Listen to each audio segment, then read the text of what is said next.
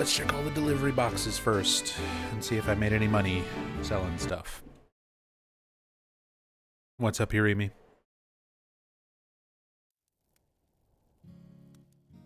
A Dasadul?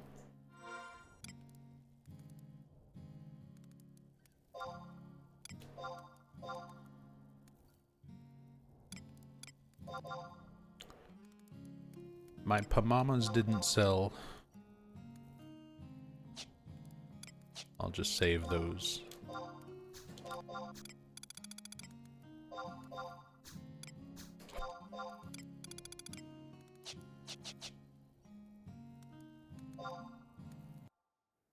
Nobody bought the bananas.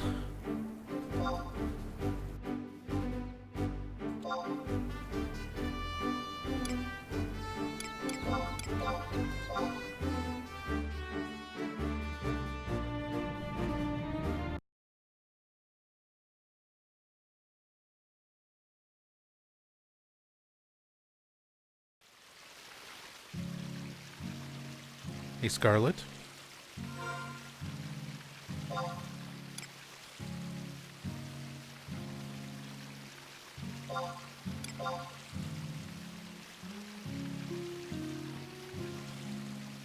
Bag of rye flour didn't sell.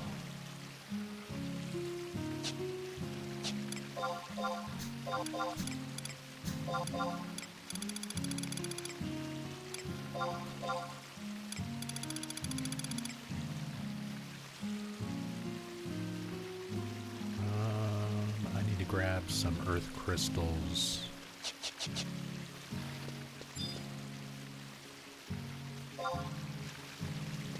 Make it a little more fishing bait.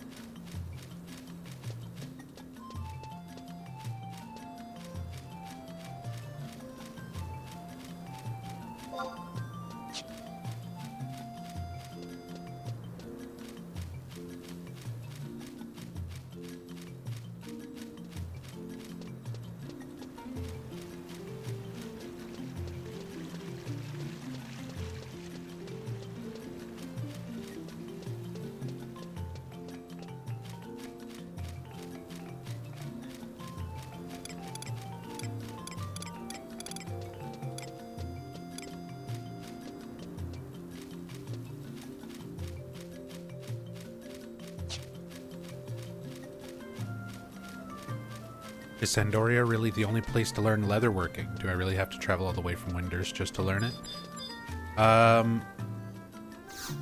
Technically, you can just start crafting without joining the guild.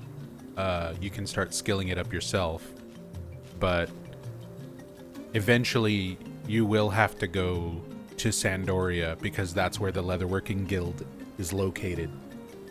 You can craft without joining the guild, but you can only craft things up till like skill level 8. And then you have to go to the guild and there's basically like an exam where it's like, okay, you're level 8 leather worker. Make me this leather item and trade it to me to show that you know what you're doing. And then you can continue leveling. So, let me pull up on the Horizon Wiki. There should be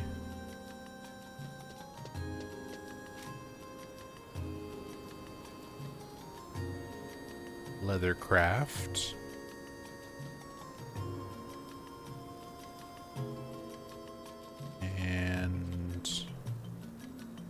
See if there is a Leathercraft guide.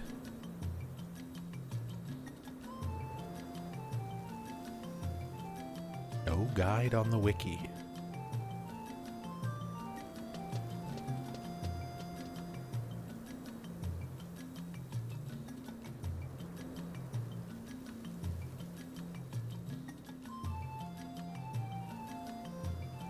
There is. You've got it? Are you sure it's for Horizon? You want to be careful if you're looking at guides for the retail version of Final Fantasy XI, because there are going to be items and recipes and things that are in retail that are not in Horizon, because it's a much older build of the game. Looking at specifically Leathercraft, like on the Horizon wiki, I don't see anything under Leathercraft guides. But it might be on another website. Horizon, FF11, leatherworking. Been reading the wrong one? I'm telling you.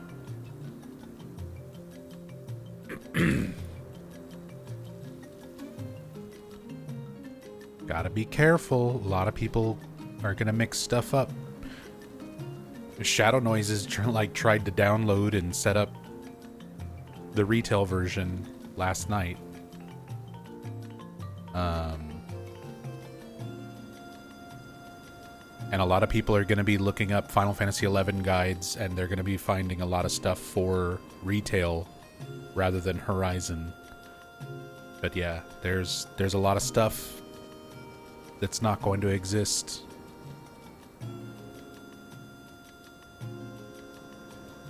It's not going to be on this server.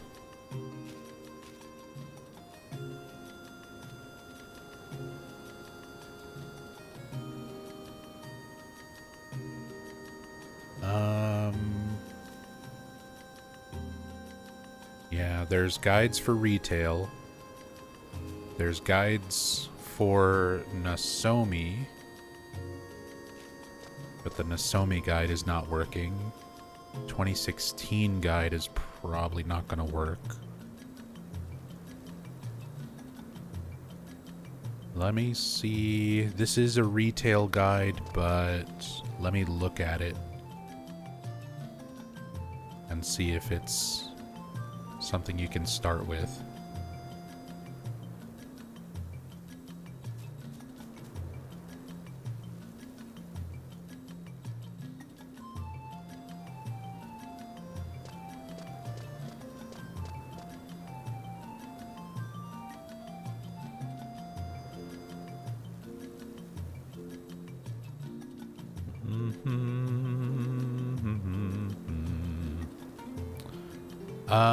You should be able to do...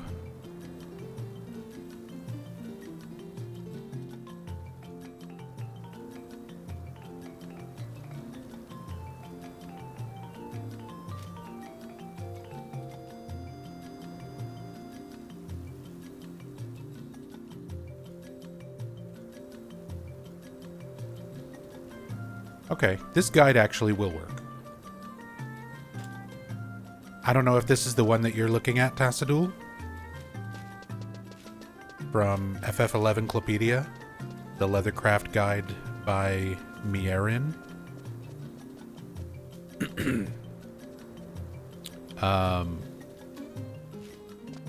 At the very least, looking at the lower level stuff, all of this should still be doable on Horizon. Now, it's going to be kind of a pain in the ass. It's going to be, like, more expensive because, like, from 0 to 11, from level 0 to level 11, you're going to be making sheep leather, which requires dark crystals, which are very expensive, and we can't really farm them anywhere consistently around Windurst at low level. We don't have sheep around Windurst. You'd have to go to Konschat Highlands, which is closer to Sandoria. Which makes sense, since that's where the leatherworking guild is. Like, more of the leather farming stuff that you would need is going to be closer to that region in the world. But yeah, dark crystals are expensive. Sheepskin's expensive. It's hard to farm. Tea leaves are expensive. Crafting is a difficult thing to start doing early in the game, because it's going to require a lot of money investment, or it's going to require a lot of traveling the world to be able to farm the items and ingredients and things that you need. So I would say it's probably smarter to focus on trying to level and get some stuff done. By the time you get to level 20, which shouldn't really take you too long, we can get you to 20 in like a couple of days. Maybe even one day if we're like really focusing on the grind. We got Firelord Vaughn and Hirimi almost to level 20 just last night, grouping up and going through the dunes and everything. And then once you hit level 20, we've got to run all the way to Juno to get your Chocobo license. And once you're in Juno, that's kind of like the middle point of the world, where it's about the same distance to go to any of the starting nations. So it'll be easier to go to Sandoria, join the guild, get materials. Once you have your Chocobo license, it'll be easier for you to traverse the world so that you can go and get to farm the sheep in Konstadt Highlands that you need to like craft sheep leather, and more reliable things that you can farm for dark crystals. So crafting can be a little bit difficult starting off. Just because, yeah, if you're not able to access all of the materials and things that you need, and you're not really around the guild, it makes it a lot more expensive because you have to buy all your materials off the auction house. Terry, don't bring that evil in here. We're not having that discussion right now. I said my piece on the Discord. This is my chill time with Final Fantasy XI. Please don't try to piss me off.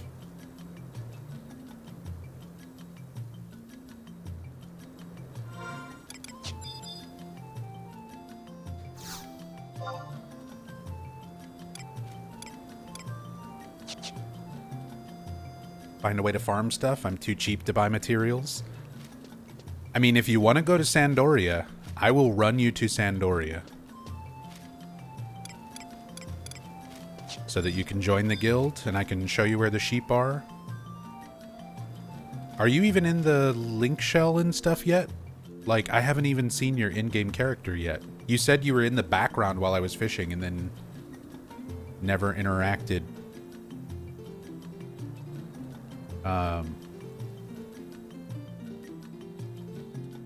So I still need to get you, like, a link pearl and help you out with other stuff. I'll at least get to level 10. That's at least a good starting point. Just getting used to the game and soloing and stuff like that, you're good to level up until around, like, level 12 or 13.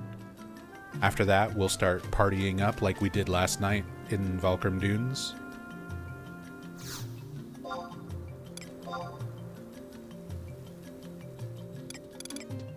And we can go from there. Oh, that's you right there, Alurana.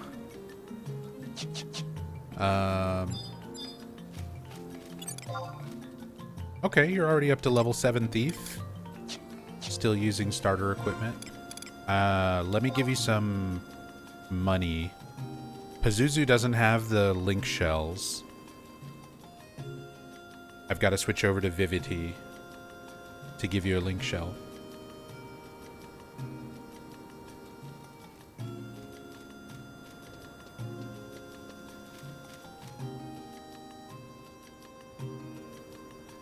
And you're going to want to hit minus on your keyboard, open up your main menu, go down to trade, and accept the trade that I just offered you.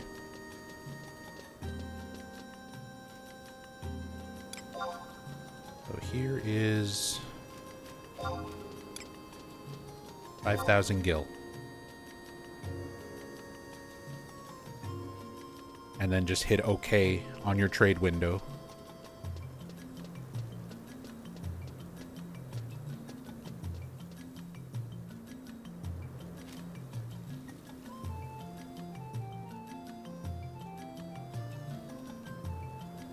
I mean, I've been giving starter money. Money is very hard to come by, and 5,000 gil is not a lot in this game. It's going to be enough to get you, like, a little bit better gear, because you don't want to use your starter gear for too much longer. You should have a new gear set. You can use, I think, the leather gear sets, like level 7.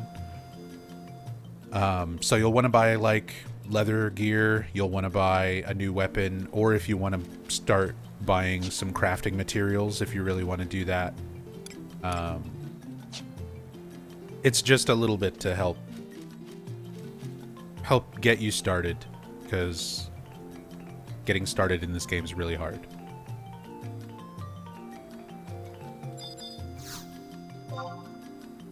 Okay, I need earth crystals to make fishing bait.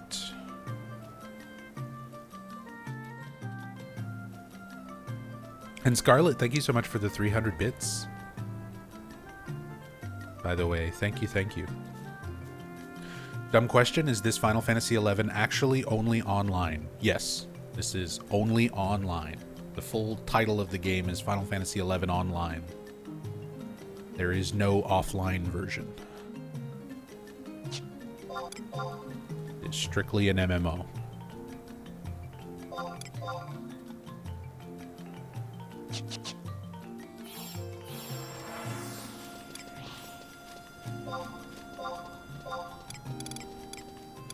Water, worms, corn.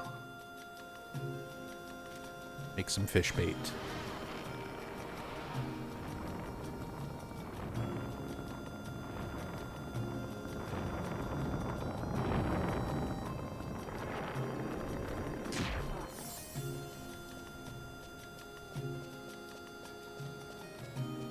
And yeah, Tassadul, you'll want to just use the auction house right here.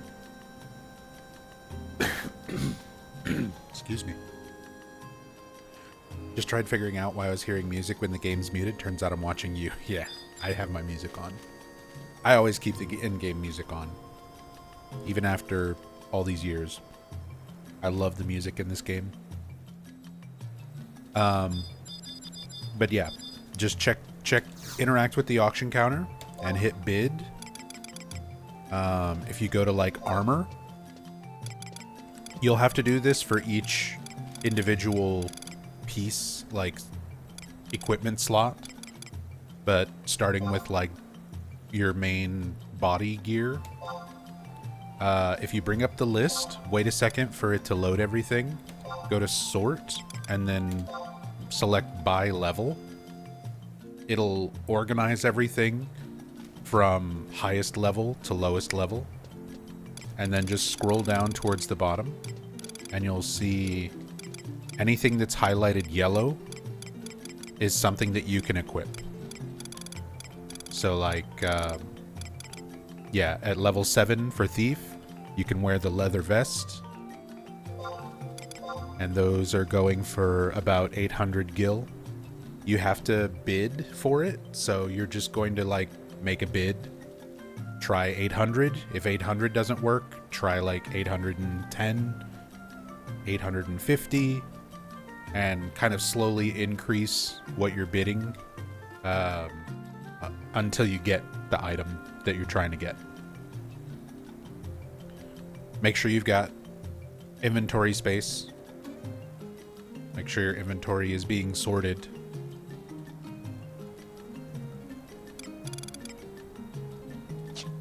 But then, yeah, you can get the leather body, there's leather gloves, there's leather leggings, there's leather boots. Basically a full level 7 leather gear set is what you want. And then as thief, you're going to want to use daggers. So same thing. If you select it, weapons, and then daggers, then sort by level. You can scroll all the way down, and for level 7, you can get like a bee stinger. How much are bee stingers? See, bee stingers, that one knife by itself, is 5,000. Stuff's crazy. A blind dagger. Blind daggers are only 1,800, so that would be a good upgrade for you. And it'll occasionally blind enemies when you hit with it, so it's nice. Anything that gives you like a debuff on enemies and things like that.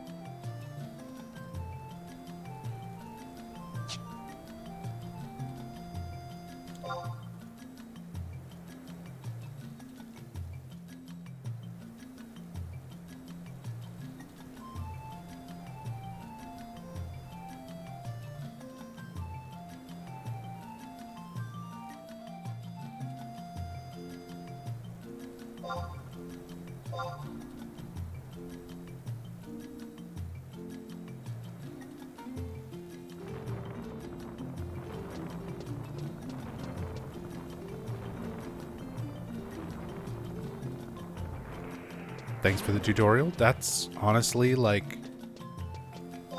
what I'm here for.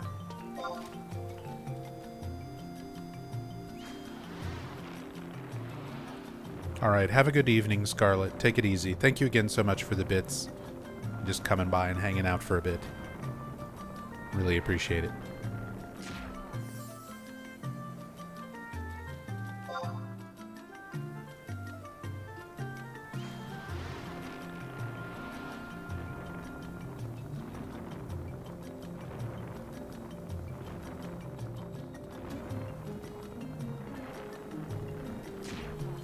Hey, Rushmore.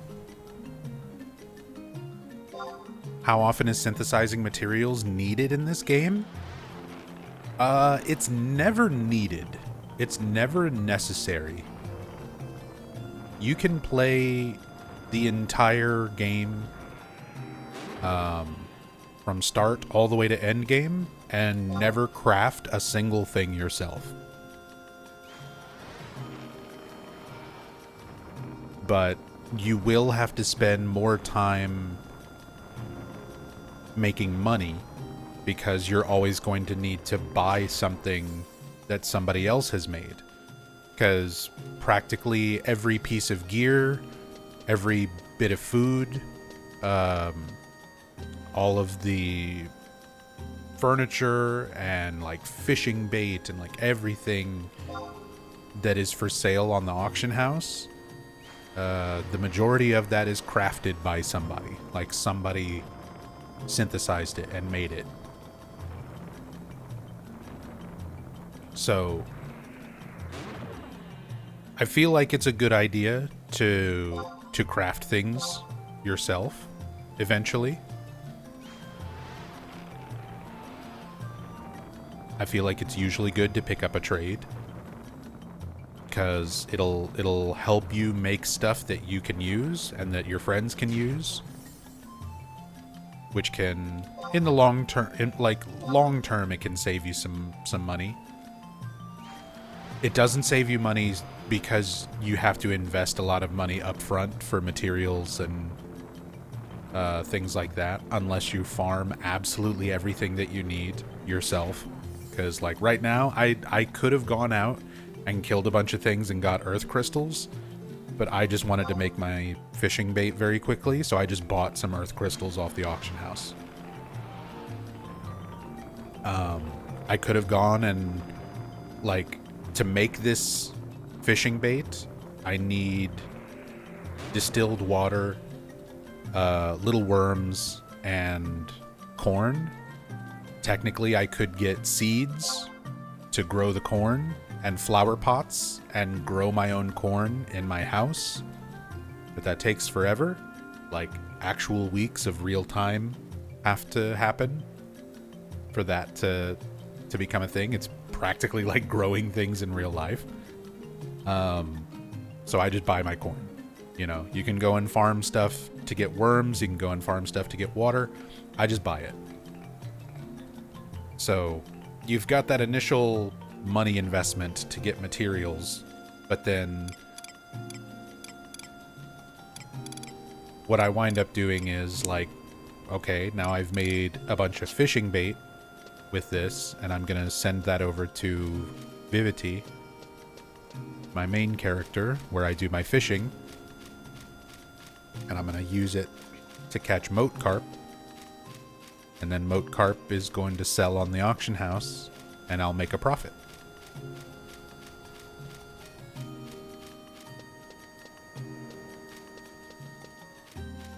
Makes sense to skip low-tier crafting materials? What do you mean, skip low-tier crafting materials? Because you can't just, like, craft anything right away. You slowly have to level up your skill, and I do mean slowly. Because, like, let me see how much playtime I have on this character. Because I've done mostly just crafting on this character. I've done a little bit of leveling and stuff, mostly in this past week. But almost 3 days, 19 hours. So almost 4 full days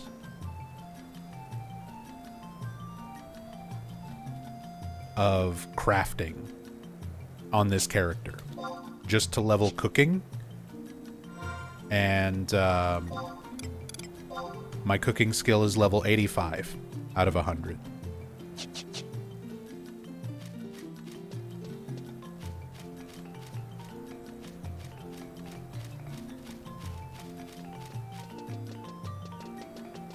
So when you craft stuff, you can't just craft whatever you want. You have to start off with low-level crafting things, and for every, like, 10 things that you craft, your crafting skill might increase by, like, 0.1 or 0.2. So it takes a very long time of crafting to even get a single full level of crafting skill. And until you're like I can't just go and make sushi right off the bat. I can't just look and see like, oh, this is the most expensive food, I'm just going to craft this. You've got to do all of this leveling up, all of this crafting other stuff to build up your skill to the point where you can make that thing. You can't just like skip stuff.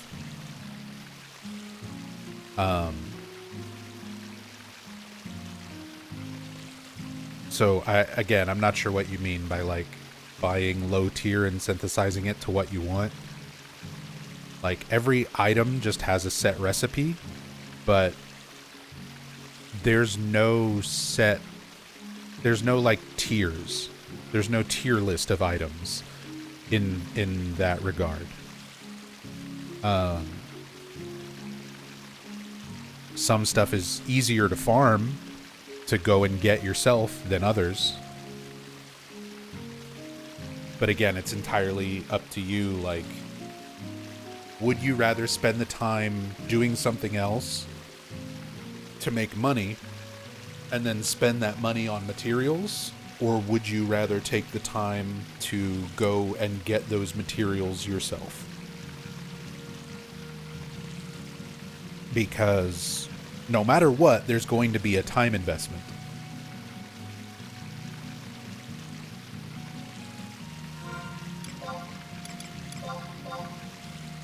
It's just sometimes it's faster to make money and buy certain materials versus going and farming them, and sometimes it's more efficient to go and farm them up yourself rather than buying them. There's also region-specific vendors. So if you open up your region info and go to Conquest, you can see, like, this is the entire world of Vana'diel. And every individual region in this game is labeled, and every week is a conquest tally. So basically, whichever nation has the most active players killing things in a particular region gets claim over that region. So, like, here's the Kolshushu region, which is currently, you know, controlled by the nation of Bastok. So there are specific things, like you can see over there on the right, Buburimu Pen. So that's Buburimu Peninsula. And in Buburimu Peninsula, you can get Buburimu grapes. But you can't get the grapes directly from Buburimu. Nothing drops them. There's not like bushes that you go and farm.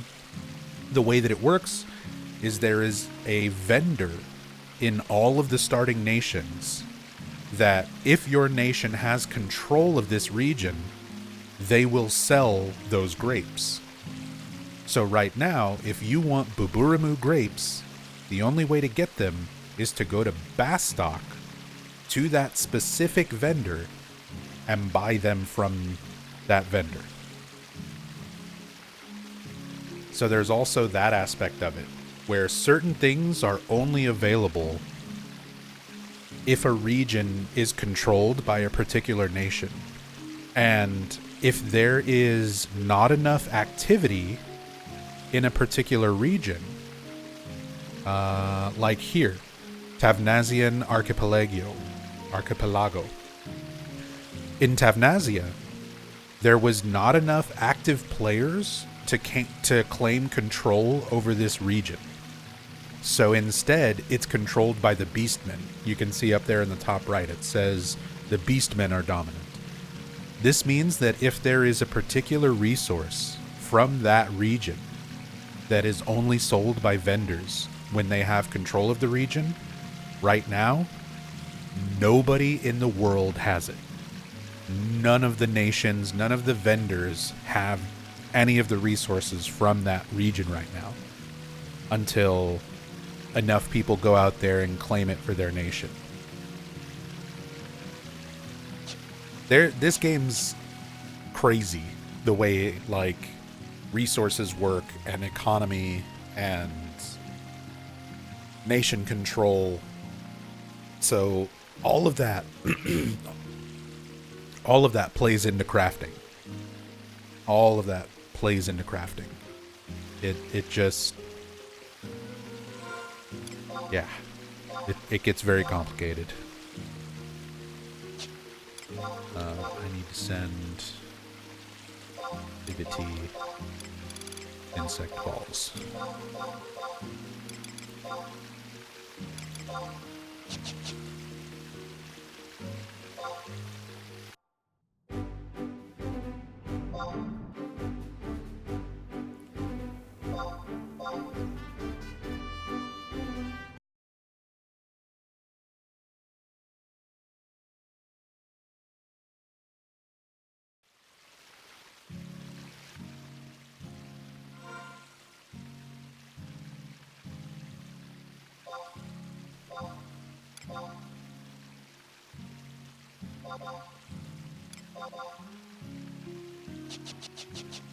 New on here.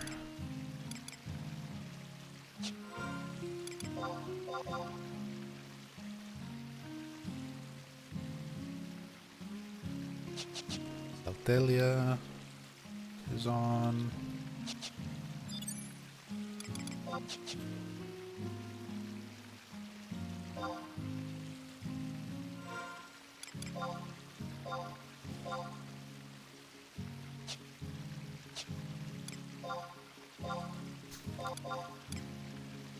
I need to go sell these carp.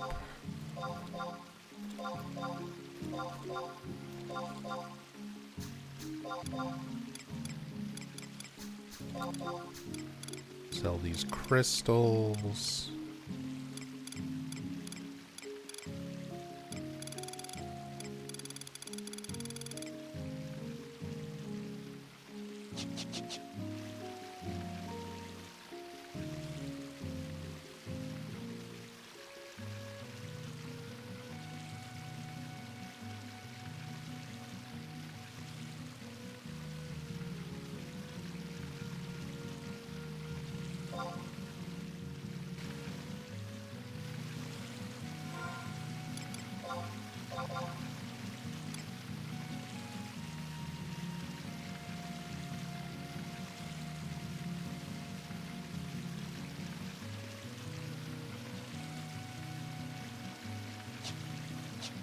I need to go give Tassadul a link pearl.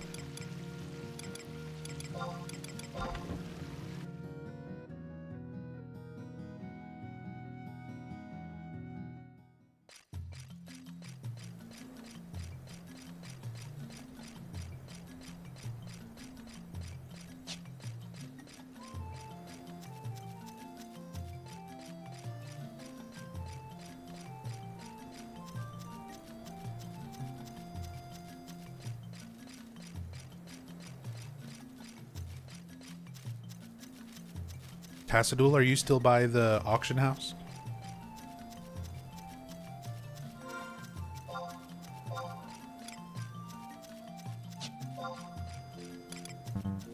Oh, my inventory's full.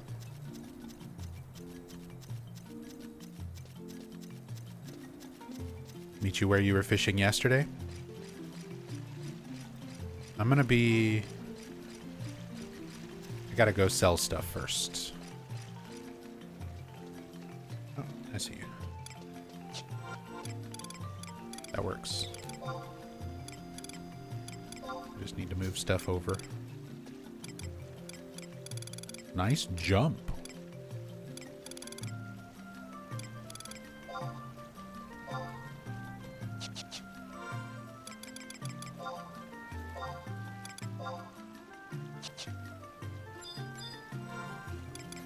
Okay.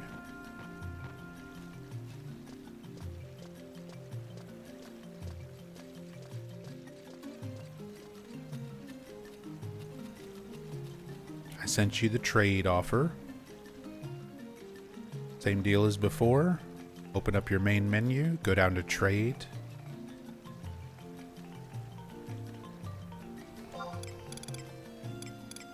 Here's the link pearl. And then just hit OK on your trade window.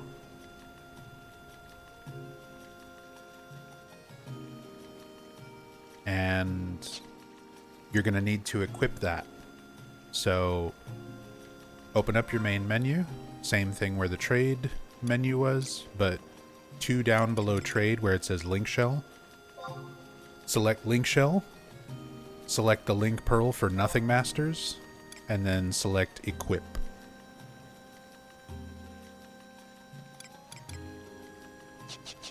And that will equip it.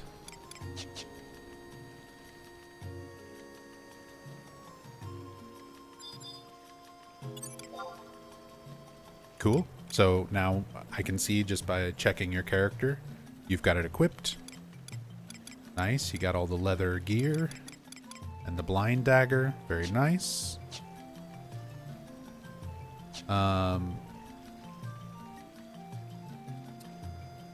So next you want to target yourself.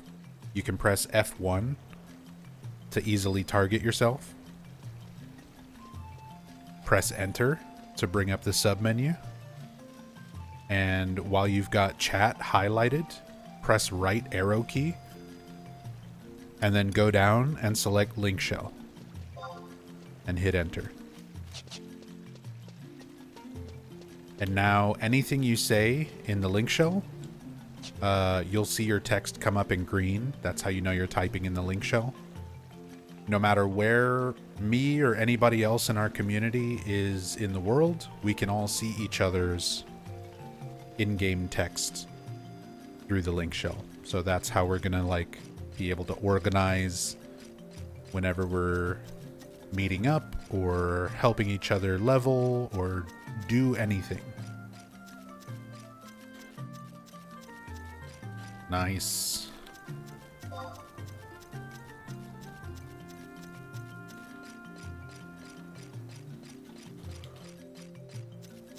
You're officially part of the guild now.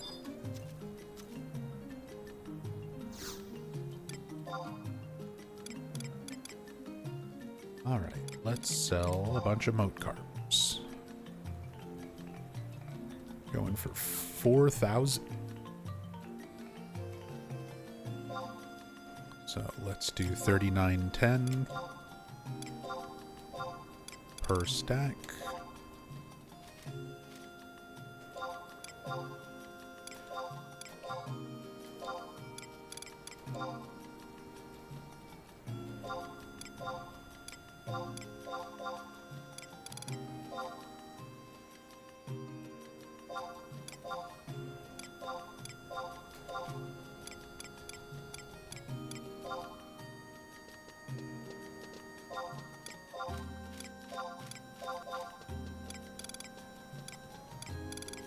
sell these fire crystals. Those are going for 24.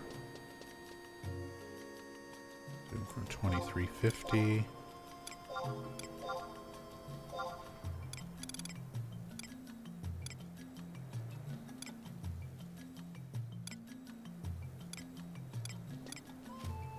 That's that. Only thing I'll complain about this game so far is the UI. I've gotten used to at least pressing M for map.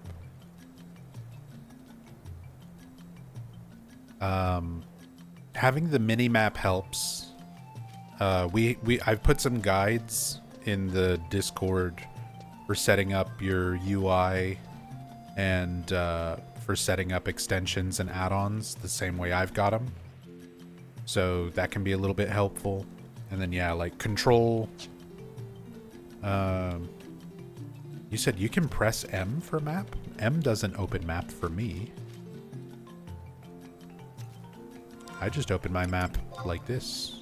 I just open up the main menu and select map.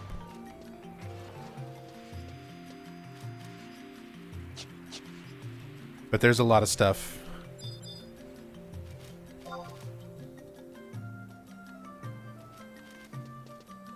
Oh, I see, I see. You've gotten used to pressing M for map, and it's not a thing in this game. Gotcha. Yeah, I just open up the main menu and open up the map this way. There's probably a shortcut, but I don't actually know what it is off the top of my head. Most things, like most submenus, can be opened up with like Control plus a letter. Like Control I opens up your inventory. Control E opens up your equipment. Control J opens up your job abilities. Control M opens up your magic menu.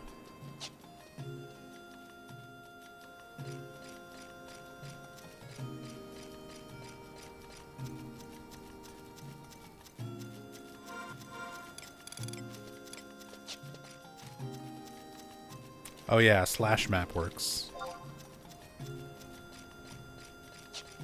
And you can set up macros. This is a little bit more advanced, but it's something good to like eventually kind of get used to.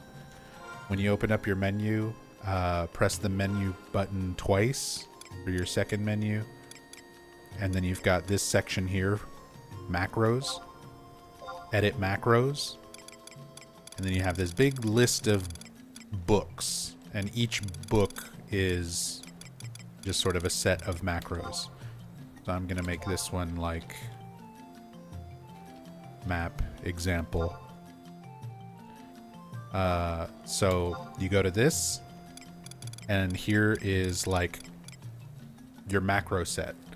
So Control +1 will do whatever you have typed in this macro. Control 2, Control 3, and then Alt plus a number will do what these macros are. So for like Control 1, if I just want to have a designated button for map, you can just do Control 1 /map and have that set as a macro. So now whenever I press Control 1, it just opens up my map. So now I've got a map shortcut button.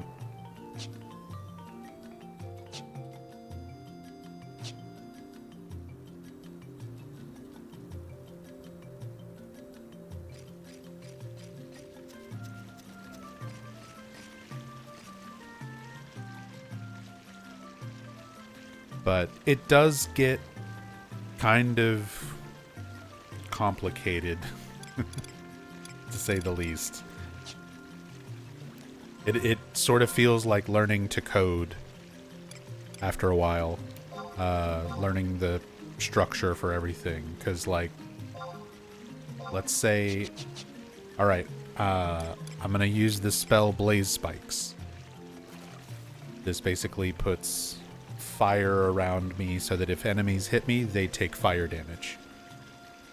If I want to cast that on myself as a macro, I can open up a macro set and be like, okay, Blaze Spikes.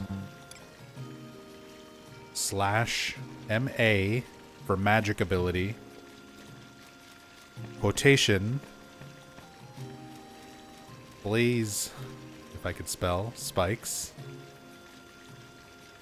and then in brackets or greater than, less than brackets, type me as the target. So it's like, okay, / magic ability, blaze spikes, and it has to be spelled out like exactly the same with me as the target. So now if I press Alt-1, I just cast blaze spikes.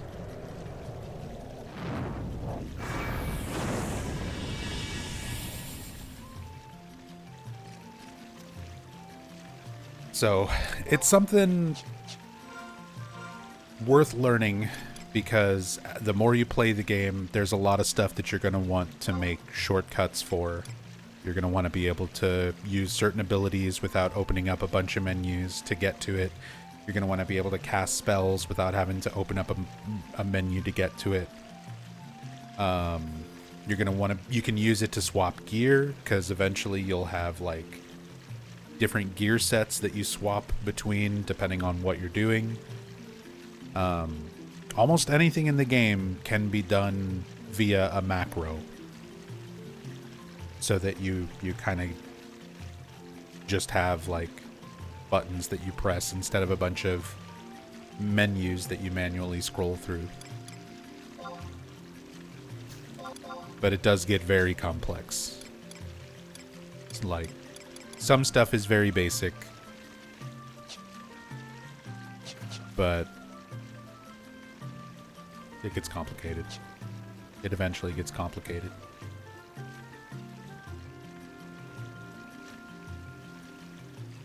Hey, Yami. Can rebind keys, I think, so you could just make it a modern setting, I think. Yeah, there's probably ways to do that, but I never rebind stuff in this game because it would just throw me off. I've gotten so used to so many years of playing classic Final Fantasy XI on PlayStation 2 and not being able to rebind anything that I've just gotten used to my way of playing, doing stuff manually or through macro code.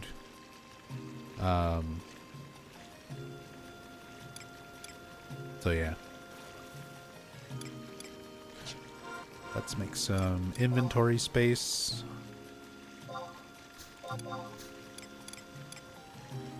I need to go trade these crystals in.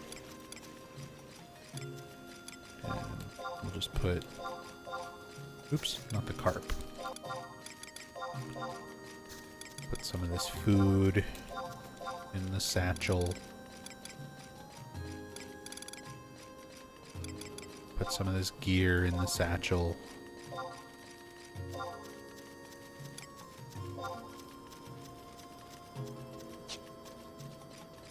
I have space in the wardrobe. Wardrobe is full, so that's about all I can do.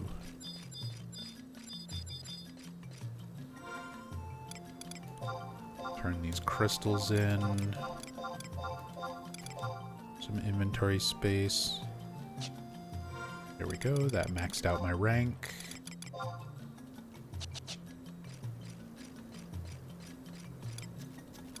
I'm just gonna go sell off these lizard tails. I should have thrown this stuff in the Mog House.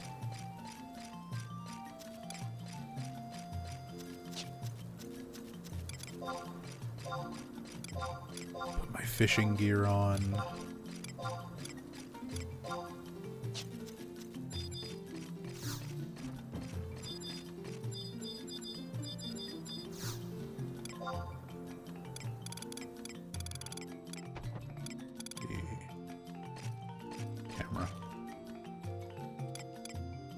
Sell these lizard tails.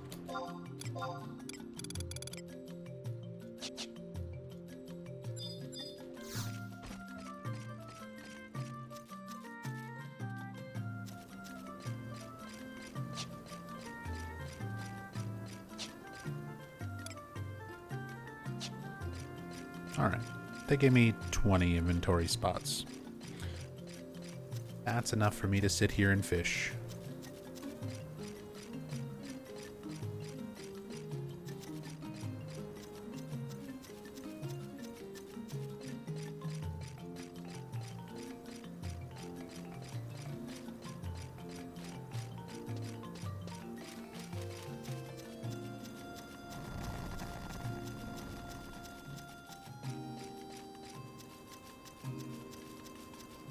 And actually, I was having better luck fishing in Ronfar.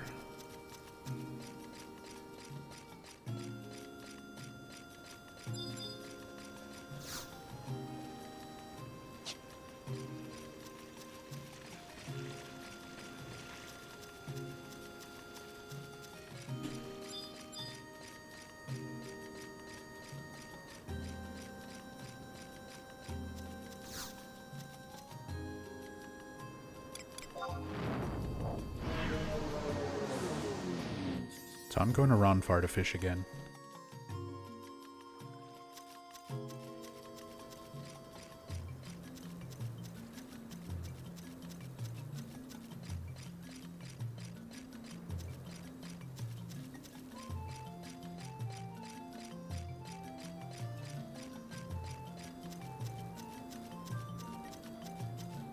Hey, what's up, Zachary? Was just down a TikTok rabbit hole about Stevie Nicks, and now I'm here. Hello. I don't know how Stevie Nicks got you here, but hope you're doing well. You're here now.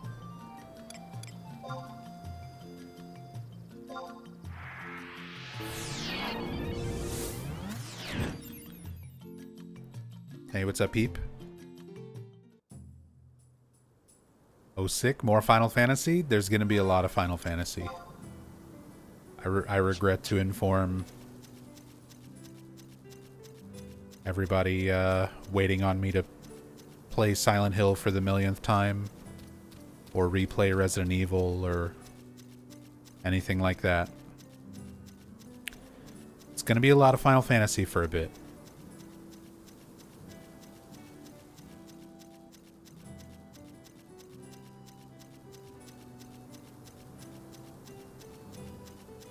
I've just been Final Fantasy XI is sickly addictive like that? Trust me, I know. I've been playing this game since 2004.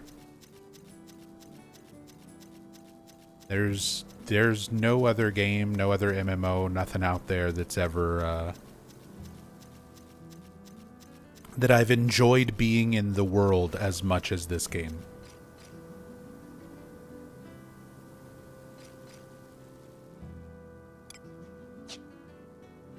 Speaking of Resident Evil, did you see the NVIDIA DLSS BS they announced earlier? I don't even want to talk about it, dude. We were already getting into some heated discussions about it in my Discord. I'm just gonna, like, ban the term DLSS from my chat for the sake of my mental health.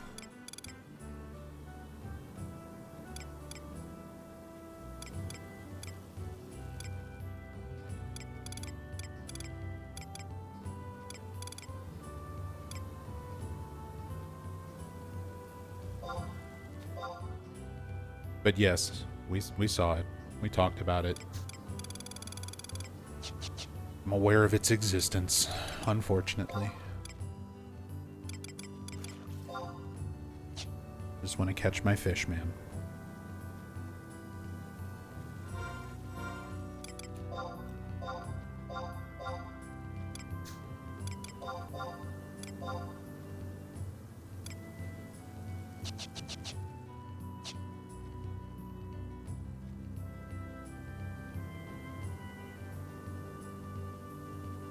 I can't fish here.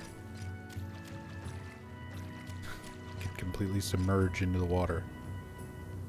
There we go.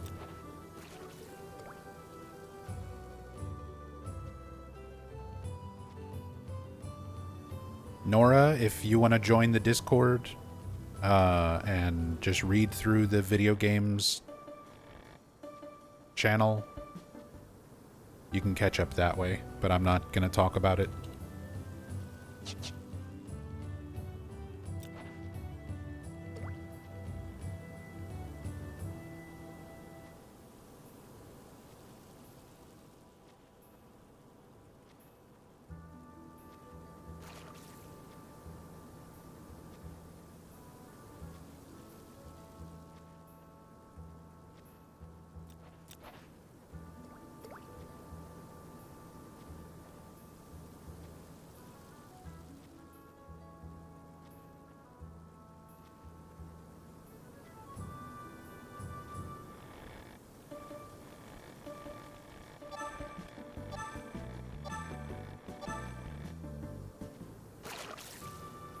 Please go into deep details about this subject. If we go into deep details about this subject, I'm going to wind up banning Terry Red.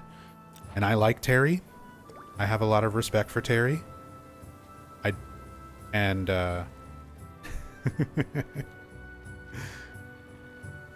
don't want to do that. So, no. We're not discussing it any further. I've said what I've said in the Discord. The short answer is, fuck AI.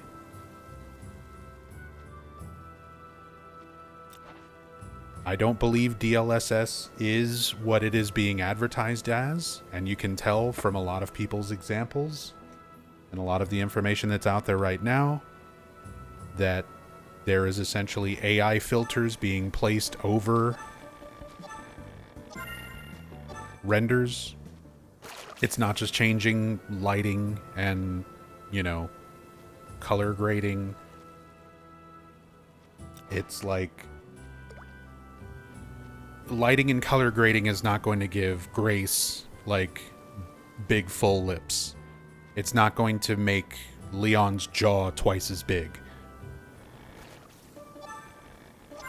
It's an AI filter being placed over existing renders that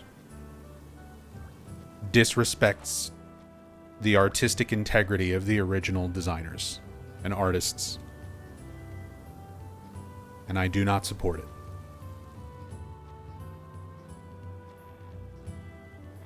Don't want it. Never asked for it.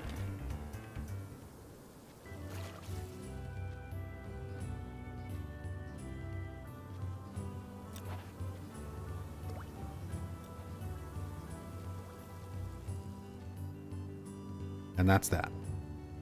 That's it. That's all I'm saying about it anymore. Fuck AI. Fuck DLSS. Fuck whatever.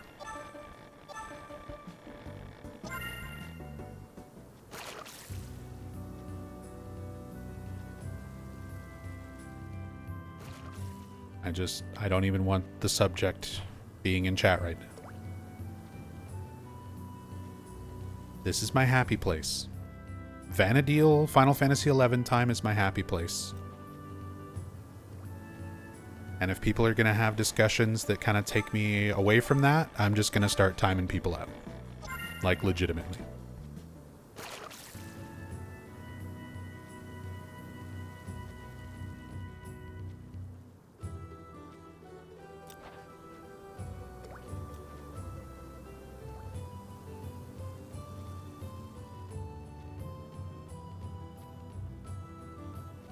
I got enough shit going on in real life and in the world affecting me in a negative way. The whole reason I've started playing this game again is because I needed something comfy and positive to focus on.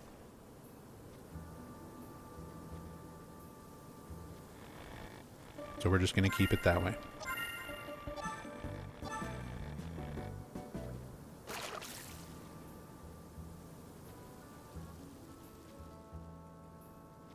What Discord chat was to read that? It's in the video game section.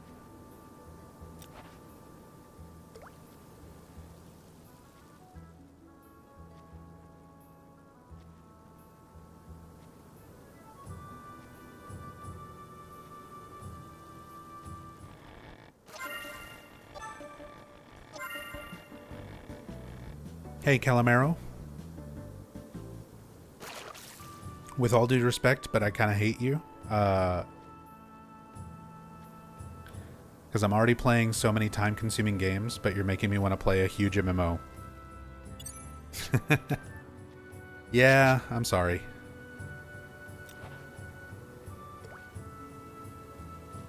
I definitely understand. There's a lot of other games and things that I probably should be dedicating my time to instead of this. For the sake of my channel and my audience and just getting through my general backlog of games. But Final Fantasy XI. my favorite MMO. I said, I've been playing this game for the better part of the last 23 years. With, you know, some breaks here and there.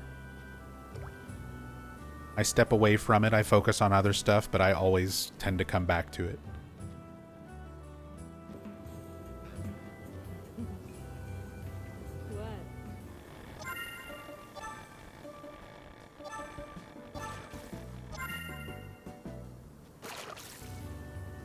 Peep, thank you for the Prime. Thank you very much. I really appreciate the sub. Didn't know I was sitting on a Prime? Use your Primes, folks. Yes. Don't forget about them. A lot of people forget they even have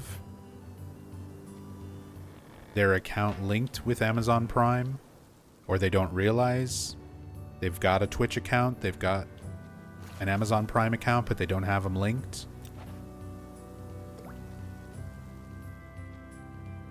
It's a free Twitch sub, but you have to manually use it every month. Doesn't automatically renew. Don't let it go to waste. Even if you're not going to use it on me. I don't care if you use it on me. Just, it's free support for people out there. Any creator that you want to support, it's free support on your behalf. That, if you're not using it, it's just going to waste.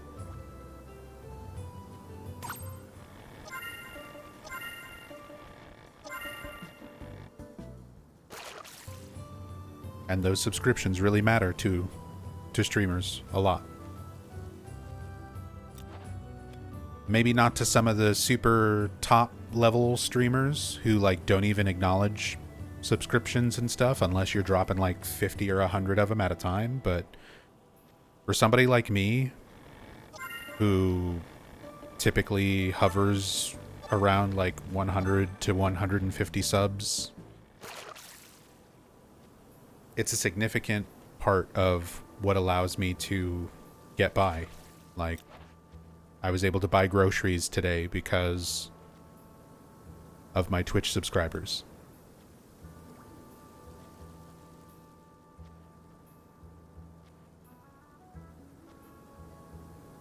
It matters a lot.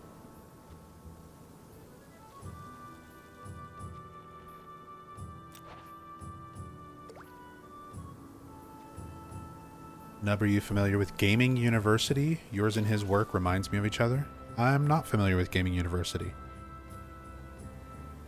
Although it's kind of funny, a lot of times I get comments on some of my YouTube videos and stuff where people are like, this guy sounds exactly like this other YouTuber, or reminds me of, you know, this person.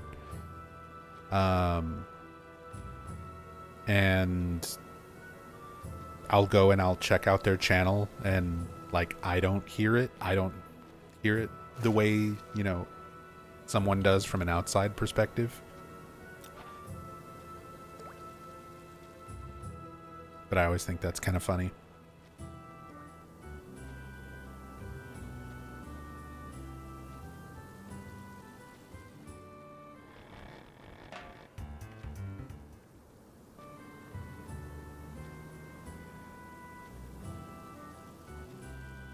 For the rest of the year, for every sub you get on your channel, you'll donate a sub to Nub. You don't have to do that.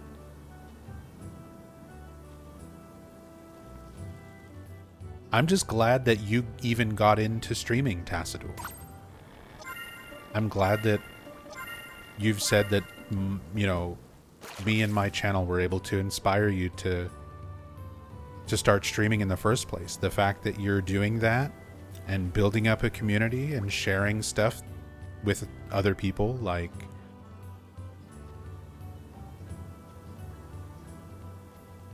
that's what matters. Just like with this game.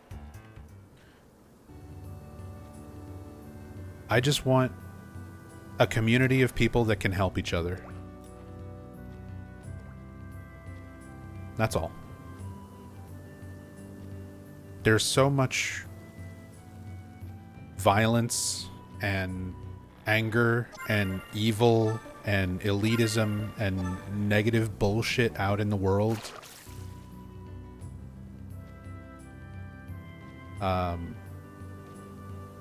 just try to make things a little bit better instead of a little bit worse.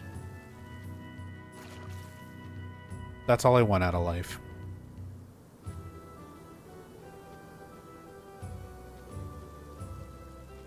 Just try to contribute to the positive more than the negative.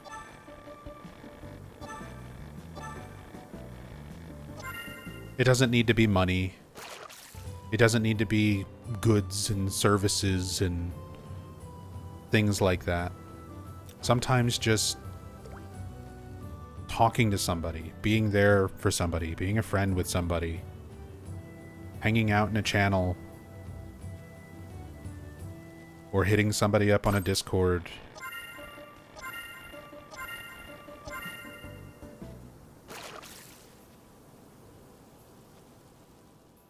It helps. It helps people. More than you might realize.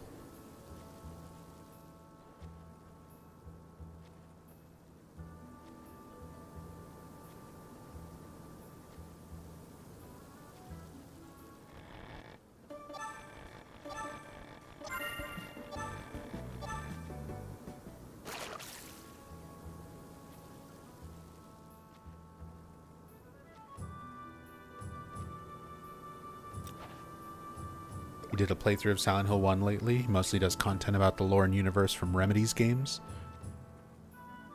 Yeah, not familiar with them at all.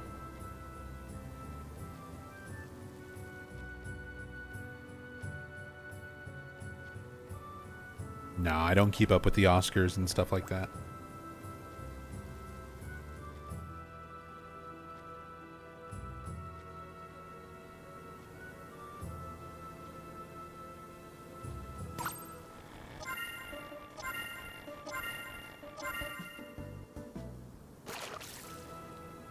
Too many evil resident in the world. I just want to fish. Kinda, yeah. That's where I'm at right now. Perfectly describes my mental state at the moment. Too many evil resident in the world. I just want to fish. I just want to fish and listen to Ron Farr music.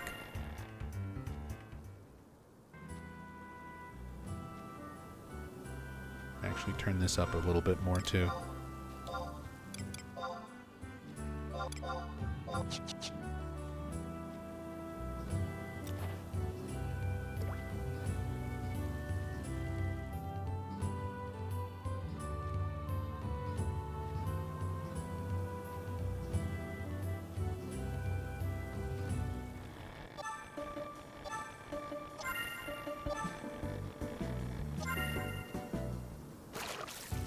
Ba-bum, ba-bum.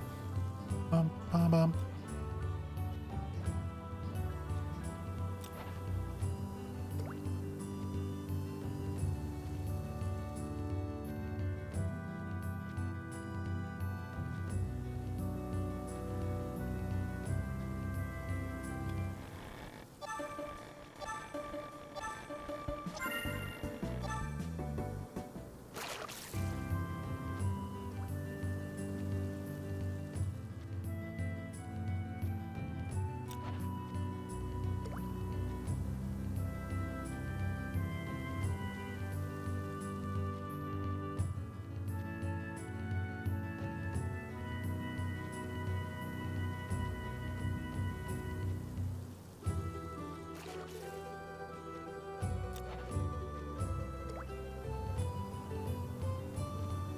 Somebody needs to help Gabbrinth. He's gonna drown if he keeps fishing over there. It's always so funny to see Tarutaru in places like this, where it's like, for any other race in the game, it's supposed to be like, oh, you wade into the water and then you can cast your line where it drops off and gets deeper. But for Taru, like, the wading line is completely over your head. It just looks like you're drowning.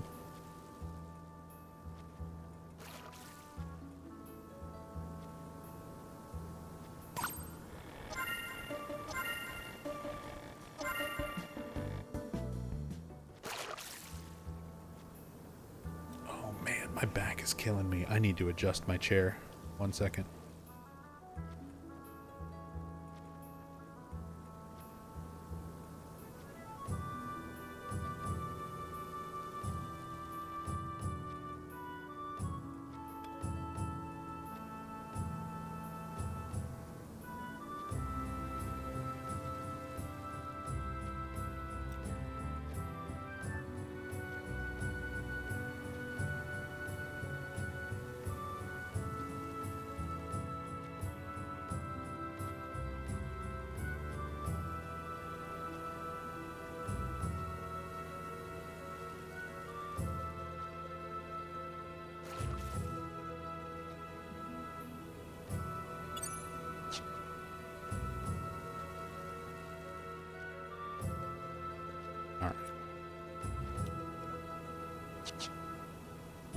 A little more comfortable.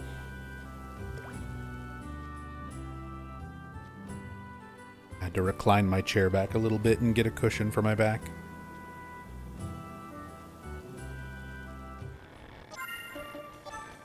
I went and did the grocery shopping today.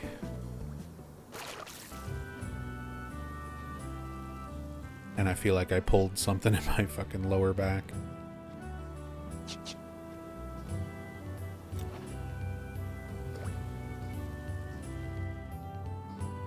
Just like carrying bags of groceries in.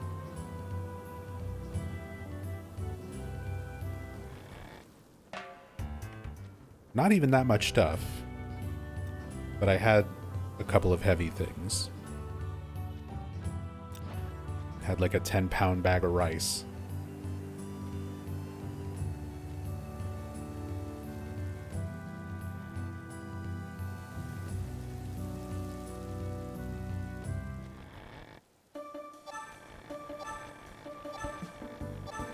But because, like, Rachel and I, you know, we're barely kind of making ends meet right now. We've got to really budget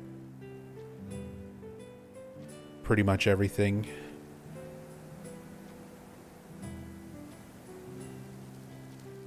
So for groceries, we usually only spend about $150 to $200 a month.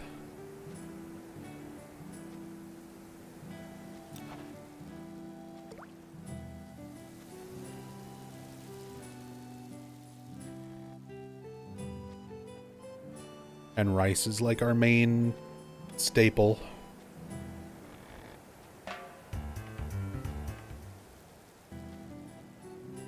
That's what I wound up making for dinner before I got online.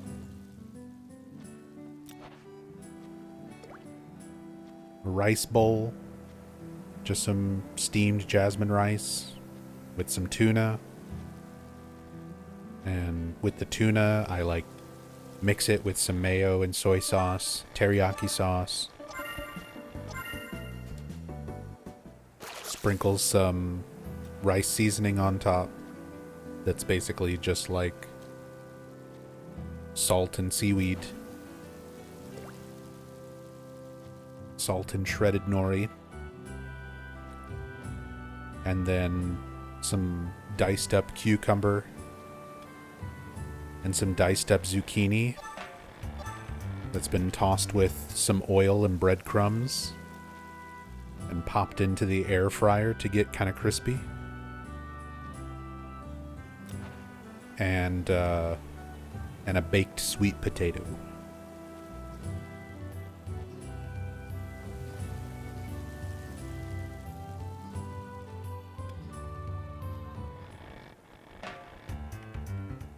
Sounds like luxury eating compared to what I'm eating lately. I mean, it's healthy. It's a good healthy meal. You can get, it's cheap.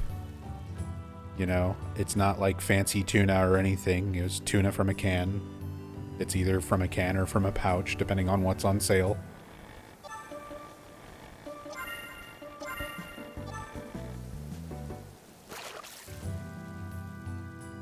Cucumber and zucchini, fairly inexpensive vegetables.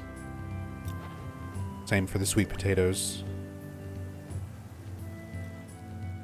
Get them in a pack of 4 for like $3.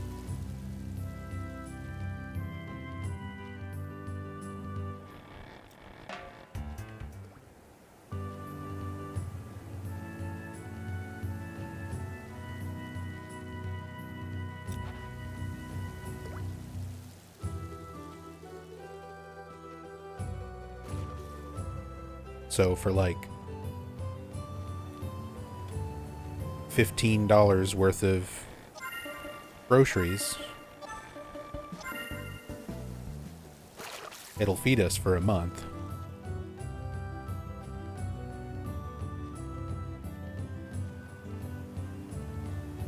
At least for like our main meal of the day.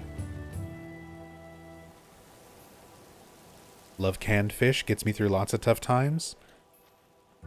I love fish in general. I wish I was a fish. I wish there was more fish that I could get cheaply. But we do a lot of canned tuna or packaged tuna. And occasionally we'll get some frozen salmon when it's on sale. And I just make it the same way as I make the tuna. We just kind of mix it up with some sauce, some soy sauce and mayo and teriyaki. And throw it on top of a bowl of rice with some seaweed and some veggies.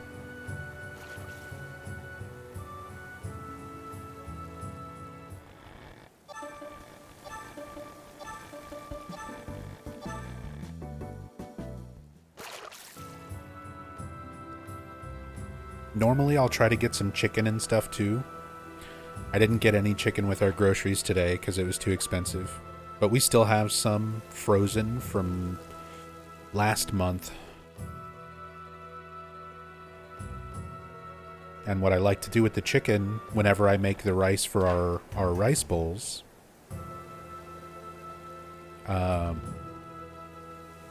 we were running kind of low on it, so I haven't had leftover rice. I've been making like just enough for me and Rachel. I'll usually make like a cup of rice, and then each of us has like a half a cup for our bowl, for each of us. But when I went shopping today, I got a big bag. I got like a 10-pound bag of rice since it was on sale. So for $6, I was able to get a 10-pound bag of rice. And now that we've got a bunch of rice, next time I cook, probably tomorrow, I'll make extra. And whatever we don't eat with our meal goes into the fridge to dry out. And then you take that day-old leftover dried out rice and make chicken fried rice with it.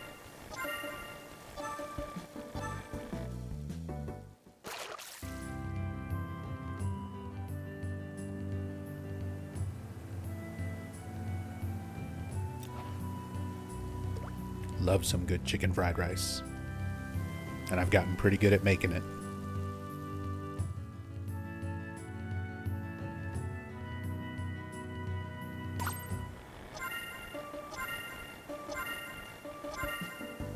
Tuna just makes me want to have Red Lobster again. Red Lobster. I was never big on Red Lobster. Except for their biscuits. I can't even remember the last time I went to Red Lobster or ate anything from there, but we do have a box of Red Lobster biscuit mix in our pantry.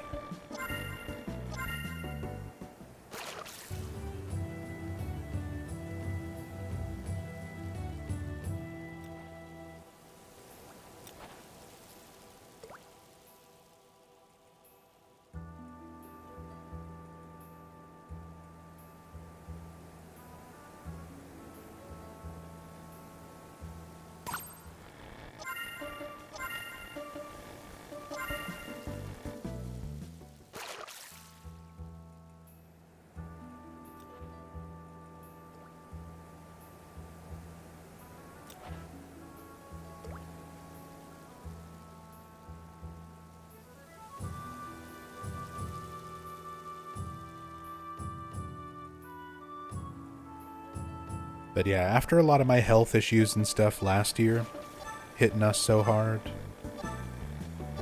Rachel and I have been trying to do better, eat better, be a little more healthier.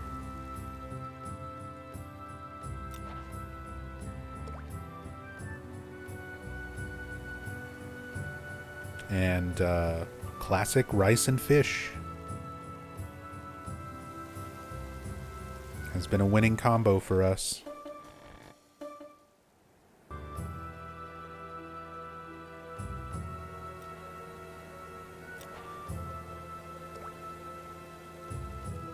The other night, I wound up making...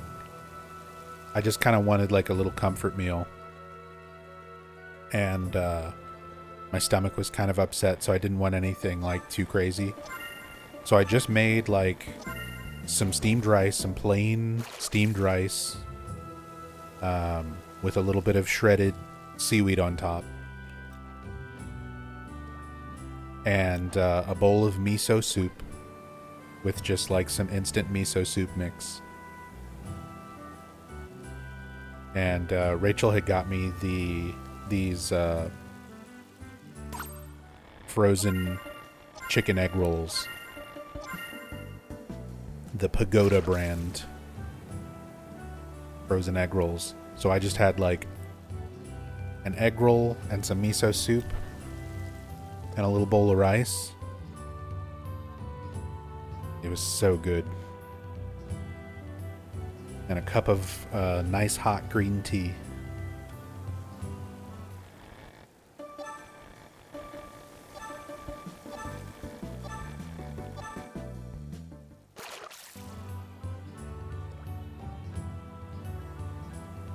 Tea would hit the spot right now? Tea would hit the spot right now. I should go and make some tea.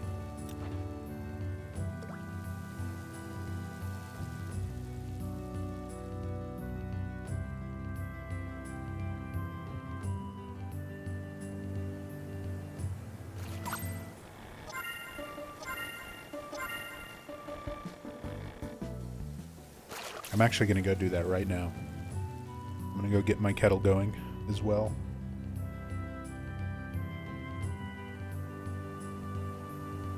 Don't think these Rarabs will jump me while I do that? Depends where you are. You're in Saruta Baruta? Yeah, you're fine. The only thing in Saruta that's going to aggro are Yagudos and goblins. So as long as you're not anywhere near Yagudos or goblins, you should be fine. Hey, what's up, Cypher? Alright, be right back. I'm gonna go get some tea going.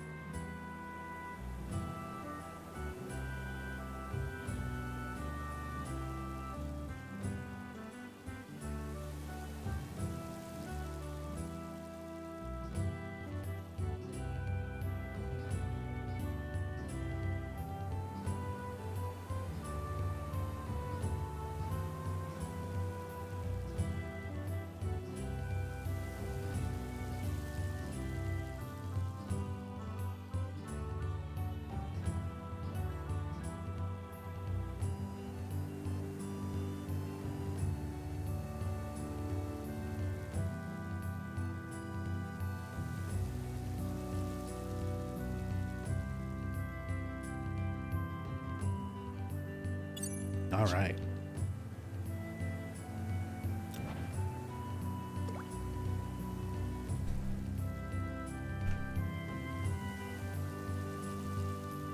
Back with a hot mug of green tea.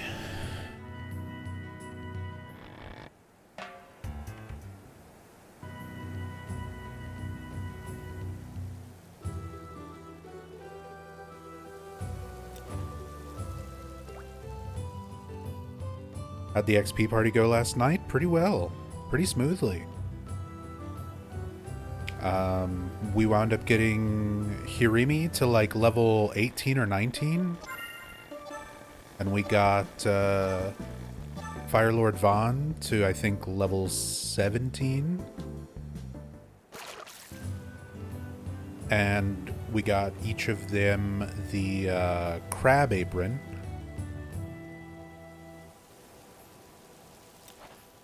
So we've already got 1 out of 3 items knocked out for their sub-jobs.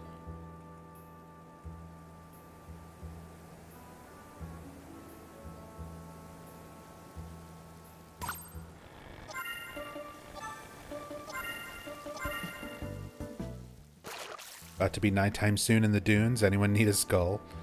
Vaughn and Hirimi do, but I don't think they're playing today. Or at least not right now. Yeah.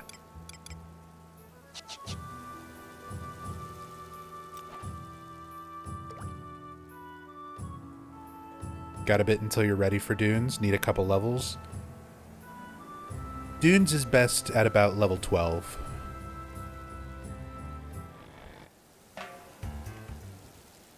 At about level 12, you're good to start there. Technically, you can start there at like 10, but it's a little riskier. I feel like 12 is a good entry level for Dunes, and then you're good there until like level 20.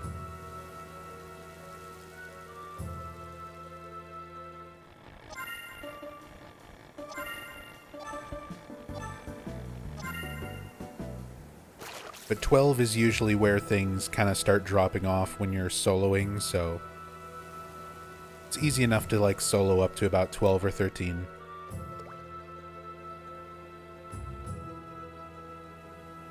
Then you can worry about the dunes after that. Also, Cypher, even if it's about to be nighttime, I've been leveling a lot of low-level stuff in the dunes lately, between my main and my alt. I got my sub-job items on my alt. I helped other people get their sub-job items. I've put in a decent amount of hours this week being in the dunes. I have yet to see a single ghoul. Even when we were actively going through the dunes looking for them, for people who needed them, I've yet to see a single ghoul in the dunes. I'm convinced they don't exist there on Horizon. Like, everybody just goes to Gusgen. Everybody goes to Gusgen Mines to get skulls. I've never seen a ghoul in the dunes. Because, like, on retail, back in the day, they were a menace. Like, trying to just run through the zone if you were at a low level was always so much more difficult at night. Because I felt like I would always run into at least two to three ghouls. But on Horizon, I never see them. I've never seen a ghoul in the dunes on Horizon.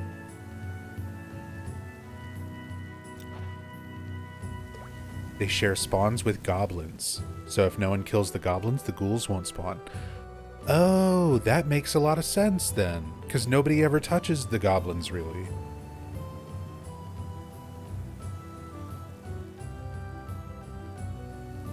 But yeah, I've never seen a ghoul there.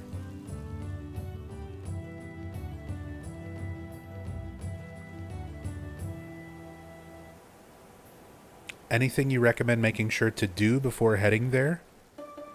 Before going dunes? I mean, right before you go to the dunes, you want to make sure all your gear is up to date as much as you can have it.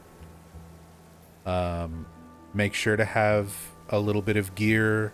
What job are you leveling? Warrior, so you don't have to worry about spells.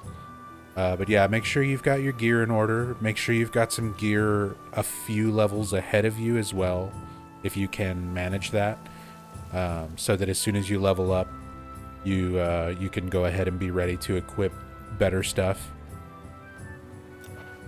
Quest-wise,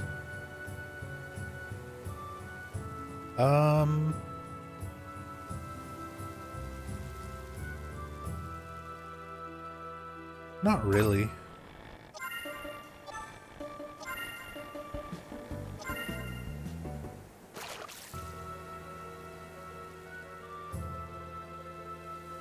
I feel like for your first 20 levels, you're just kind of focused on learning the game. So like, you're just kind of learning how to play your class.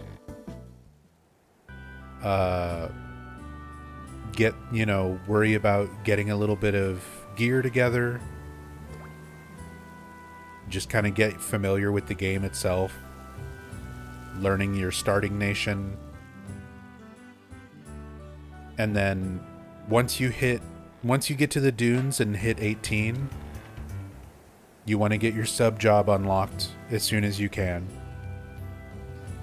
And once you hit 20, you want to get your chocobo license in Juneau as soon as you can. Once you have those things done, your sub job and your chocobo license, then it's a good time to go back and level up low-level jobs around your starting nation, because you're going to need to level up stuff for your sub job. And while you're doing that, that's when you want to do like your first missions, because you can pretty much solo at level 18 or 20. You can pretty much easily solo all of your nation missions up until 2-3. So you can finish all your rank 1 missions, and you can finish all your rank 2 missions except for the last one that you do to graduate to rank 3, because that's your first really big like boss fight,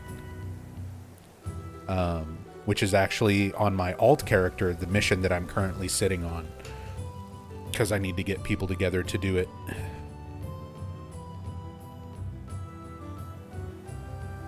So I figure I'll just help everybody else along, and then once you guys kind of get caught up to where my alt character is, we can all do our missions and stuff together.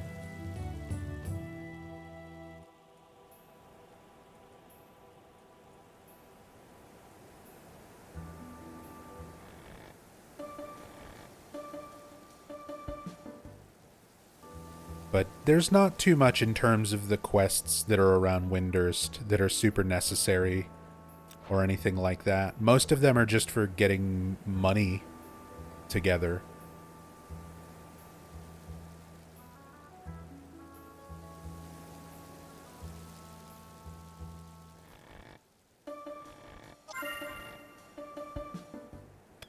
Oops. Broke my line.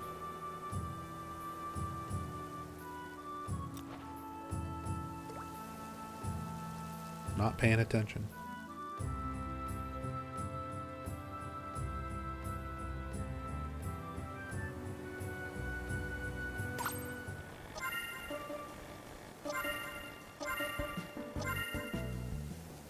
Just trying to get one more 2-leaf Mandragora bud. Yeah, it can take a bit. Sometimes some of those quests you just get really unlucky with drop rates. Even relatively common drops.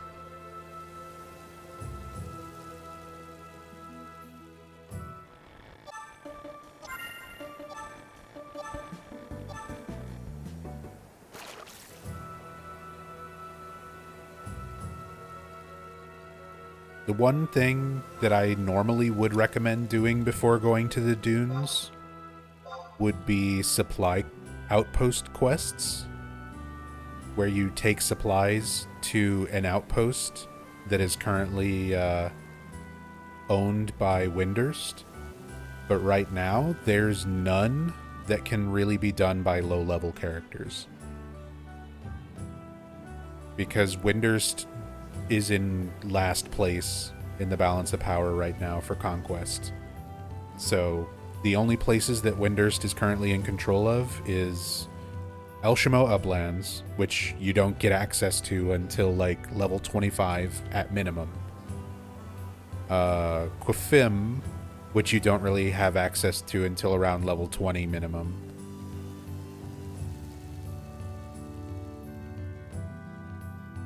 Vol'dwania, and you don't want to go to Zargabard at that level. And, yeah. That's it. So we don't have enough... We don't have any of the good regions to even do conquest runs right now.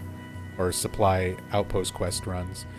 The outpost quest runs are really good to do, because after you run an outpost, like if Windurst regains control of Saruda-Baruda, which currently we're the dominant force there. So in 139 days, in-game days, it'll tally it all up again, and we should have Saruda-Baruda again. So then you can run an supplies. You take a quest from the main gate and run supplies over to the West Saruda-Baruda outpost. And then once you have that, you can then talk to an NPC who will warp you and teleport you to any of the outposts where you've already taken them supplies. So eventually you want to do like all of them. Eventually you want to have all of these outposts done, because it makes traversal around the world much faster. But right now we just don't have a whole lot of regions under Windurstian control, and the ones that we do have are kind of not beginner friendly at all.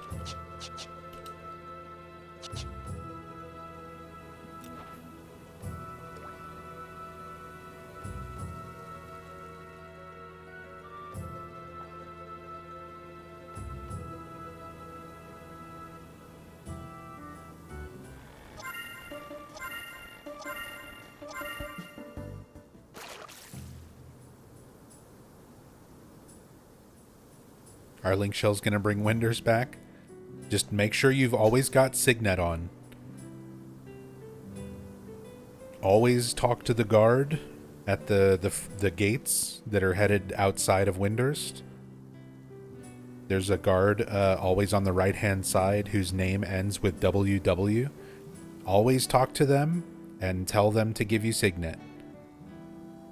As you can see, that status effect there, you are recognized as an official participant in your nation's conquest campaign. If you're out killing a bunch of stuff and you don't have Signet, it's not counting towards our nation's regional influence. So you always want to have Signet up. There's a lot of reasons to always have Signet up, but it lets all of your enemy kills count towards nation influence, which is going to help with outposts and stuff. It allows crystals to drop, which are useful for lots of things. You can sell them for money, you can use them for crafting, you can trade them to the gate guards for rank points.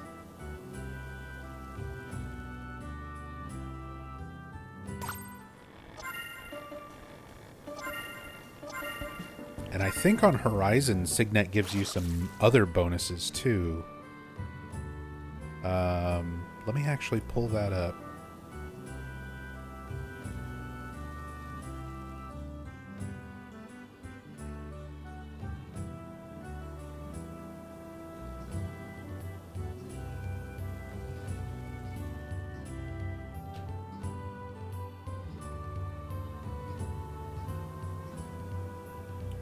Yeah, Horizon changes. So Signet gives you a bonus to HP recovered while healing.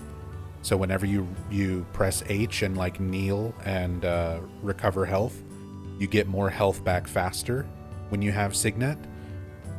And Signet gives a bonus to experience rates in Chains of Prometheia areas.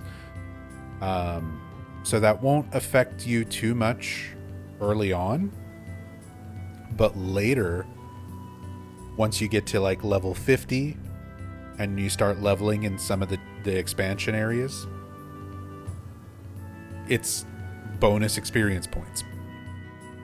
And then it also gives an additional bonus to experience points when leveling in a territory not controlled by your home nation.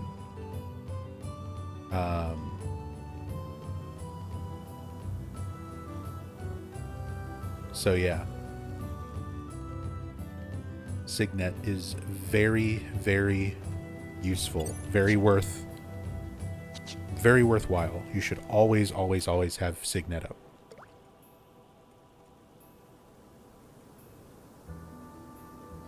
Astral rings are still good, Gil.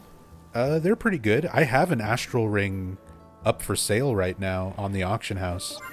I've been waiting for it to sell this past week. And it hasn't sold yet, so I'm guessing the price has dropped. When I put it up for sale, they were going for about 100,000. So I'm guessing the prices have probably dropped. Maybe they're closer to like 90,000 right now, but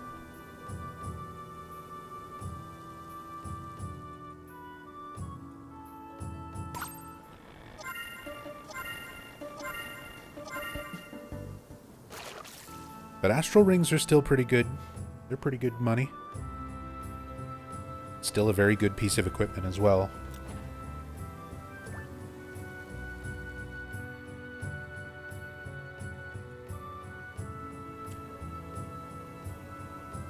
But that's one of the things I actually leveled Beastmaster for. Is the I forget what it's called, but it's a BCNM, a Burning Circle Notorious Monster in Gelspa Outpost, where you fight 3 bats. And it's got a chance of dropping astral rings. It only costs 20 Beastman Seals to enter, so it's like relatively cheap to run. You can solo it as Beastmaster. And you've got a decent chance. I mean, it's still a very low drop rate, but you've still got at least a chance for getting astral rings. But that's why I had 1 astral ring sitting in my storage waiting to sell. Was from doing that BCNM a while back.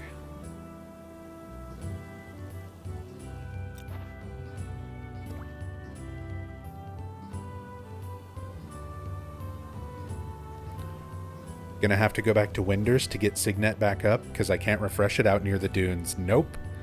That's another reason why Winders needs to control more regions. Because typically you can go and refresh your Signet at an outpost that's controlled by your nation. But your Valkyrm Dunes is over here in Zulkheim. So, like, yeah, there's nowhere nearby. There is nowhere nearby for you to go and get Signet. You pretty much need to go all the way back to Windurst or to Qufim Island near Juno. Those would be your 2 options, your 2 realistic options for refreshing Signet.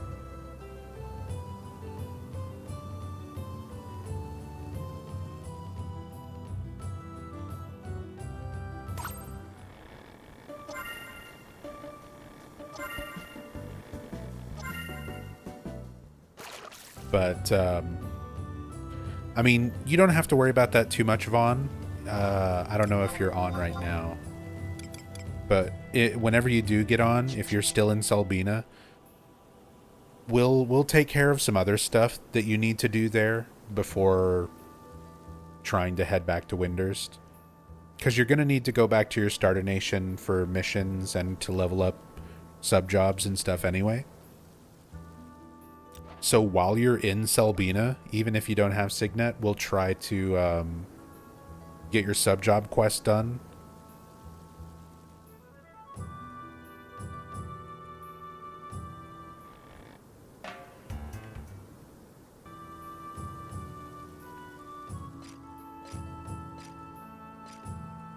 We'll just try to take care of some of the other stuff in that area before before you make the trip back to Windurst.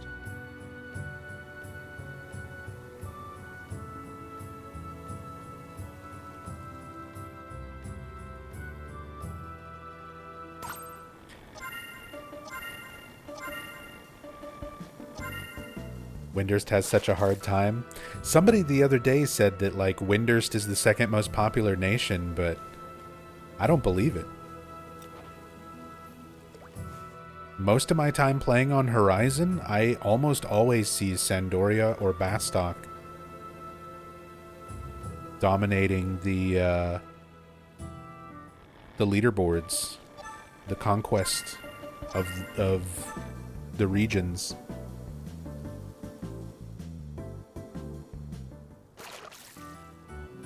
I feel like it's really rare that Windurst is in first place.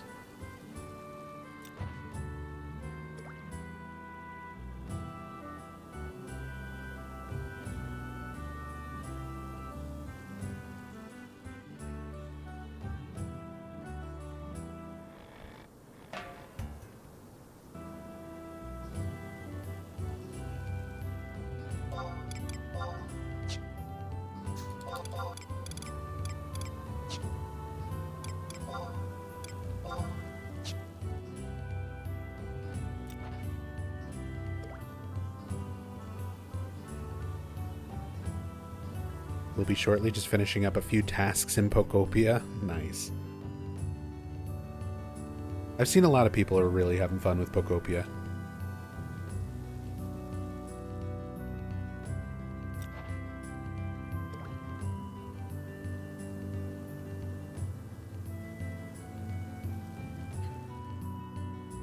As much as I like Pokemon, I'm probably not gonna...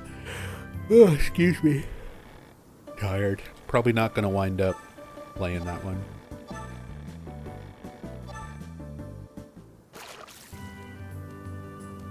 Looks good, just not my kind of game. Like, I never really got into the Animal Crossing type games. I played Animal Crossing on the GameCube a decent amount, like back in the day, but I never played any of the other ones. Oh, people are buying my fish. Honey Biscuits is buying my carps. Good luck on the Lu Shang's rod, Honey Biscuits. Yeah, keep buying my carps. Keep buying my carps.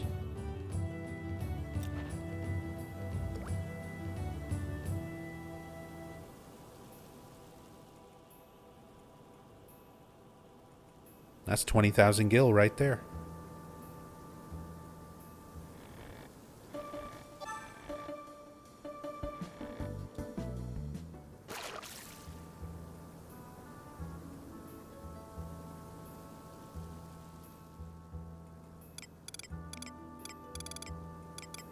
I don't want rusty leggings.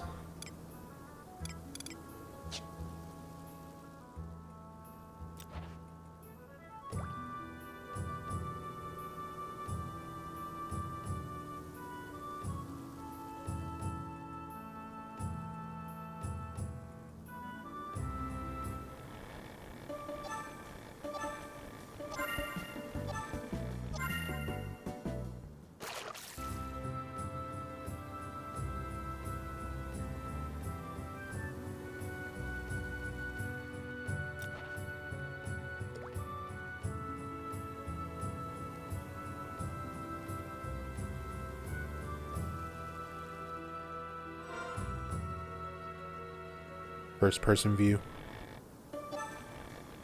The real fishing experience.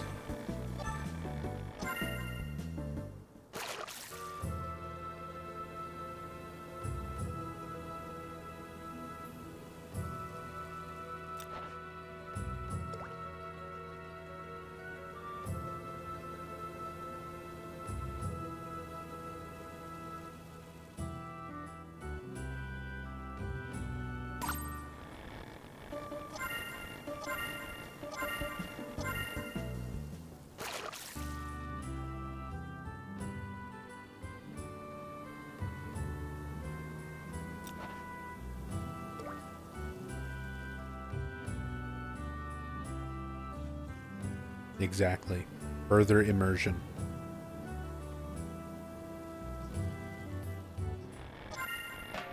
Where's my Final Fantasy XI VR mode?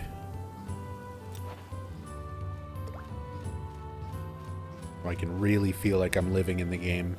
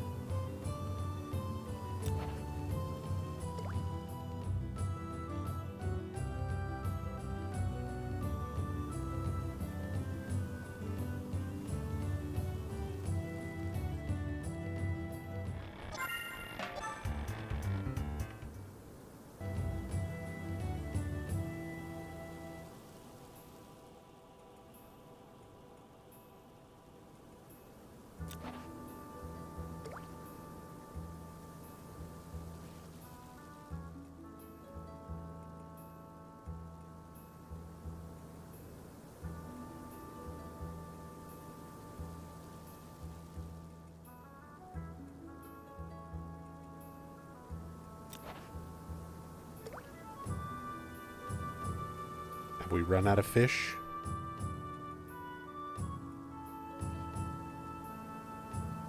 Hanyu is still catching him. There we go.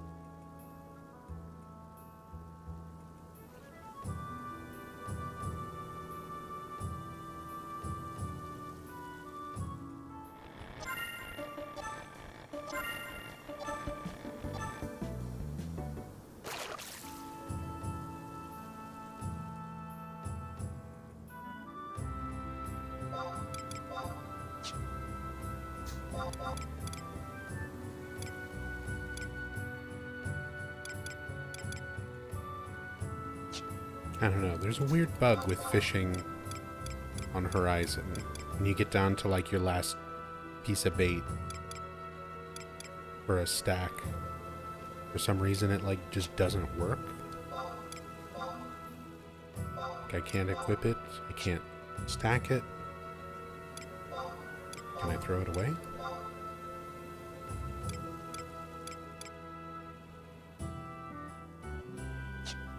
Can't even get rid of it?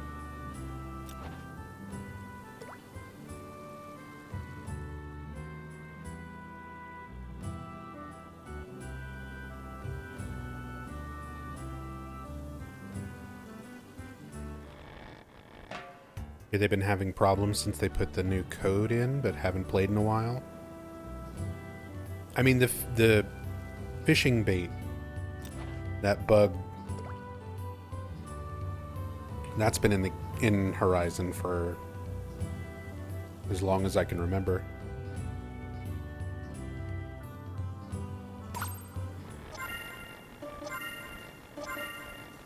So it's not like a new bug. Just kind of weird.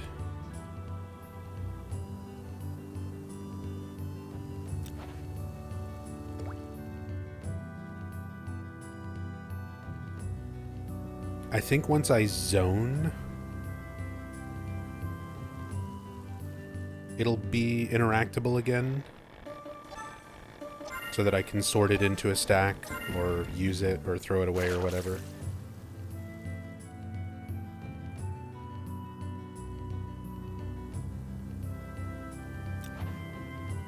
I think super TP gain on mobs came back, and that's super scary. Mob TP spam. Is it just like certain mobs or like certain areas? Because it seemed pretty normal in Dunes in our party last night. Like stuff wasn't getting... Mobs were not spamming stuff.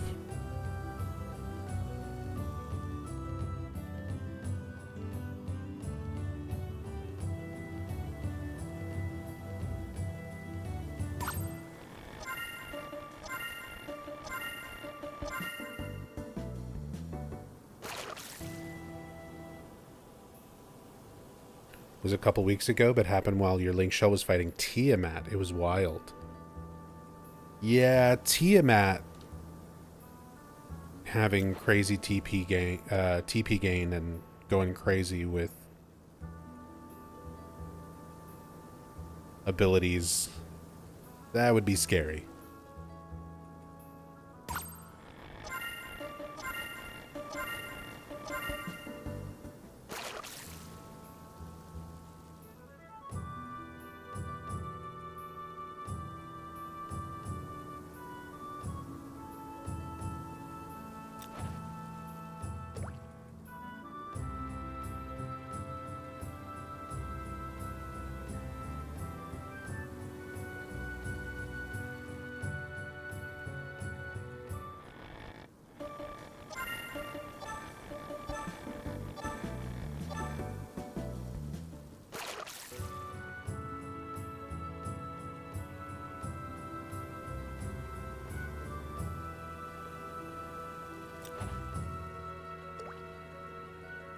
I haven't been a part of a Tiamat run in such a long time.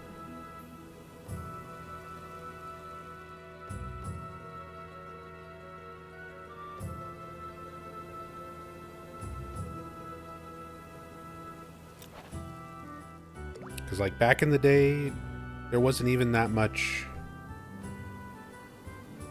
of the later content that I really liked doing very often.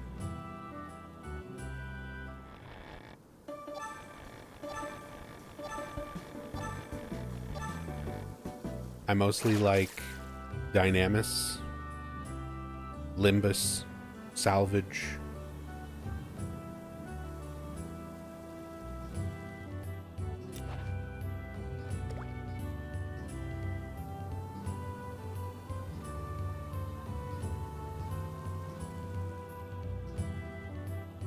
I liked helping with Sky Gods.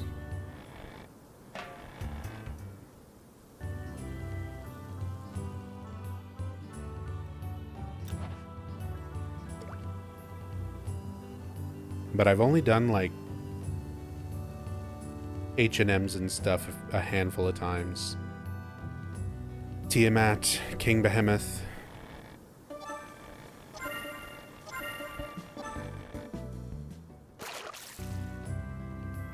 Yeah, Fafnir.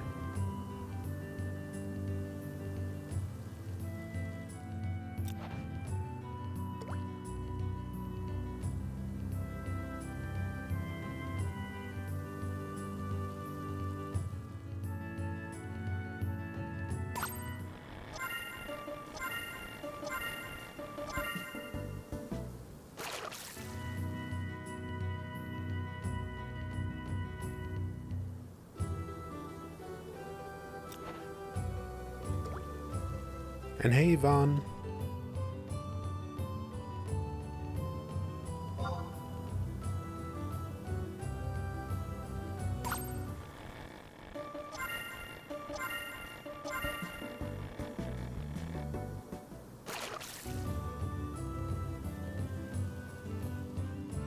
So Vaughn, you're still over in Selbina, right?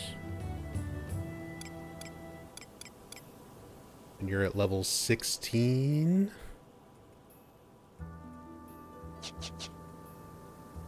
I'm gonna come your way, and we're gonna get your sub-job items taken care of, so that once you do hit 18, you'll just be good to go. I don't know what I'm doing. I can warp. Wait. Oh, I need MP.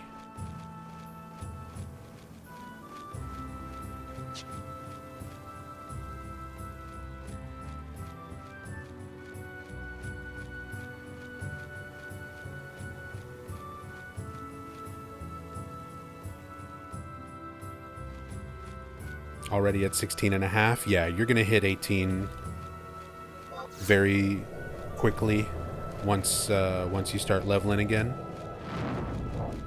So we want to have your sub job stuff ready to go.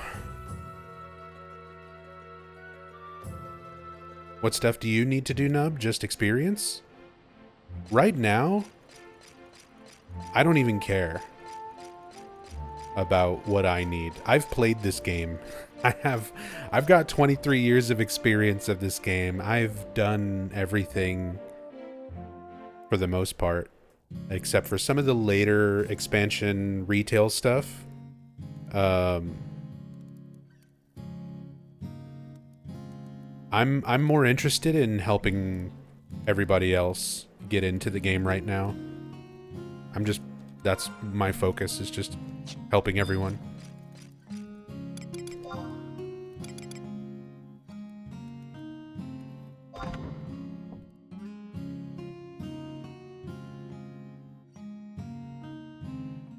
Level cap stuff? I mean, my highest job right now is 47 Beastmasters, so I'm getting to the point. I'm close to 50, where I need to start worrying about level cap. And then on missions, I'm on the final seal. So rank 5 missions for Windurst, and on from there. I still need to do Zillart. I'm still on below the arcs. So Promevian, I'm gonna have to do Promies at some point. But I'm not in a huge hurry to progress right now. I just want to help everyone else get their footing and get into the game.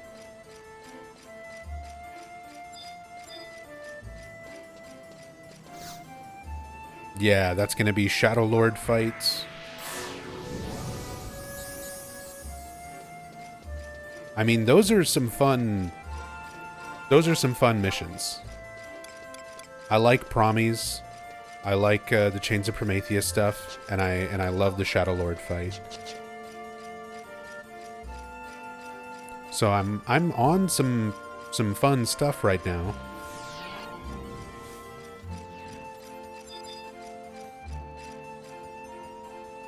But it's also stuff that's like not that far off for a bunch of new players.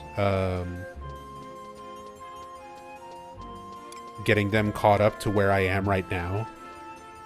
Like, if Vaughn and Hirimi and all of these people who are getting into the game right now are able to consistently play it, they're going to get caught up to all that stuff in, like, maybe a month. So I'm not stressing it.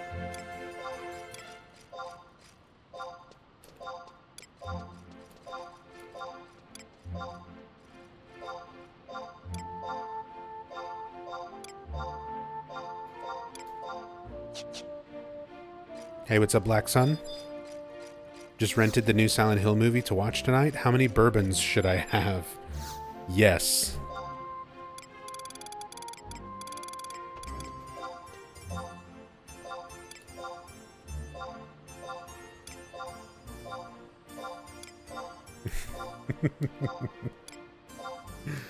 How many bourbons? Yes.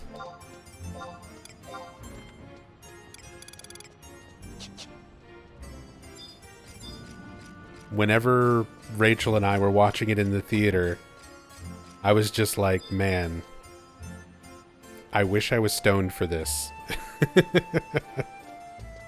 I wish I could have been stoned or drunk or something for this.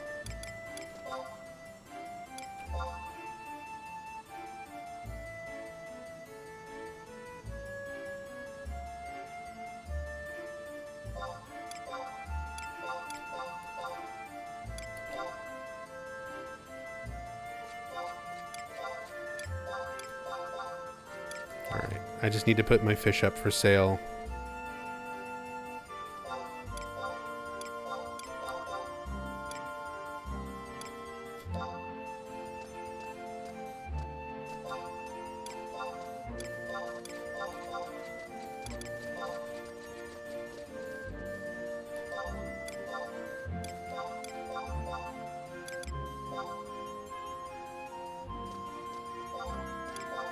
Yeah, exactly. If James is going to be stoned for the movie, the audience probably should be too.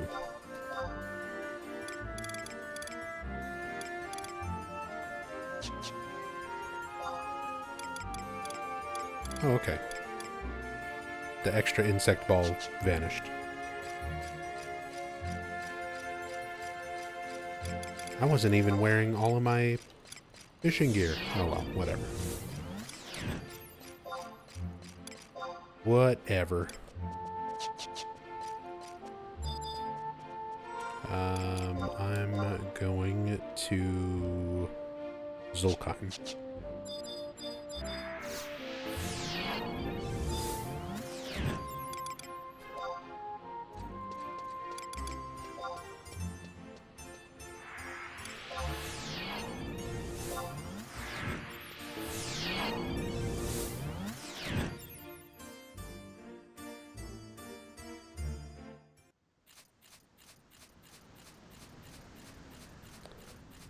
Pew, pew, pew, pew, pew, pew, pew. Ever get that drop? The 17 gil drop you were looking for? No. No, I did not. I killed Humuju the Torrent again. He dropped like 40 gil instead of 17 gil. But he did not drop the actual gear that I needed. And I killed Spiny Spippy again. And I just got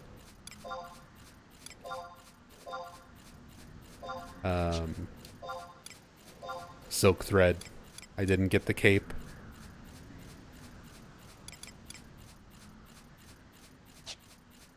Hitting it again tonight? Maybe. It depends on what other people need and who all gets online. Because right now I'm just more focused on helping other people in our community get into this game.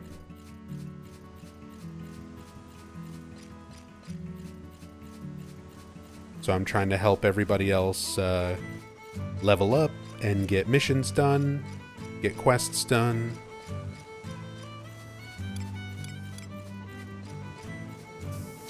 Because I just like helping people in this game.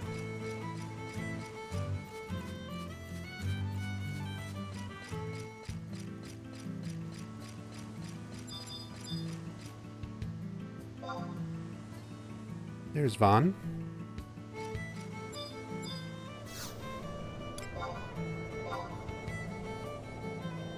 Let me get some money.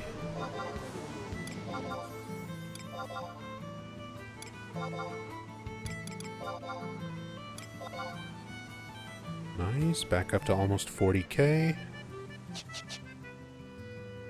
Let me change to Thief or Treasure Hunter to help with drop rates.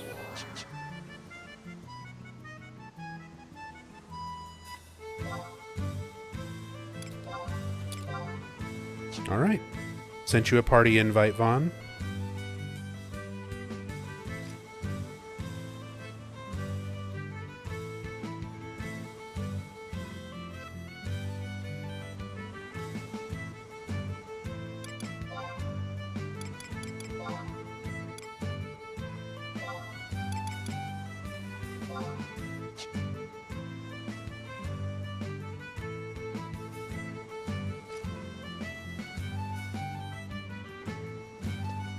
Make sure to accept the invite. Open up your main menu, go to party, and you should see an option to accept the invite I sent you. There we go.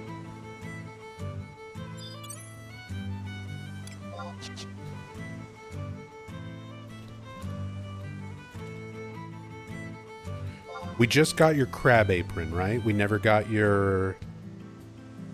the other two items.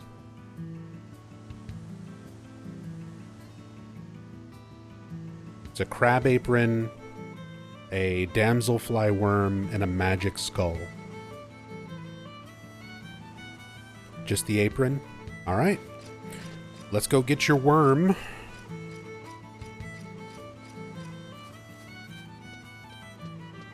And then we'll have to leave the dunes to go to Gusken Mines to get your skull.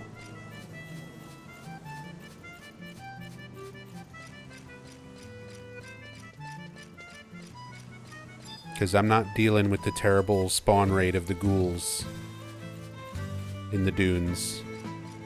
Especially if it's tied to goblins.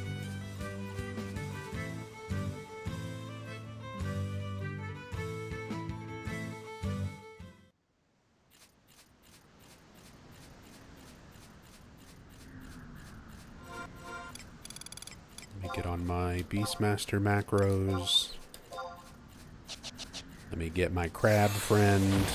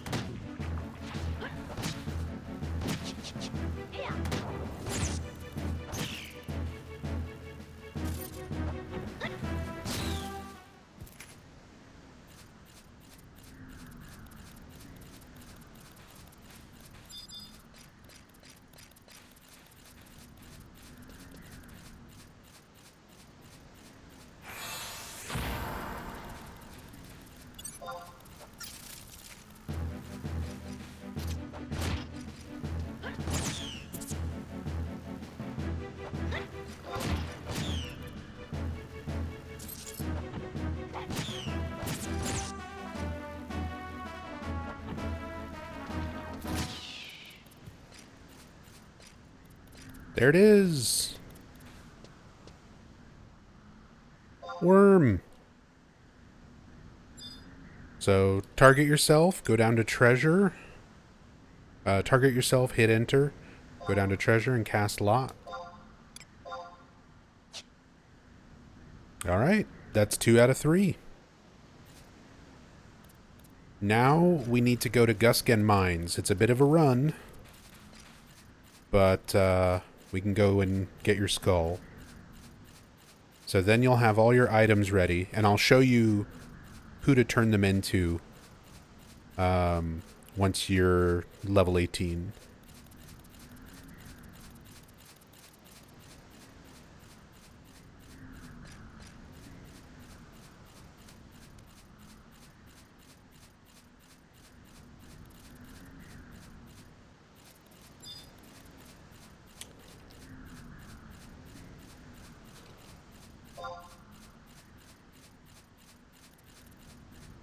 Is my draw distance plugin working?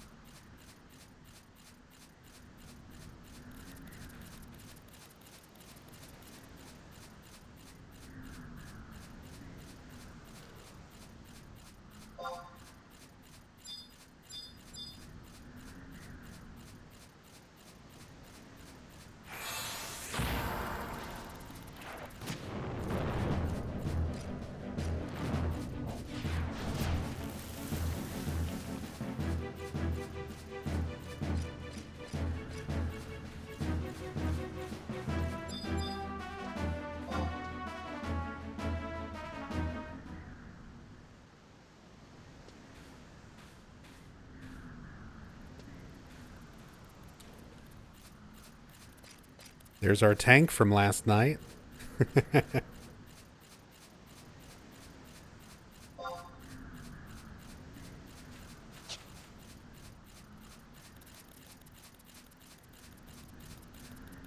Small world.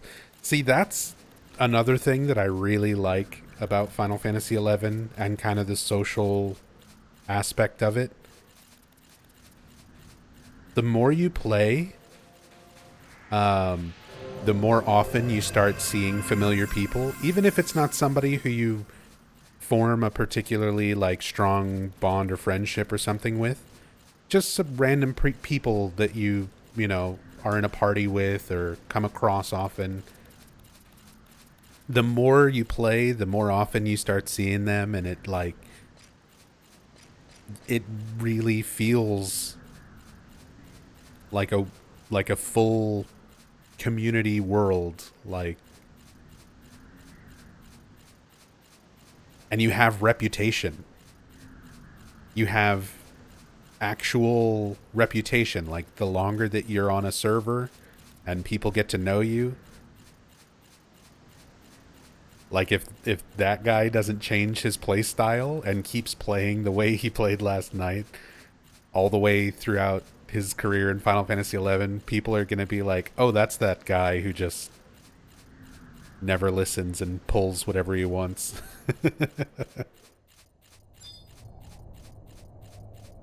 You kind of build up your own rep.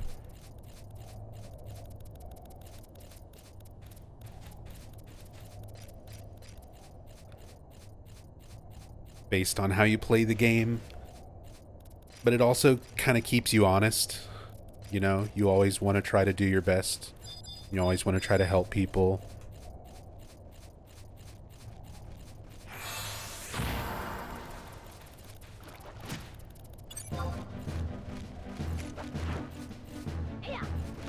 At least for me. At least from my standpoint.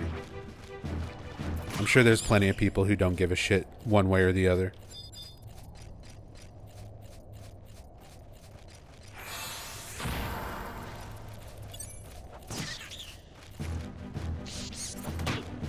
I'm just killing these bats because they're aggressive.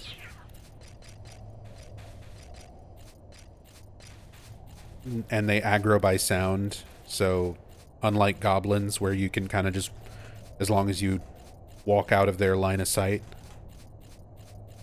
you can kind of sneak around them. You can't really get around the bats. They'll always hear you and attack you if you're low enough level.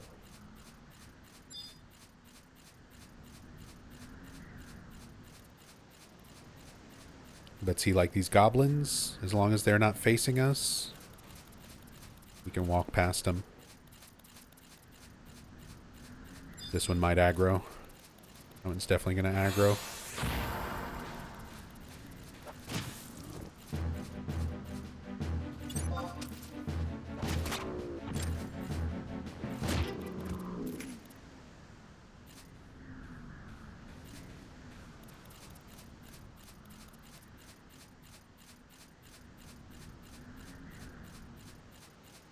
People destroy their reputation so quickly on here. Yeah, I mean, there's always some people who just don't give a shit. Not even, like, just early on, too. Like, we've had pickup Dynamis groups in retail back in the day and stuff where, people would lot, like, artifact, and drops and stuff that, you know, our link shell had a tier list, like an order for people to get claim on certain drops, and they would just ignore it and take shit for themselves and then just leave, just disconnect and be like, oh, you fucking asshole.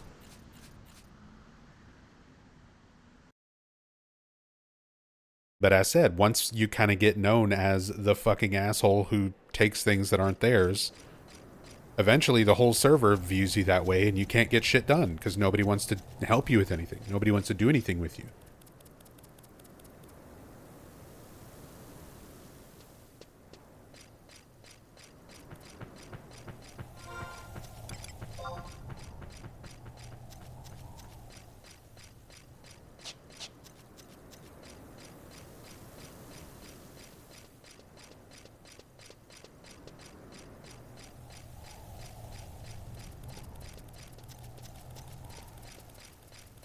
Final Fantasy XI teaches values?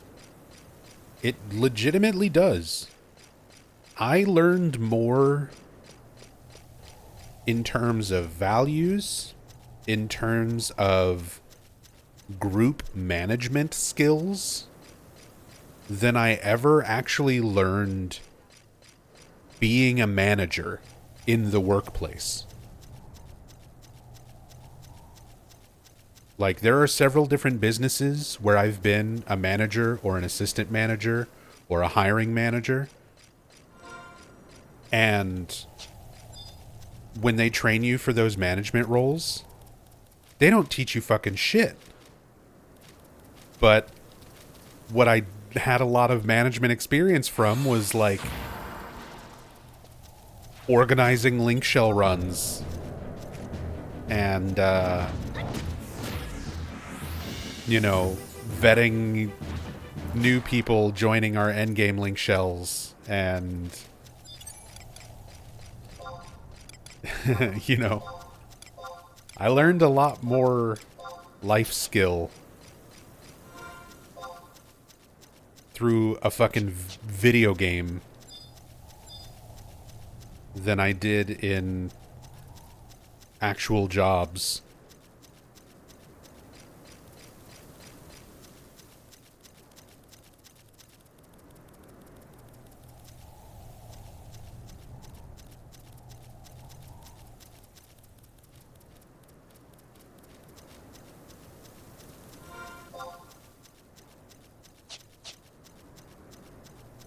Some guy recently sniped someone's Lungo jade shells they accidentally put up for 10k each instead of 1 mil.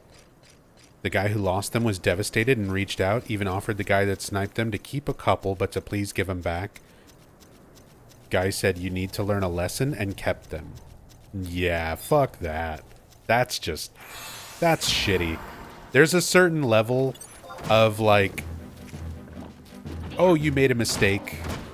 You put something up in your bazaar for a price you shouldn't have. Like, learn your lesson. There's definitely a certain level of like, learn your lesson when you make a mistake in this game, but 21 for 21 jade shells, and they offered to let him? No, that's shitty. That's shitty.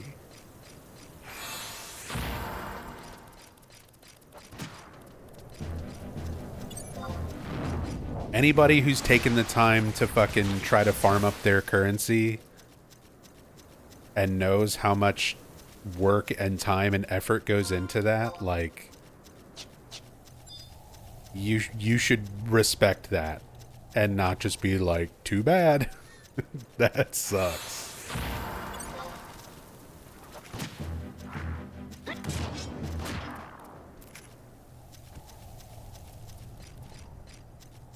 Wonder if Horizon staff could have stepped in for that one? Probably not. I imagine they don't want to get involved into interpersonal things like that, because from the overall view, like, if you put something up for the wrong price or whatever, that is kind of on you, but that is common social courtesy. Again, people who play this game, especially the majority of people who have like years of experience in this game, you know what a struggle it is. Everybody is sort of on the same page with how much of a struggle it is in this game. And you just have to, like, respect that shit when it comes to other players. Because you know how hard it is for people to get things done in this game. And you don't want to undermine other people's efforts, even if they made a mistake.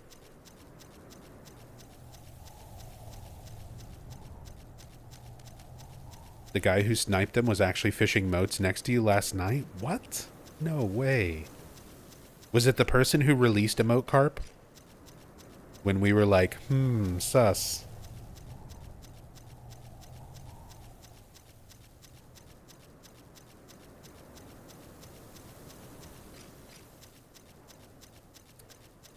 Nine with a K. Guy who lost them is super nice, and a lot of people are offering to crowdfund jade shells for him, but he refuses to help. Damn. That's so brutal. That's so shitty.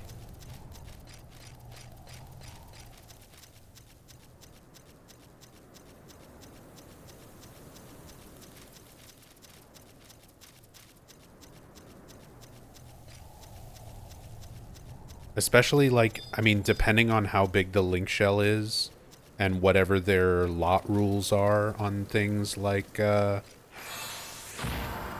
Dynamis currency.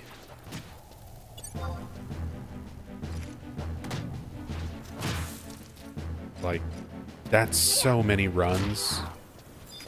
That's so much Dynamis. Does the Crag have a telly you can grab like the last one? Yes, it does. We're gonna grab it on the way back.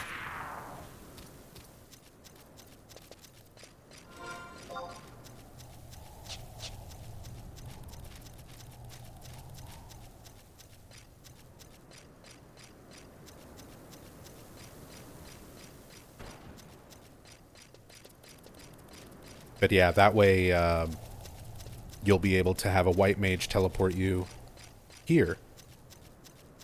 Which, as you can see, like, this was pretty close to the dunes. So even if you don't have your outpost warps and stuff like that done, if you need to come out and level in the dunes again, having that teleport crystal is a much shorter walk. if you can have a white mage teleport you to that crag and then walk to the dunes from there, it's like very easy.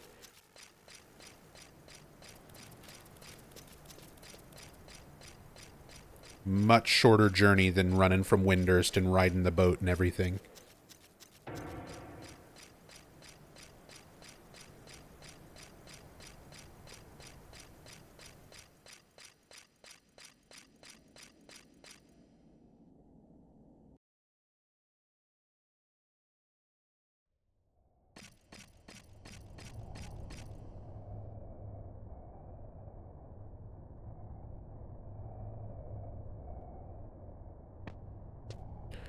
Alright, you're going to want to be careful here in the mines, Vaughn. It's basically all undead monsters. It's going to be a lot of skeletons and stuff. They aggro to sound. So once you're just kind of close to them, they're going to start going for you. And if they hit you and your HP drops into yellow, they also what's called blood aggro. So they aggro from further away if your HP is low. So just kind of be on guard. Technically, you could stay here, and I'll just go kill stuff, and whenever it drops, you can just cast Lot on it. But if you want to come with me and fight stuff so that you can get skill ups and things like that, I'm fine with that too. But I'm not on White Mage, so if you die, it's a long wait for me to come back and raise you. So I'll let you decide if you want to come through or wait up here.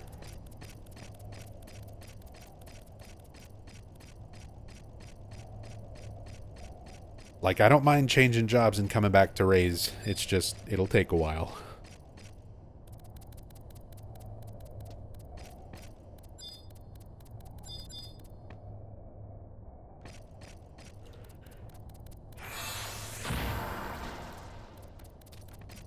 I'm just gonna use my crab to clear stuff. Make this a little easier.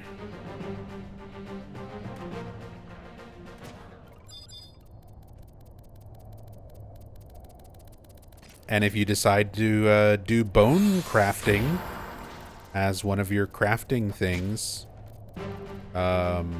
feel free to take those bone chips. You'll need a lot of bone chips if you decide to be a bone crafter. I don't know if you've thought yet about crafting and stuff.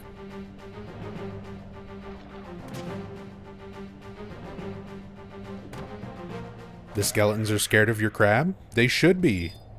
Courier Carry's a beast. Look at him. He's destroying these guys. These are the ones we want, the ghouls.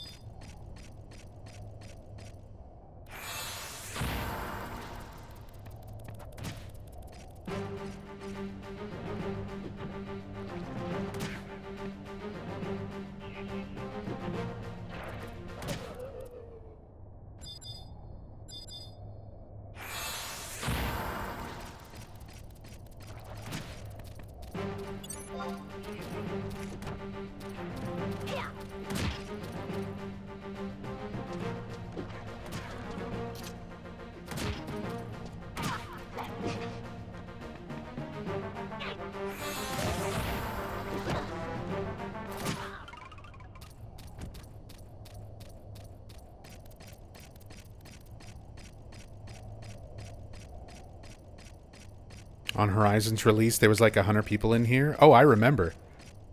I was playing this on release. Yeah, when I got my sub-job stuff on Vivity, on my main, yeah, there was so many people here. But a lot of people were really nice and sticking around and helping others get their skulls, so it actually didn't take too long or anything. But yeah, it was just a lot of people.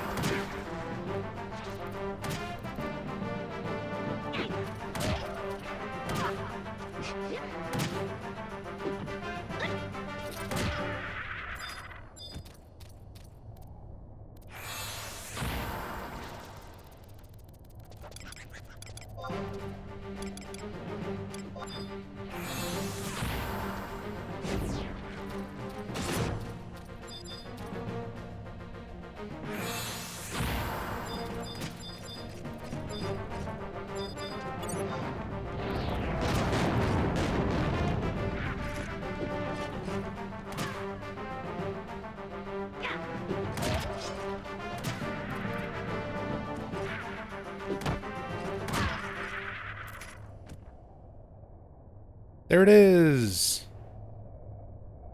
Magic skull. That was very fast. We didn't even have to wait for the repop or anything. So go ahead and cast a lot on the skull.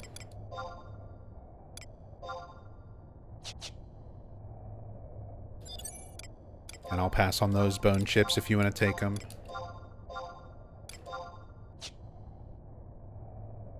But we're good. We can head back now. So we'll head back to Selbina. I'll show you the NPC to talk to for the quest. And then once you hit 18, you're good to go.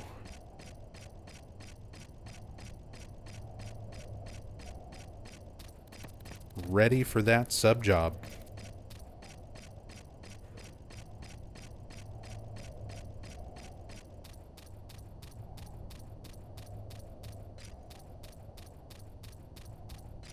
Yeah, sometimes the drop rate on that skull fucking sucks.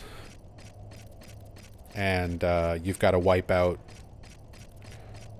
a lot more ghouls before you see one. So that was pretty lucky.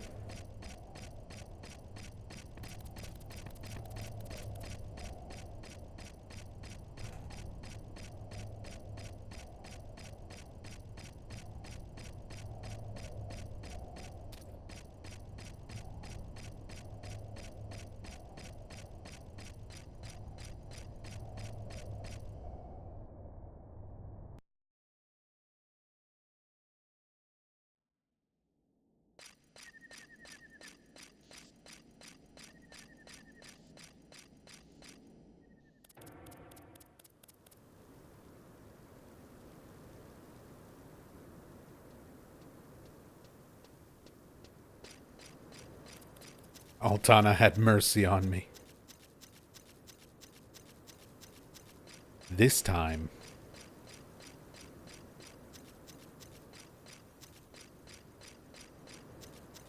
Sometimes the gods favor us. Other times not so much.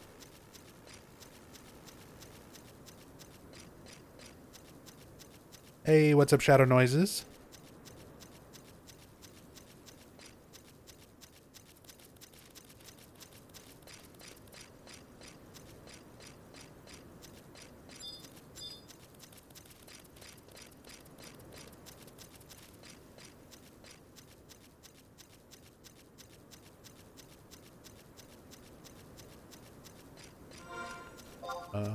Crystals on the north end.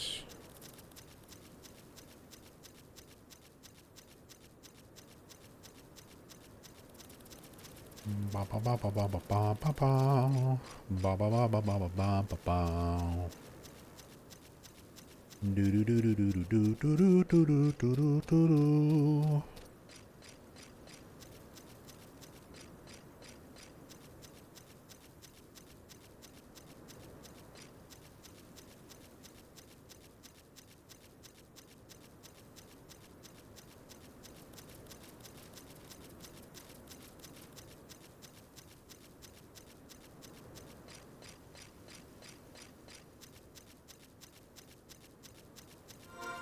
And Shadow, I don't know if you plan on playing tonight,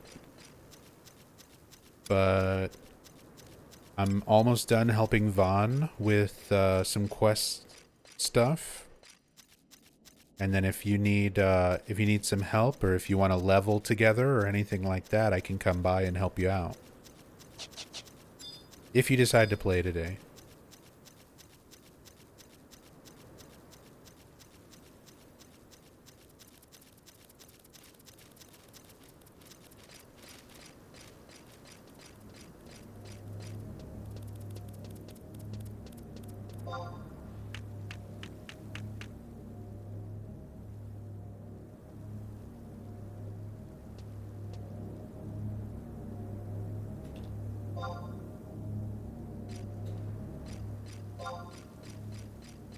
Nice, good stuff.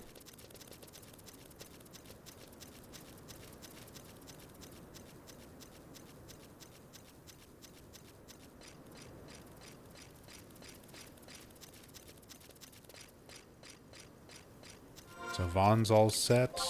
You got 2 out of the 3 main teleport crystals. You got all of your sub-job items in order for when you hit 18.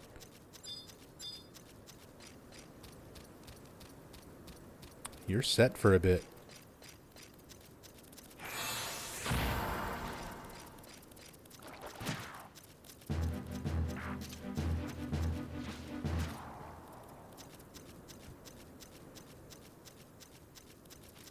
Is that where Stray Mary is? Conchette Highlands. Like this part of Conchette, yeah. Wide scan.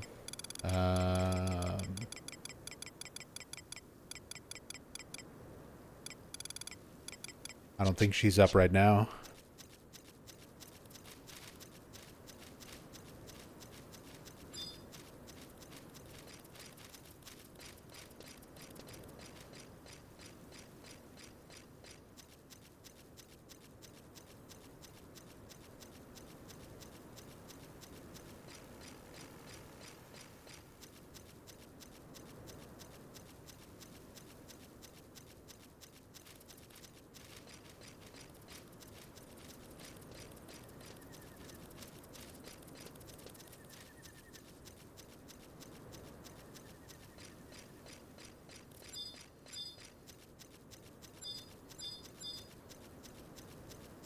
Never seen her still. There's a lot of stuff in this game that's kind of like that. Where it's,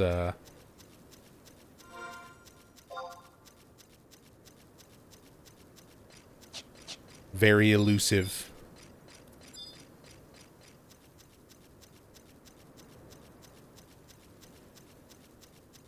Gustaberg to the south.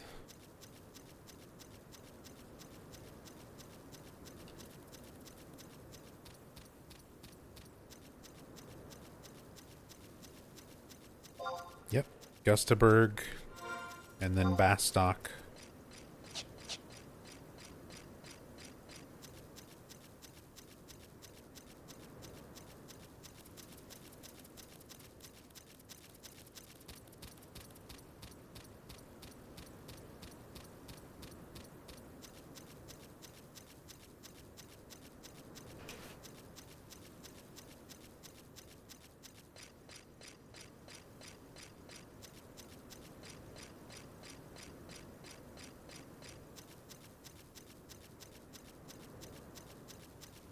I think there's a worm near Bastock that drops an accuracy earring. Never seen either. Yeah, some stuff just winds up being that way. Even if it's not a particularly rare thing, sometimes it's just rare for you. Like, back in the day, like, I played this game for, like, a few years. And people would tell me about Tom Tit Tat in Saruta Baruta that drops a monk weapon, the fruit punches. And I was like, I've never in my life seen Tom Tit Tat. And then I think after probably like 2 years of playing, I finally stumbled across it. I was like, the legends are true.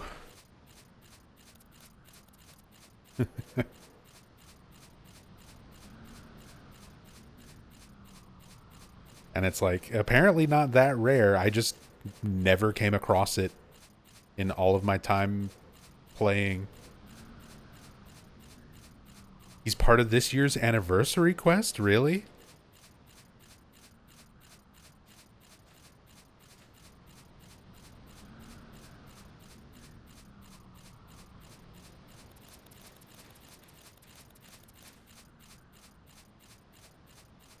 That's so funny.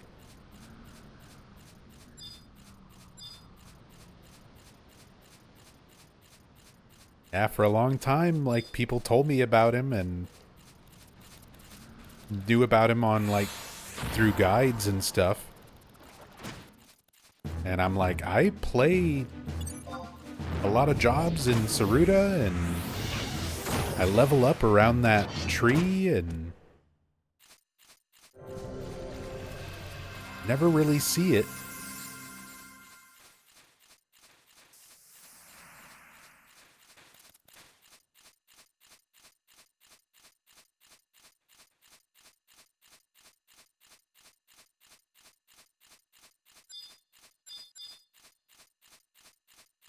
Same with,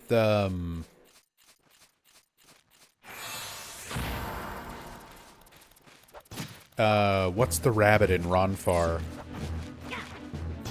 Jaggedy Ear Jack?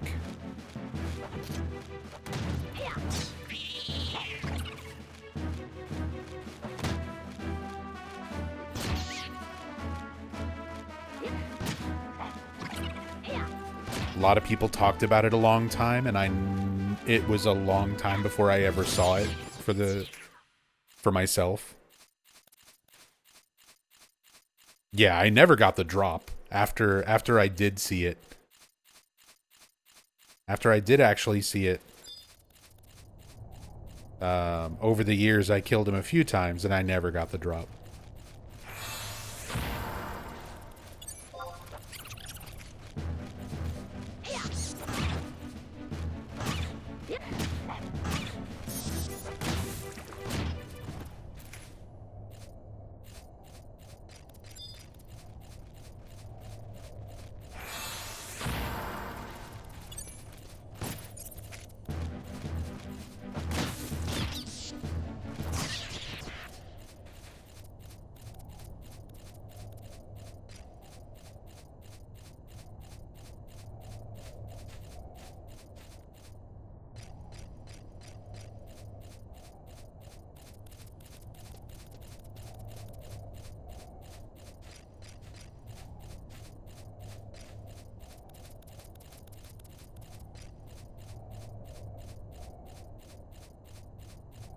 Near the outpost? Yeah, I've seen it mostly on that, like, little steep hillside.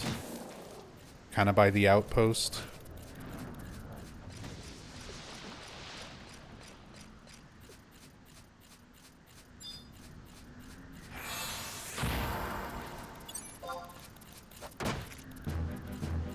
But that was just another one of those random NMs that people talked about, and I was like, I spent a lot of time in that zone, in that area, and I just never see it.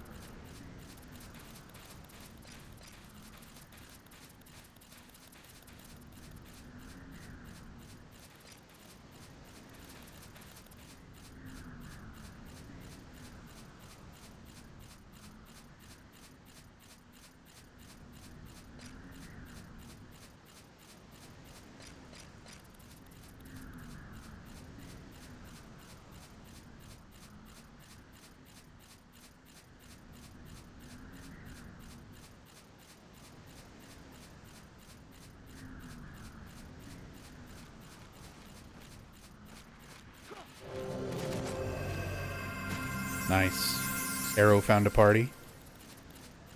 Joined that group there. Good for him.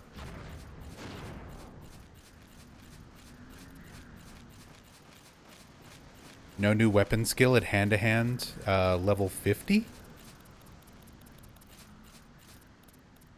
Yeah, you should be able to look it up. Let's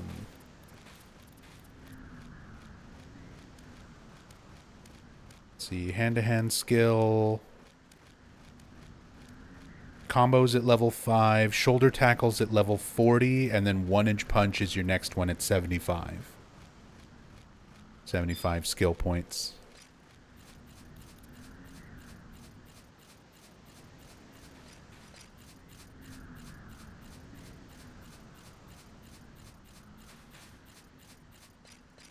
But the nice thing about Monk is, like, you skill up pretty fast. So you'll pretty much always hit your hand-to-hand skill cap. Even if you're not grinding it out and trying to. Like, a lot of other jobs in this game really struggle to keep their weapon skills capped. Like White Mage. It's a pain in the ass leveling up your weapon abilities on White Mage, because most of your time playing White Mage, you're not ever meleeing anything to get your wand skill or your staff skill up. Same for Black Mage.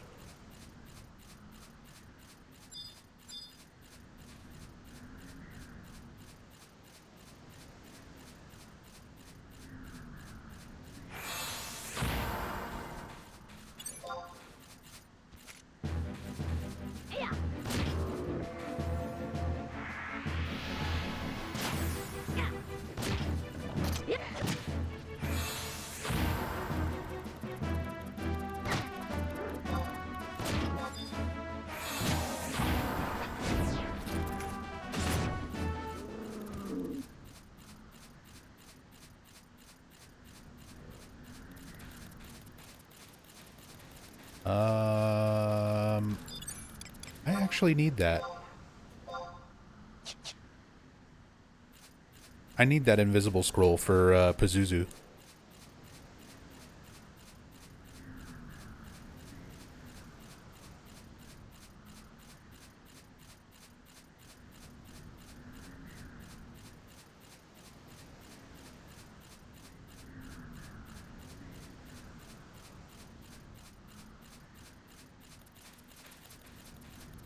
Seems like bad design? Yeah, there's a lot of stuff in this game that is just not great.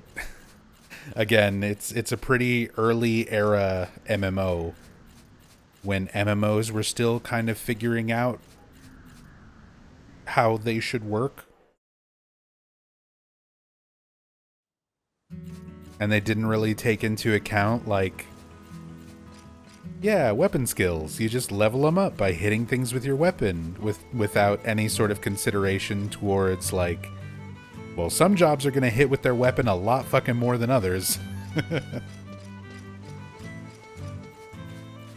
Okay, Vaughn, over here real quick. I'm going to show you the dude you're going to need to talk to.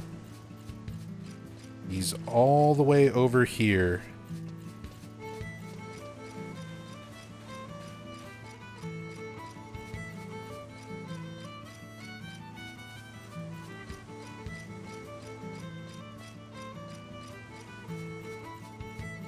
So, like, right here on the coastline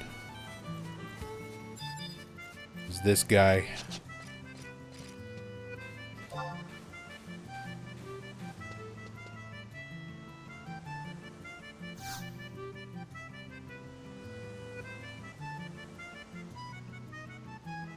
I tried to talk to him and it broke. Why did my game break? The fuck was that?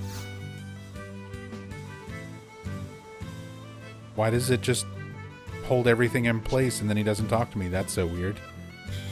But anyway, once you hit level 18, come and talk to this guy.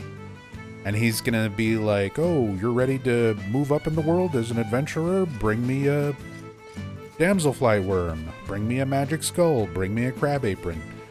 And just trade it to him. Whatever he asks for, you're just gonna trade it to him the same way you trade with me. Or you trade with another player. You target him, open your menu, go to trade, and just give him each item as he asks for it.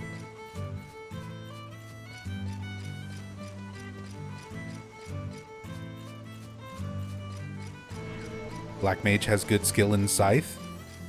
I mean, Black Mages can still use like some scythes and some daggers and stuff, but most of the time you're not really going to. The majority of the time as Black Mage, you're going to have staves equipped. Especially after 51, you're pretty much always using elemental staves for like everything.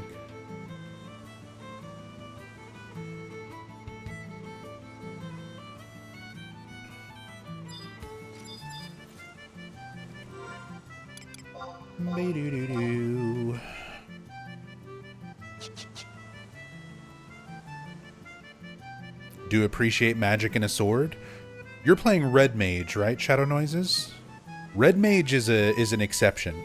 Like, Black Mages don't really get to melee, White Mages don't really get to melee, so a lot of times their skills, their melee skills and stuff fall behind as they level up. Red Mages, on the other hand, are very good with swords and are often still encouraged to melee. Like, Red Mages, you kind of have to do a little bit of everything as you level up. You're going to be healing, you're going to be buffing party members with, you know, Protect or Shell if there's no White Mage. You're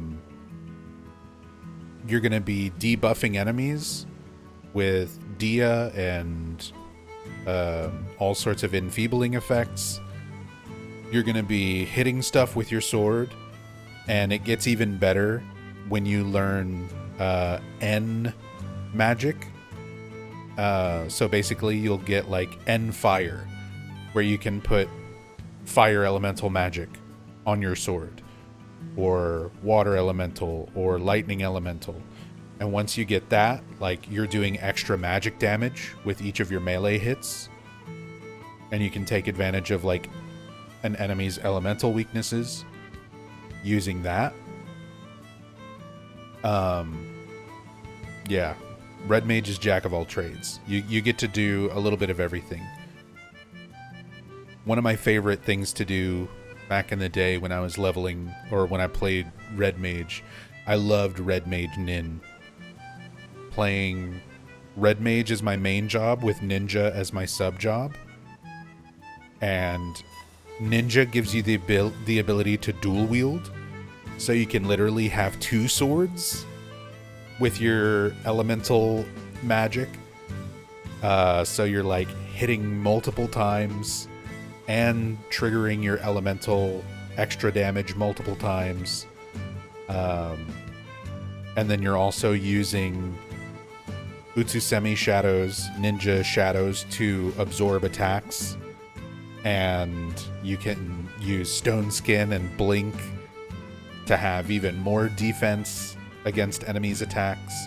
So it's very rare, as long as you keep cycling all of your buffs, that you even take damage. And you're just sitting there chunking away at stuff with a sword in each hand. Red Mage is so much fun. Red Mage Ninja is a lot of fun. Should I blood telly back home now? If you want, you could probably search for a party here and get invited and level up soon. So, if you want to do that, like, hit your menu and go over to party, and, well, we'll have to disband our party first. So let me do that. But you can go over to party and then seek party up here at the top, and it'll put up a little like green question mark next to your name, letting other people know that you're looking to join a party. So you can stay here and try to get invited to a party and level up. Since you've got your sub job stuff ready to go, it won't take you long to get to 18. But then if you're not getting a party, or if you just want to go home and do other stuff back in Windurst, yeah, talk to the Moogle, switch to a level 1 job, run out into the dunes, go punch a goblin or a damselfly or something that'll kill you, and whenever you die, just go back to your home point, and you'll be back in Windurst.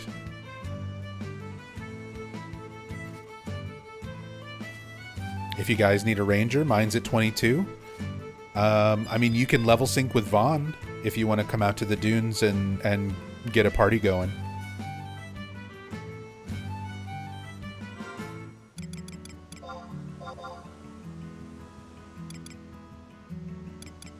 But otherwise, I might try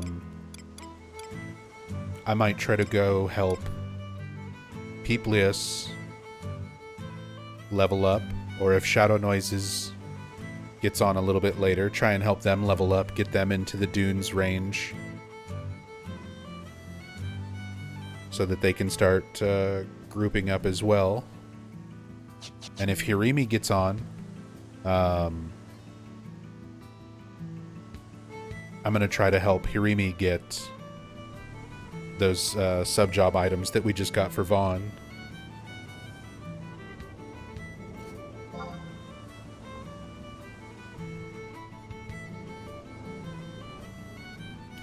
Planning on wrapping up session in like 30 minutes? Okay. It's all good. But if anybody's going to play, if anybody's playing right now or is going to play later, I'm just around to help people with stuff. Whether it's leveling or questing or story missions, whatever anybody wants to do.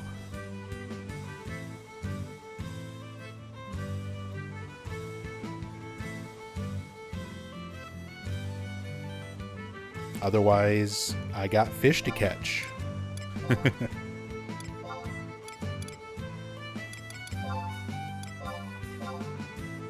So I'll just be fishing until somebody needs me, pretty much.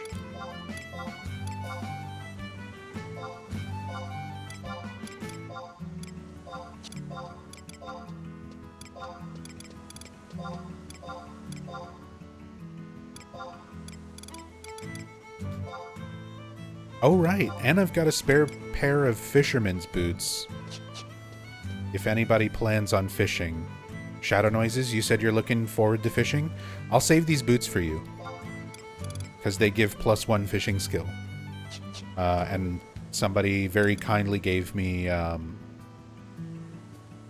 signed +1 version of the boots. So you can have my regular ones.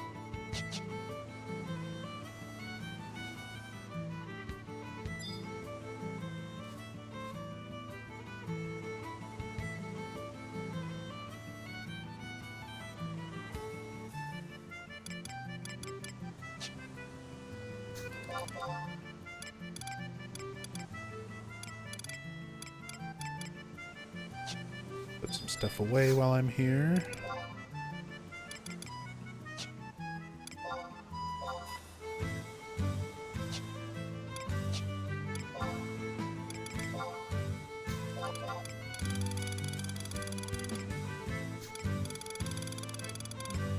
Another Beastman seal for the bank.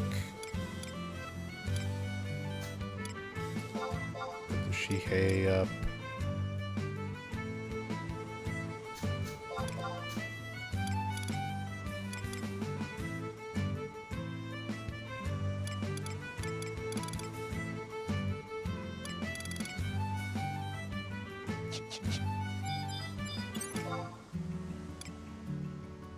Okay, you've already got a rabbit mantle. You're good on that.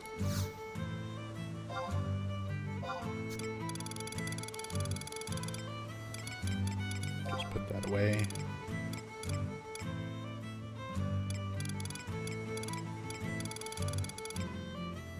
I really need to sort my inventory. Oh, I can send this to Pazuzu.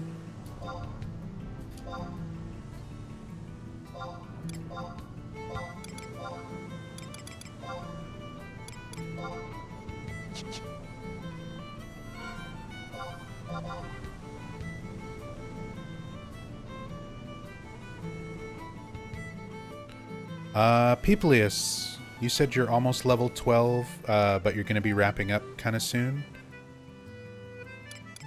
Before you go, would you be able to help me out with something? Really quickly?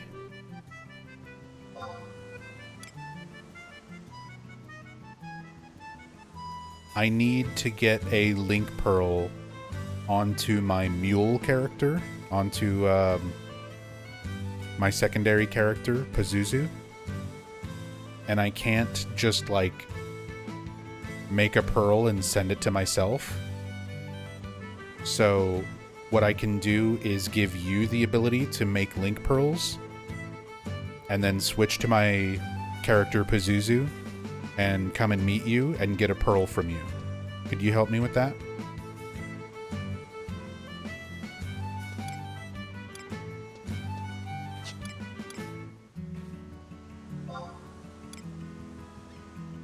Okay. So there you go. You should now have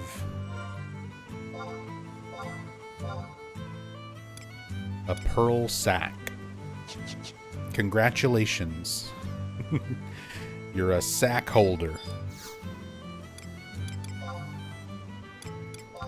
I promise it's not a euphemism.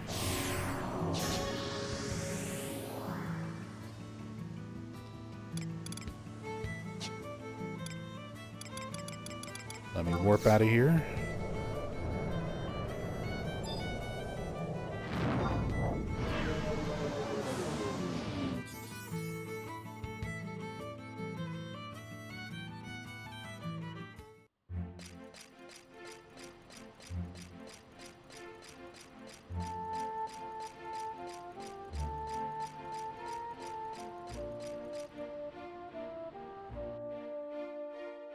Yeah, I'm going to switch to Pazuzu, and Pazuzu's already in Windurst.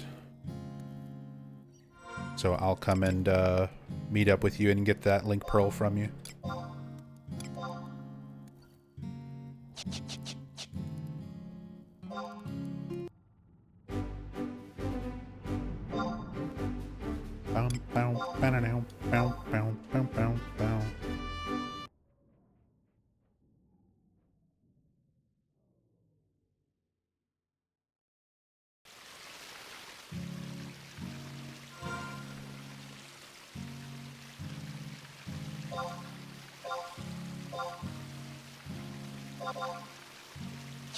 Nice.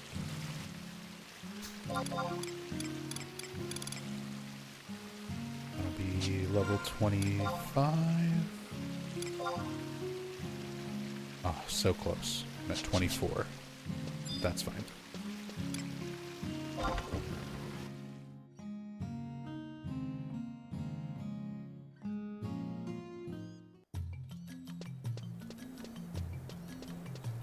Banking and then buying gear. Plus.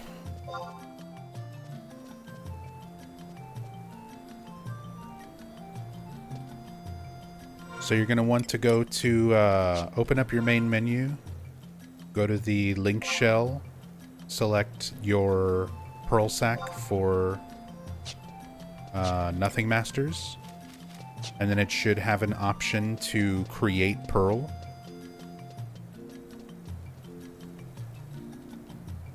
And then just trade it to me.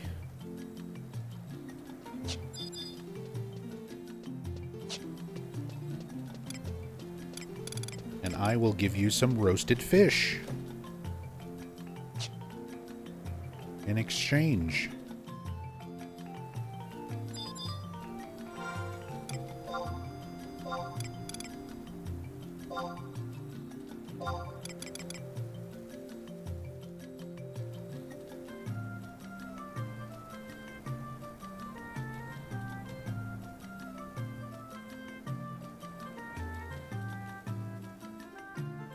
I screwed up. I don't see an extra pearl. Let me try again. It's okay.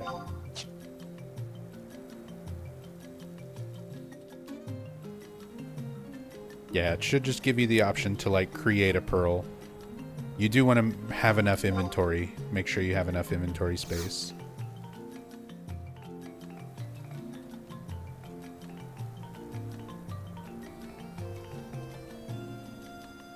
That's usually the big one. Make sure to sort your inventory.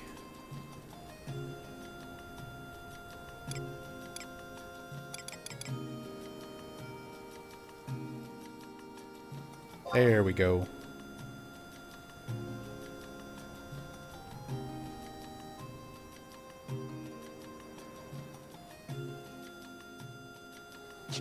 Trade complete. Thank you very much.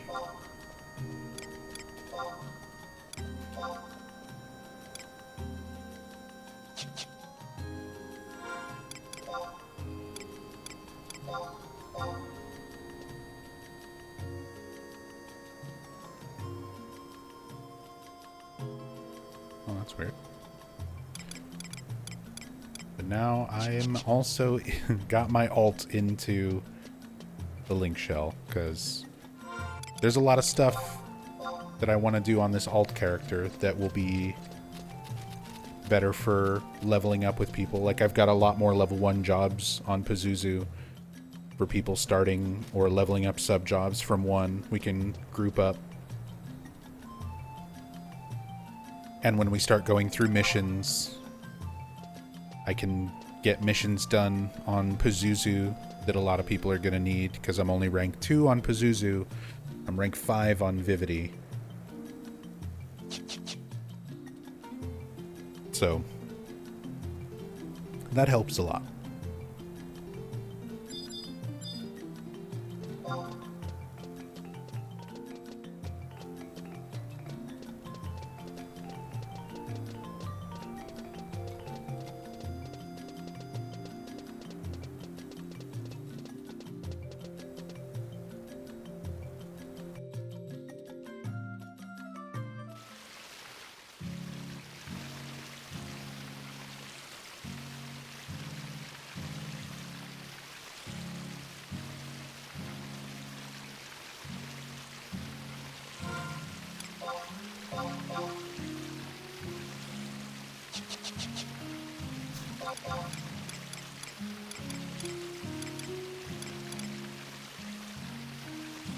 Alright.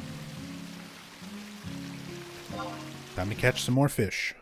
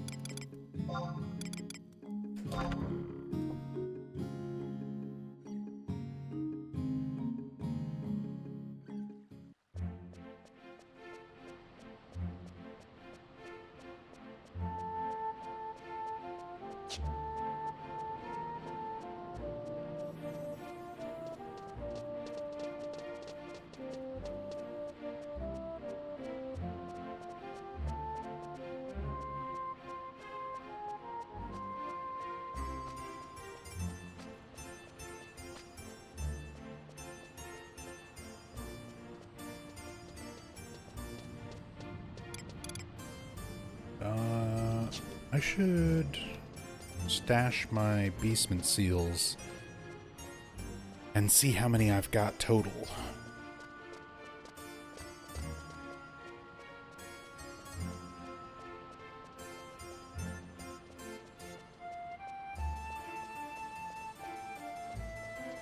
And I need to check my stuff that's on Auction House that hasn't sold yet.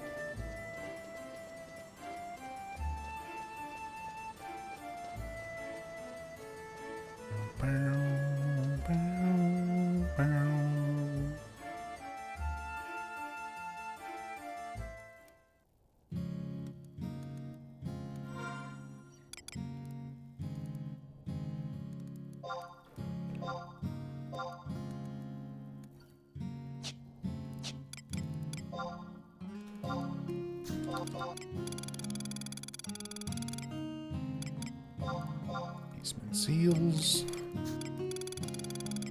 Oh yeah, I haven't even explained for a lot of the new players Beastman seals. Because for a long time, I made this mistake when I first started playing back in the day, and I should have given this advice so that you don't make the same mistake as me. You don't really have a use for these starting off. And when I was first playing this game and leveling up and didn't know what they were used for, I was just like, these just take up space in my inventory and I can't sell them or do anything. And I would just throw them away.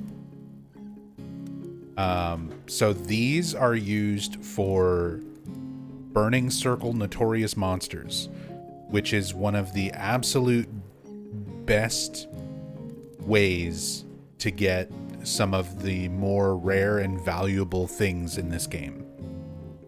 Some very, very rare and very, very useful pieces of equipment, scrolls, all sorts of stuff. So sometimes other people buy them for that Kraken Club BCNM for easy money. And the thing is, like, you can't sell them to other people directly. Like, you can't just trade them to somebody. When people, quote unquote, buy them from you for something like a Kraken Club, you are trading them in for an orb for that BCNM and then just using the orb on behalf of the other people. So they'll like pay you for your orb to be used, basically. But these are for Burning Circle Notorious Monsters, and you need a lot of them. I mean, hundreds and hundreds of them. If you plan on doing BCNMs, which you should. You should plan for that. So, just keep them. Pick a spot in your Mog house or whatever, and just stack them up. Anytime they drop, if you don't have room in your inventory for them, make some room.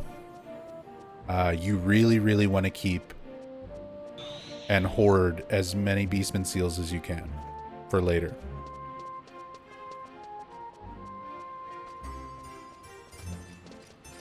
Waddle, thank you so much for the raid. Thank you, Waddle. Full-time FF11 streamer when? Now. This is pretty much all I've been streaming for the last few days. So we're there. We're already there. Hope you're doing well, Waddle. Friendship ended with Silent Hill. Now Final Fantasy XI is my main game. Until Townfall? Until Townfall. For sure. So yeah, I've got 84 Beastman seals, which is not very much. Because yeah, for like some of the BCNMs that I like to do, it's like 60 seals per orb. So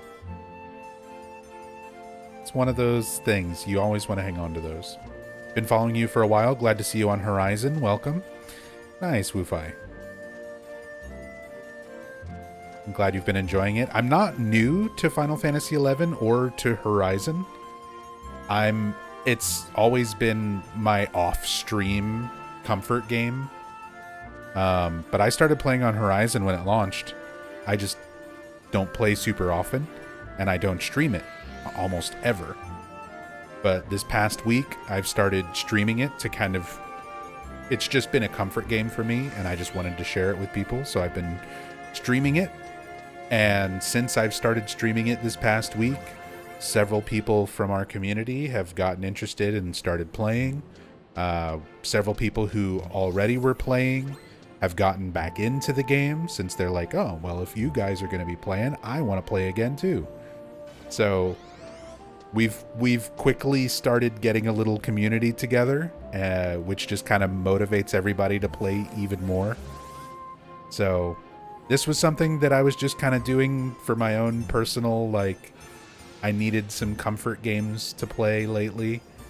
And it's kind of turning into more than I expected. People have been enjoying the streams. People have been getting into the game because of it. So I'm always happy to see that sort of stuff work out. I never know how things are going to go when I stream stuff outside of what I'm known for. When I stream things outside of horror or outside of Silent Hill, sometimes just nobody cares. But people have been really interested in 11, and I've been having a great time being in this game, in this world again.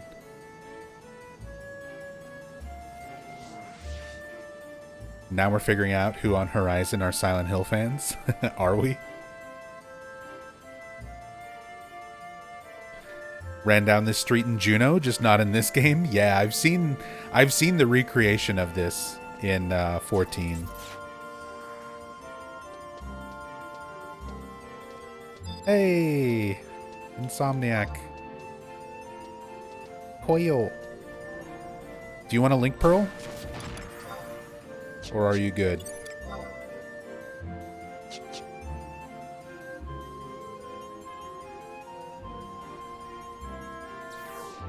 This game fits you really well, to be honest, and your stream.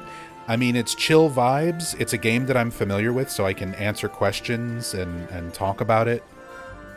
And, like, chill vibes and knowing stuff is kind of my thing. That's kind of my brand.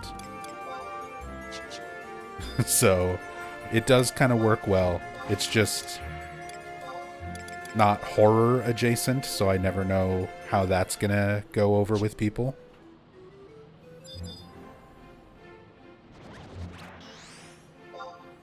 But I'm glad people have been enjoying the streams and enjoying the game if they're getting into it. How do you have new adventurer status and you're running around with elemental staves and shit?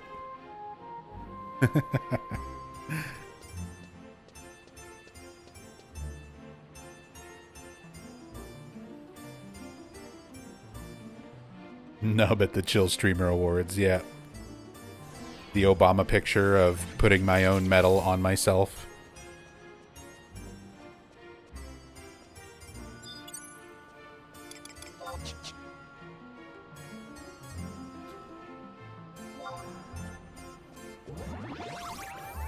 Something must have happened. Something terrible must have happened. Back to being a new adventurer.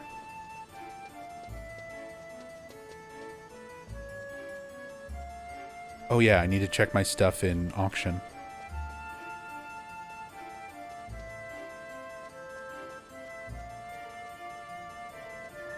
Apparently it's also very confusing for people in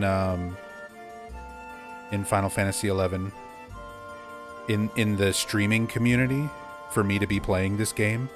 Because, like, a lot of Final Fantasy XI streamers, more established Final Fantasy XI streamers, don't have as much of a community, or, like, less viewership and stuff. And the only reason I have any viewership while I'm playing this game is because we've built up this community over so many years of playing completely different games, playing Silent Hill and horror and stuff for so long. And it's funny because we got raided by a Final Fantasy XI streamer, Velner11, who raided me during my stream last night. And I'm always curious when new people raid me. I go and check out their channel. I follow them and I go and watch their VOD. And I like seeing watching the end of the stream when they decide to do the raid, like how they found me or what they say about me, that kind of thing. So I went and I checked the VOD, and Velner was playing on retail servers and doing endgame stuff, and was like, all right, let's find somebody to raid, and started looking at other Final Fantasy XI stuff in the category on Twitch. And I guess I was at the top of the list because I had like 70 or 80 viewers at the time. And for a Final Fantasy XI stream, that's kind of a lot. So he seemed confused, where he was like, I've never heard of this person. How do they have so much viewership? How do they have so many people watching Final Fantasy XI at this super late hour? He was like, did some super big streamer just get into Final Fantasy XI or something? He was like very confused. He was like, oh, they're playing on Horizon. Well, let's go say hi. So he seemed really nice. His community seems really nice. So shout outs to Velner11 for raiding yesterday. I'm sorry for the confusion, but yeah, it's like we've got a community. We've got a regular community here, just not one that was built up around this game. But I'm also not new to the game. That's always kind of funny too. So many people being like, oh, welcome to Final Fantasy XI. It's like, yeah, I've been playing this since 2004. I just didn't ever really stream it.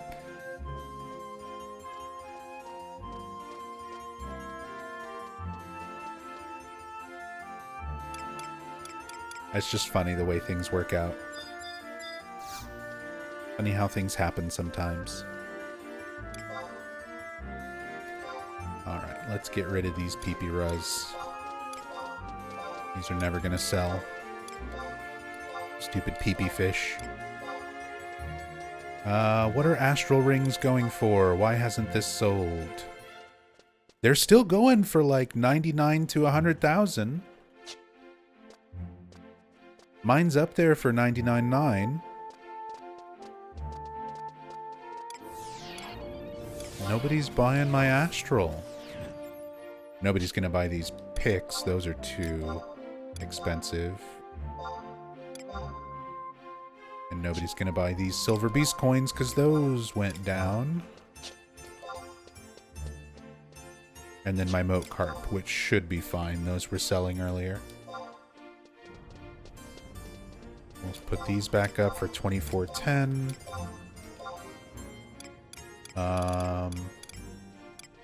We'll put these back up for 3310. And hopefully those will move a little bit quicker.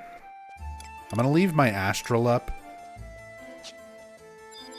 I could lower the price and get that money sooner, but it should sell at that price. It'll just take a little bit longer.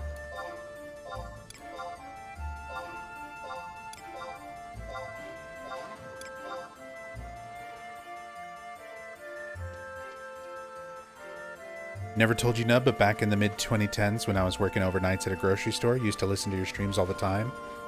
Your dulcet tones were a bit too relaxing, and I had to stop because I got cited for my performance. I'm sorry about that. I've heard similar things about people putting my stuff on to sleep, and then they could not watch my stream without it just triggering like the sleep response. So if they'd had it on at work or when they were trying to do other stuff, they would just wind up falling asleep. That's a compliment to me, by the way. A lot of streamers might take offense to that, like falling asleep, but as somebody who always has to have stuff on when I'm trying to sleep, like I put on VODs, I put on streams, I put on YouTube, how much that helps me unwind and relax and be able to fall asleep. The fact that my stream can also be that for so many other people, that I can provide that sort of background sound and comfort, that makes me very happy. I'm glad that I can be that source of comfort for so many people.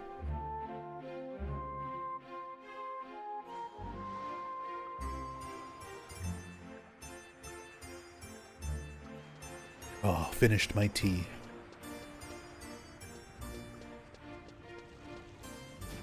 Wu-Fi, you were on Leviathan back in retail. Just ran into Horizon a couple years ago. What server were you on in retail? So I had multiple different phases on retail. My very first server when I started playing in 2004 was Ifrit. I was on Ifrit server for the longest time. I stayed on Ifrit up until... That would have been from 2004 until around 2009. And then 2009, I had a friend group that got really into the game in real life and were playing a lot with me. And they wanted to start completely fresh on like a different server. So we started over on Carbuncle's server after that. And I played on Carbuncle from like 2009 until maybe 2012 or 2013. And then after that, I kind of took a break from Final Fantasy XI and didn't play too much. I was still on Carbuncle at that time. And then I got back into the game around like 2016. And by that point, it was like kind of the modern, what the servers are divided up like now. So I started playing on Asura. And I did a lot of stuff on Asura for a few years. And then after probably about... Actually, not that long. I was on Asura for probably like 2 years.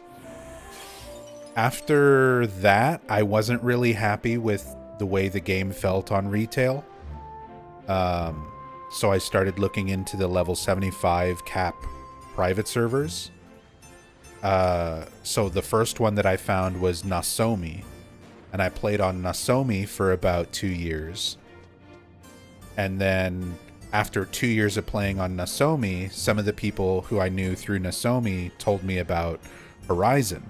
They were like, there's a new private server being worked on. It's going to come out next year called Horizon. And it's going to be even better than Nasomi. A lot of people I knew on Nasomi were getting ready to switch over to Horizon when it started. So I started over on Horizon when Horizon launched. And then I've pretty much only played on Horizon since then.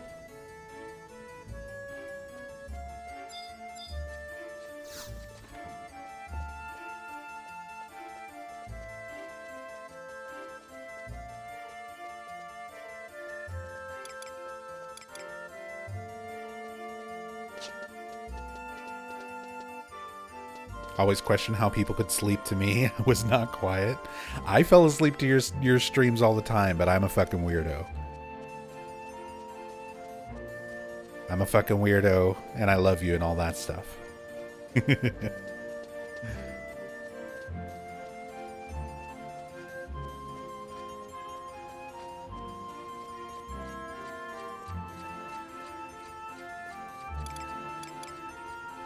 One of the VAs for a main character in 14 speedruns on Horizon as well.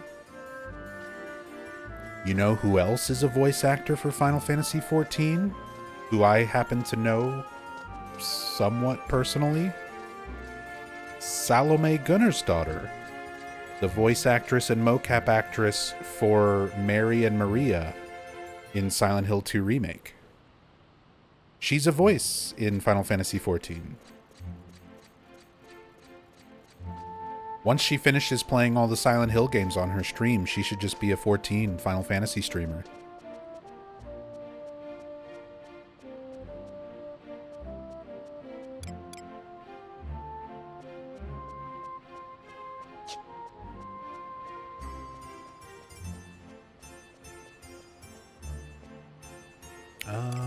Let's see.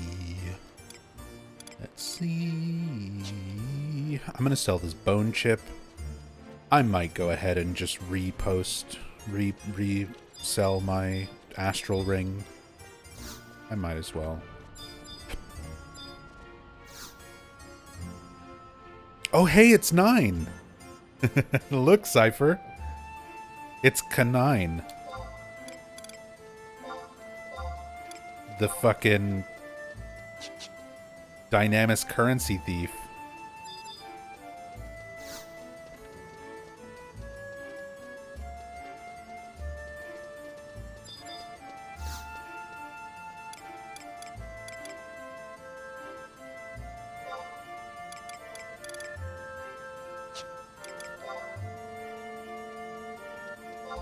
Yeah.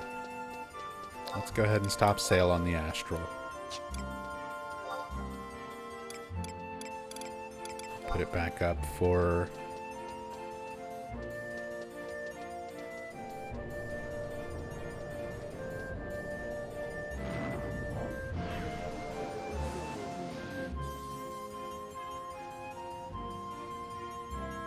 I'm just going to put it up for 99.1.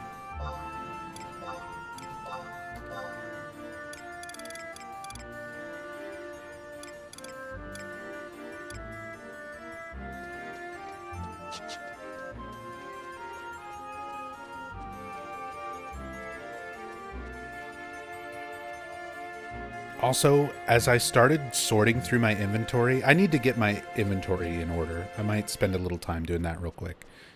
I was actually going through my inventory on Vivi the other day.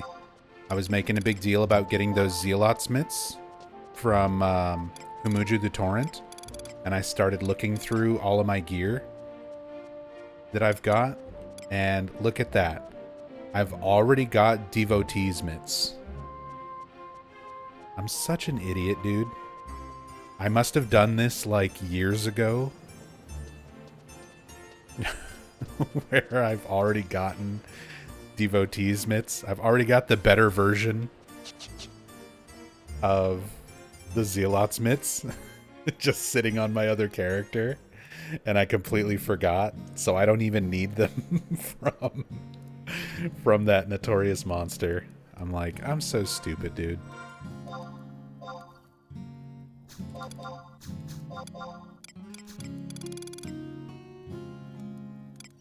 Do I have the... I might have a Miss Silk as well. Don't remember.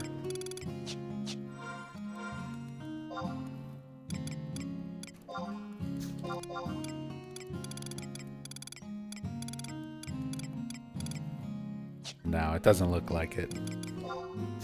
At least I don't have a Miss Silk cape sitting around. So I absolutely still need to get Spiny Spippy. Oh, real quickly, for any of my more knowledgeable Horizon friends, I can look it up if nobody's here. Can you recharge anniversary rings? Or are these just done when they're done?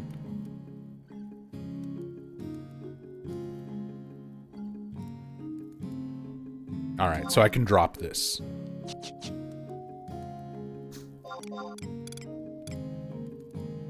I wasn't sure if Horizon had like a special thing for the Annie rings.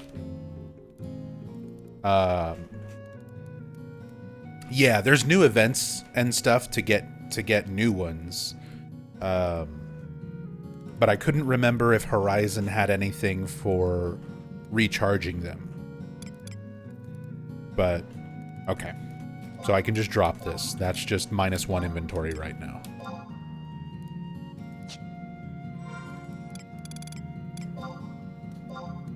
I just wanted to hang on to it before tossing it and make absolutely sure. Because knowing my luck, there's so many things on Horizon that I still don't know all the changes for this server. And I didn't want to throw it away and then have somebody be like, oh, on Horizon you can just do this quest and recharge it. And then feel like an idiot.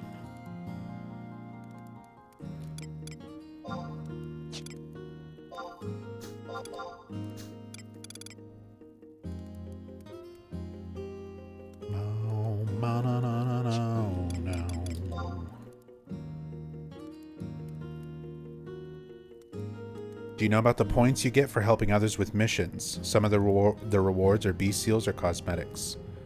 No, I don't. I don't know anything about that.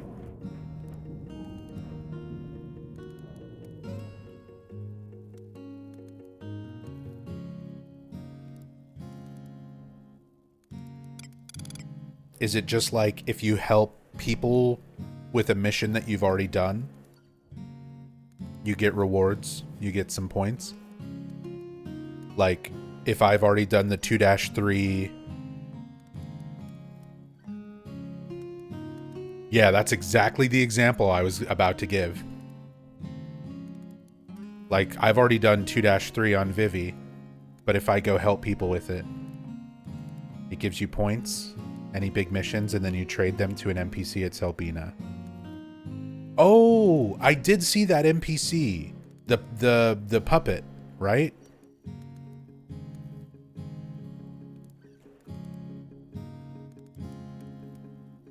I think it's a puppet.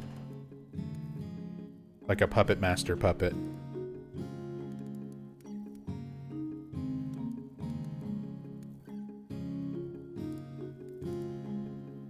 I was wondering what that was about. HAAP, helping others do Burning Circle BC missions and stuff. That's cool. That's cool. I mean, we're helping a bunch of new people get into the game right now, so they're going to be hitting all of those missions and quests and stuff soon enough. And I'll be helping out with a lot of that, so that's good to know. I didn't even know I was going to get anything out of that. I just like to help people.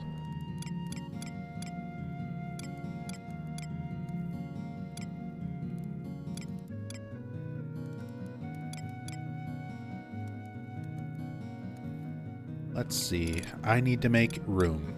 I need to seriously go through inventory.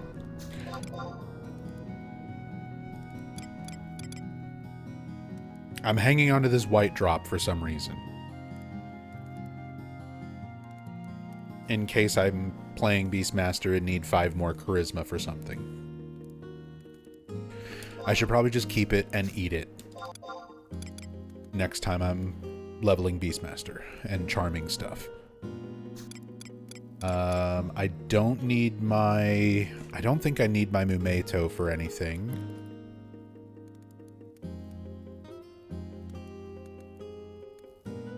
Let me double check, make sure there's not like a samurai. There is.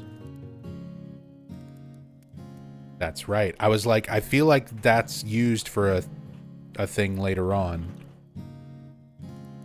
You don't replace it until you're after 40.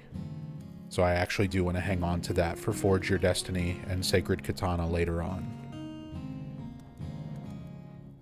I was like, I vaguely remembered that. I didn't play a whole lot of Sam back in the day, but... Okay. I want to keep that.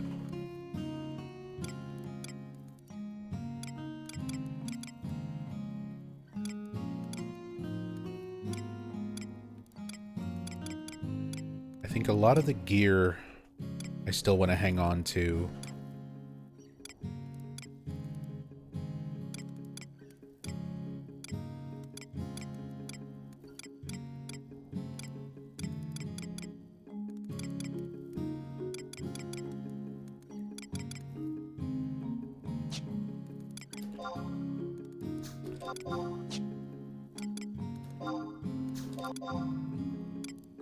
Powders, some caviar, all the food.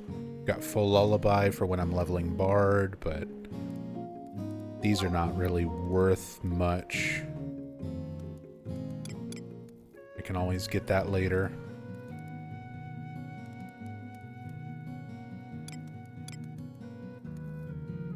Bronze dagger.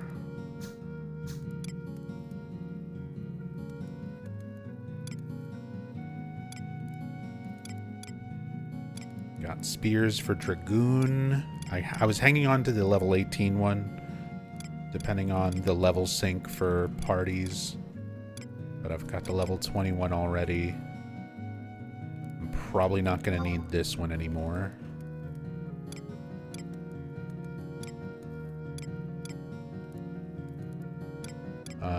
Samurai's leveled up enough. I'm not going to need this anymore. Bard. I think I've got better options than the level 1 flute at this point, so I can get rid of that.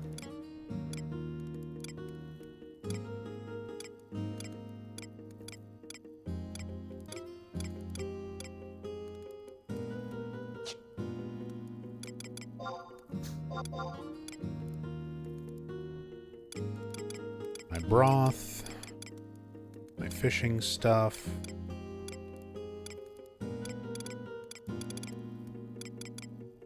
One of my rings and things.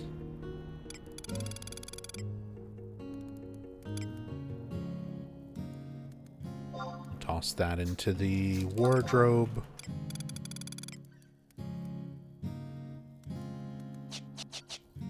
Nub, do you know about the weekly Highwind and weekly quest for 10k XP scroll plus Gil? No, I only found out about that from someone in our Dunes party yesterday, actually.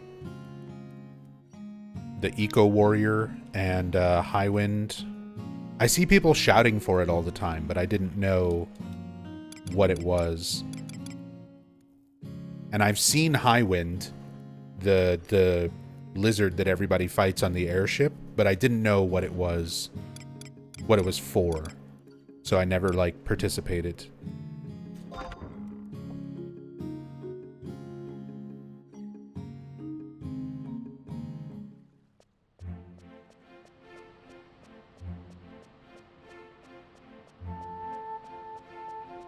Here's a guide, basically an NM and a weekly quest that resets on Conquest update. So, like, every Sunday, if you help kill Highwind, he's 3,000 XP and 3,000 Gil. I mean, that's pretty nice. It's just once per week.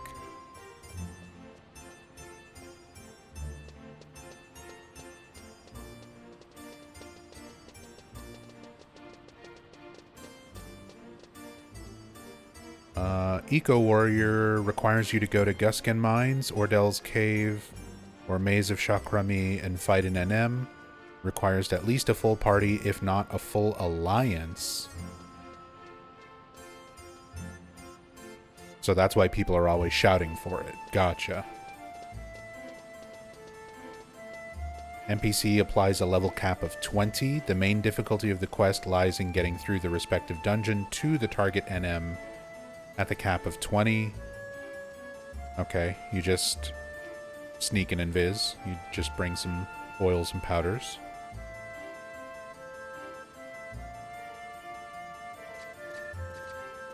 And then Highwind spawns every 4 hours on the decks of each of the 4 airship routes from Juno, Bastok, Sandoria, Windurst, and Kazam. It's not claimable, but can be attacked by anyone. Being eligible for the reward requires you to perform at least a single action on Highwind. So you don't even have to hit like a threshold. You can just... I could just sit and cast Dia on it, and I get 3k experience and 3k Gil once per week. Yeah, it's like a Fate in 14. That's cool.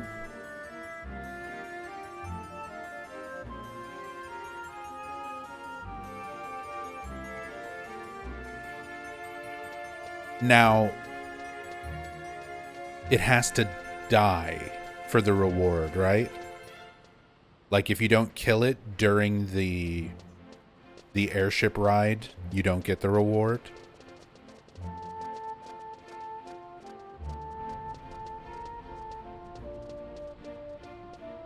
Okay. And then Spice Gals for Amiratet's Memoirs. Going to Rivern Site for Rivenwort. So you basically are trading giant scales for Miratet's Memoirs. Oven's Lost. Going to Fomina Aqueduct or Sacrarium for a Tav cookbook.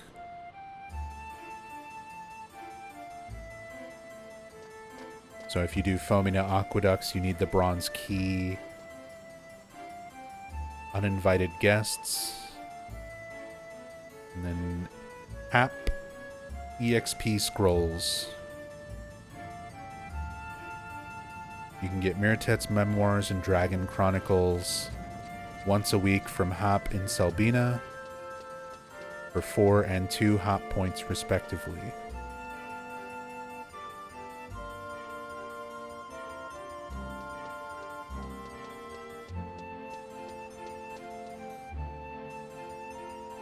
And then ENM's Monarch Lyn.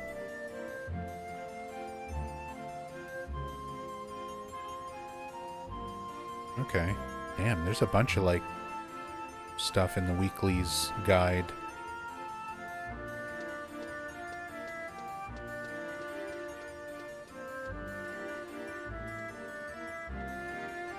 Well, I haven't done any of these, so at some point maybe maybe I'll start joining in on these. I kind of want to wait since we've already got some of our people in our little community getting close to level 20. Because Vaughn is like 16, Yerimi's I think at 18 or 19. And for a lot of people who are still leveling their low-level jobs, they're going to get caught up to 20 in like no time. And then once we're all level 20, we can all just, as a community, get together and do Eco Warrior together. And then once we get everybody their airship passes, we can all do High Wind together. Like, I don't mind waiting until people in our community kind of catch up to that, because that stuff's not that far off. Even for a new player who's like just starting. You'll get to level 20 and then we can do Eco Warrior. You'll get to... Airship Pass is what? Level 30? It's 25 usually for Kazam. And 30 for the regular Airship Pass.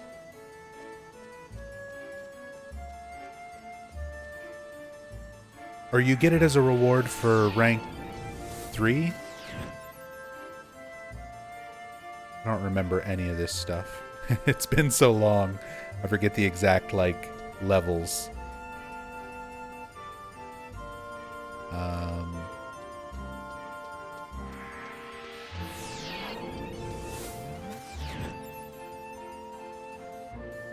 Let's see.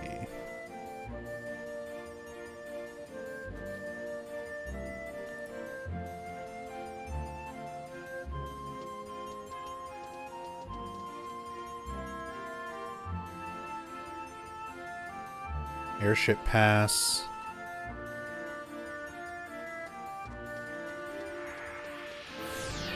Airship Pass is rank 5. That might take a little bit longer for people to get to.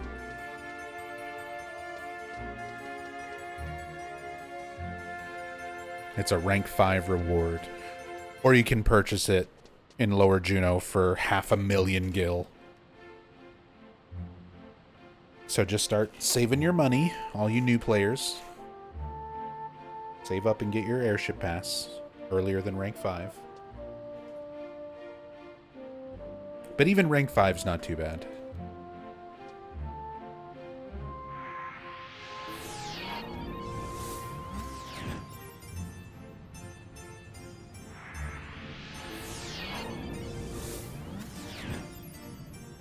Wonder how many people have bought the 500k one.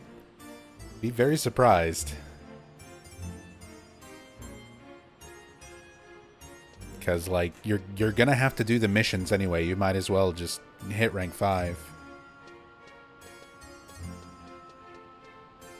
And other than, like, 2-3... there's nothing that difficult.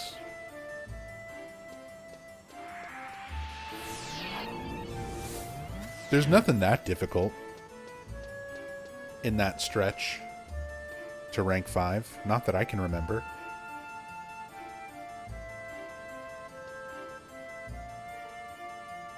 And then the Kazam Airship Pass.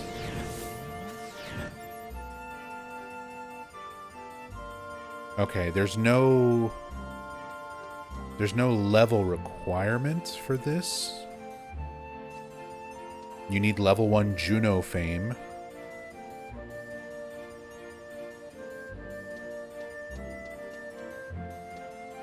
But otherwise, there's no level requirement.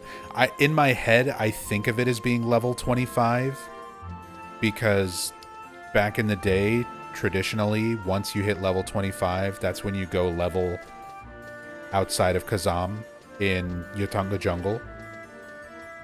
So it was always like, oh, you hit 25, time to go and get your Kazam Airship Pass quest done.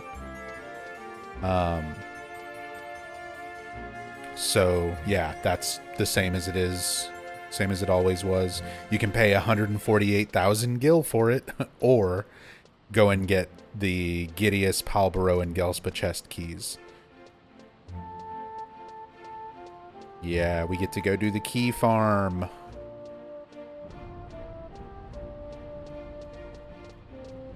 Get to do everybody's key farming.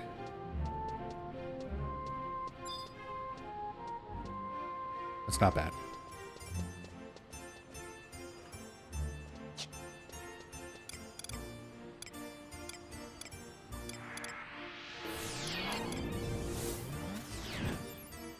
I was going to check these.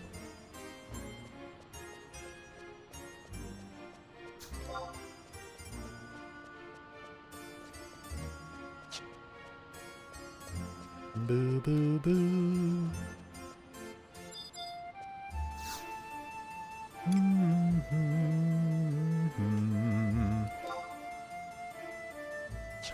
Anybody who listened to like a lot of Final Fantasy XI music, do you remember the Star Onion Brigade Final Fantasy XI covers soundtrack?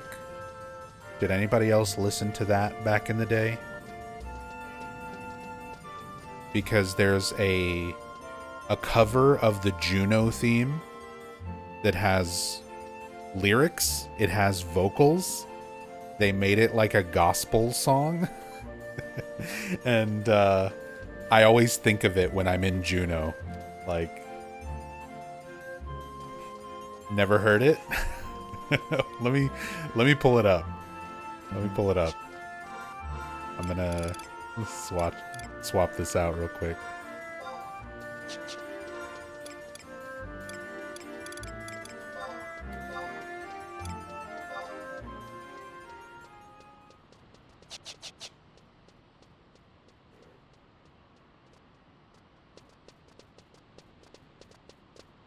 I think that was on the Star Onion Brigade covers.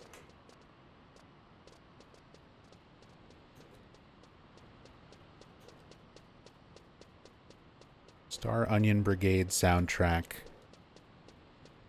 Excuse me, the Star Onions.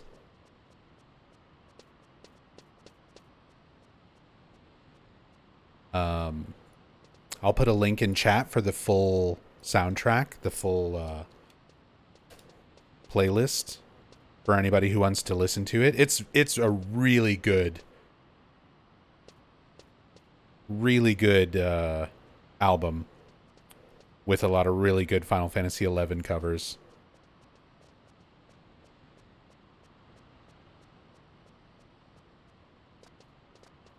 But yeah, here's the Juno music from the Star Onions. But as one bright star shines through the clouds at night, and as one song rings clear above the roar of beasts, yeah, to one hope. Praise Altana In these darkest of times.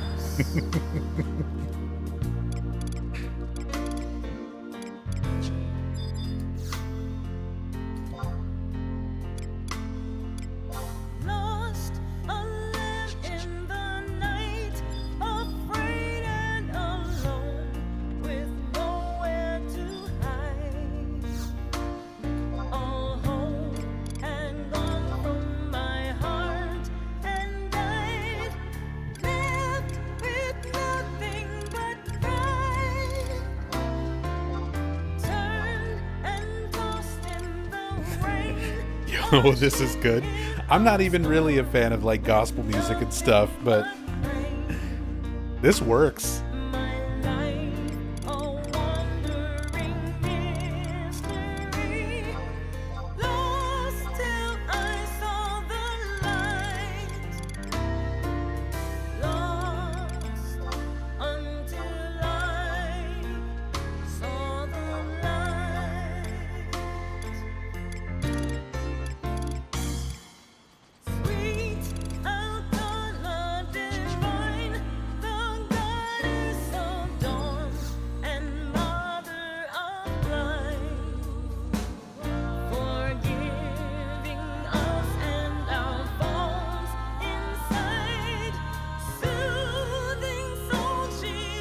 Let me turn this down a little bit.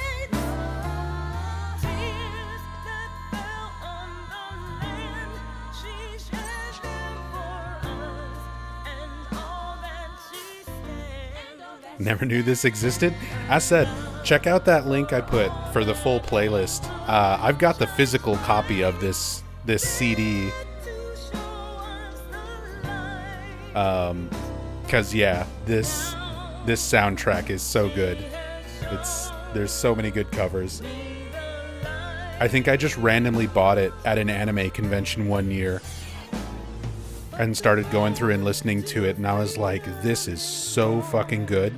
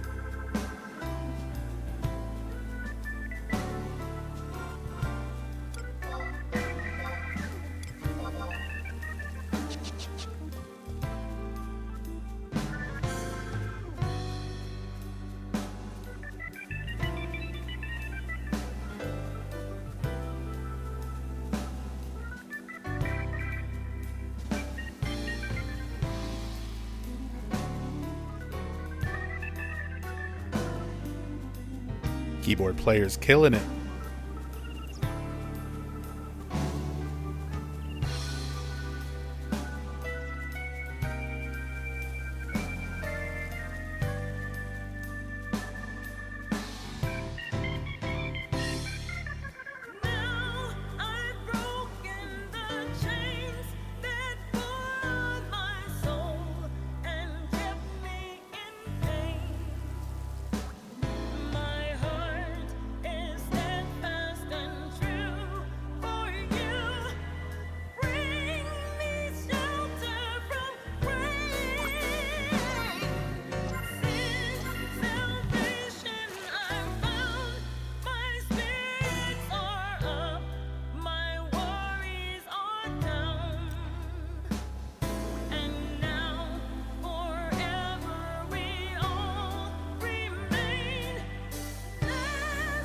Yeah, we're just gonna listen to the Star Onions while I fish.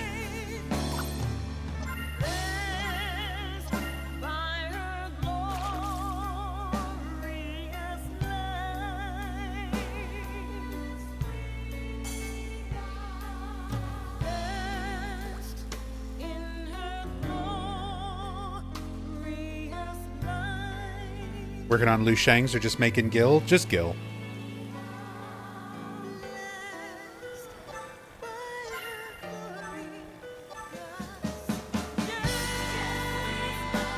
Across my entire Final Fantasy XI career, I've probably actually caught enough moat carp for a Liu Shang's rod or two. But I never do the quest. I always just sell them.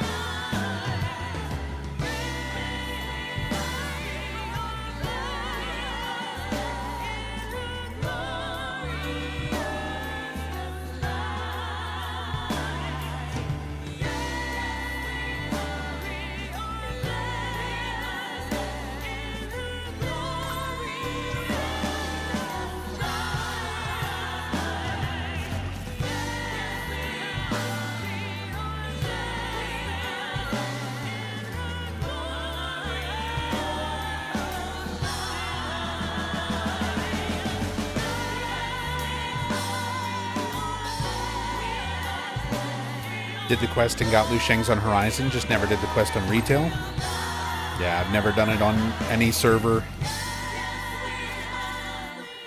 We do have another person in our community who's going for Liu Shang's right now. I think they said they were down to their last, like, 3,000 or so. But there you go. There is quite possibly the best Grand Duchy of Juno theme cover you'll ever hear.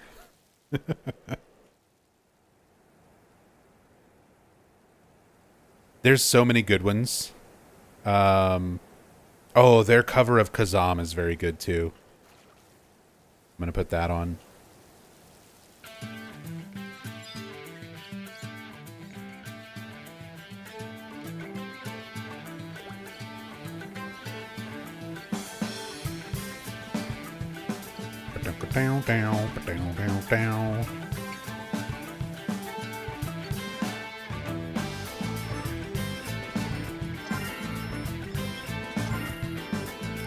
Do they have Bastok? Not Bastok, but the area just outside of it. Gustaberg.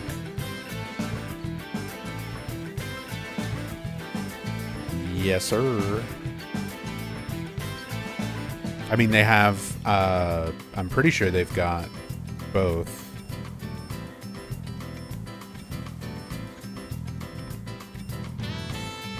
I just gotta listen to this Kazam theme for a second. Hold on.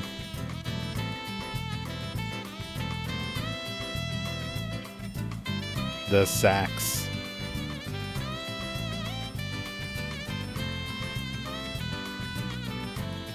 It's so good. Yeah, here's Gustaberg. Here's their cover of Gustaberg.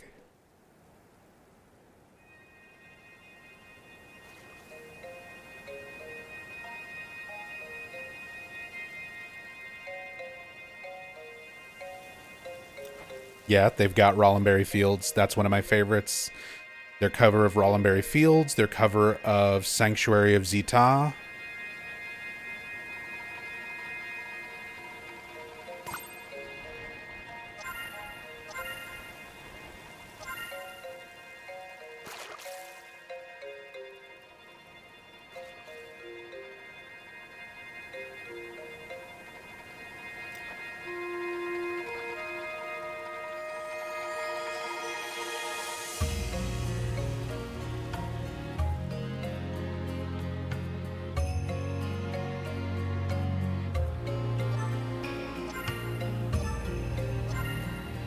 Must be a super rare physical CD. I don't have any idea about its rarity. I've never really looked it up. As said, it's something that I probably bought at an anime convention sometime like 20 years ago.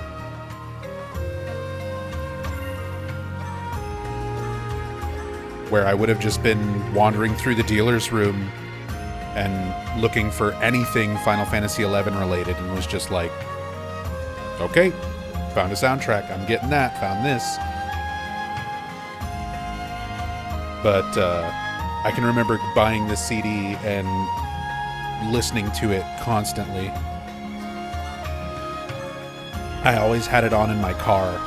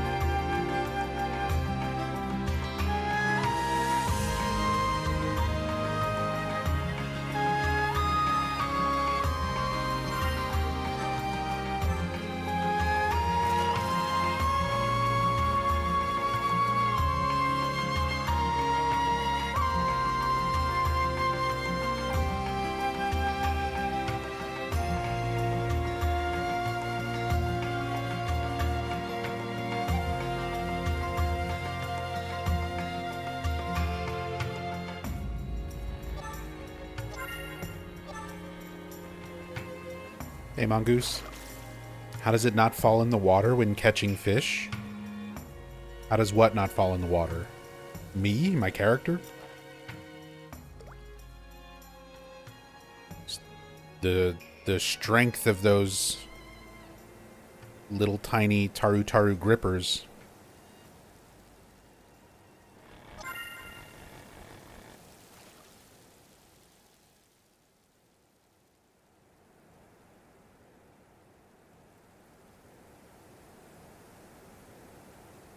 Let's see. Kazam is really good. I mean, their whole soundtrack, like all of their covers are really good. But I've got a few favorites. Yeah, we'll do Rollenberry. Rollenberry's really good.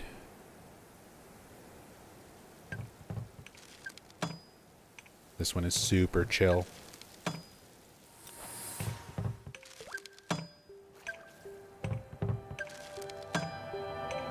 Bow, bow, bow, bow.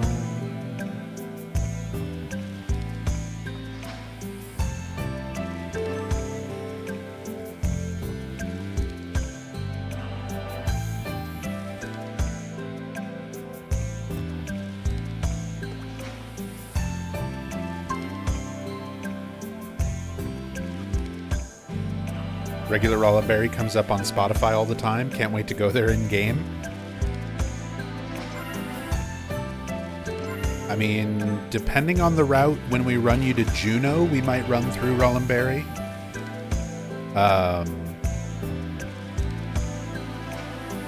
And then definitely once we start leveling in Crawler's Nest, we'll be going through Rollenberry a lot.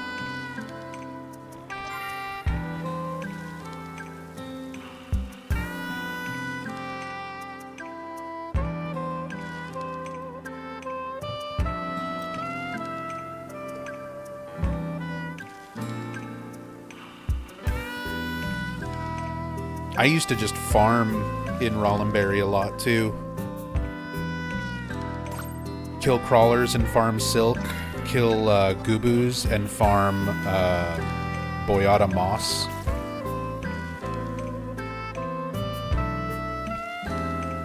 Used to be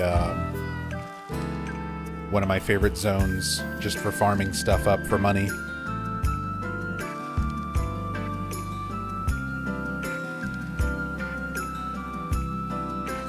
I'd usually bounce back and forth between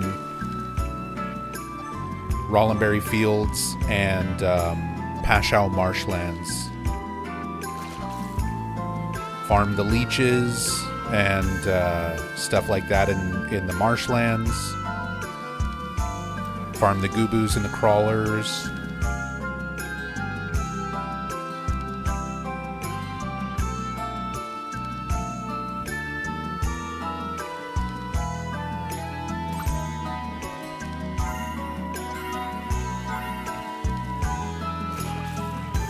Some decent money to be made. At least it used to be. I have no idea how much that translates to the Horizon economy.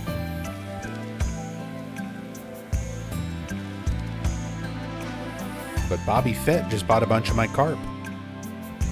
We're making some money today.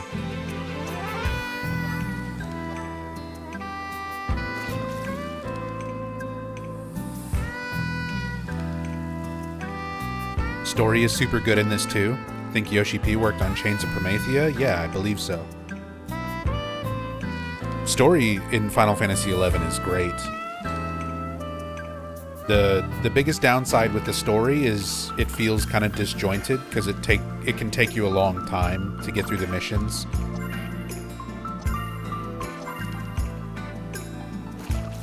There's certain missions that'll come up that are just harder to do than others, that require more people, that require higher levels. So it's like you'll do a bunch of missions back to back where you don't really need to do much of anything other than like travel around, maybe like sneak or invis through some places.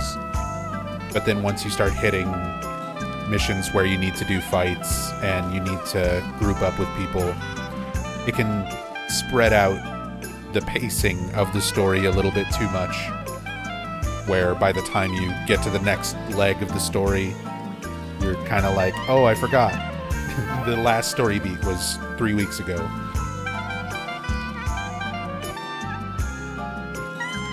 But the story itself is very, very good.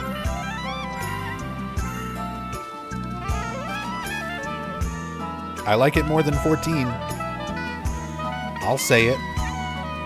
I'll say it. I like the main story quest, main storyline in 11 a lot more than I do 14.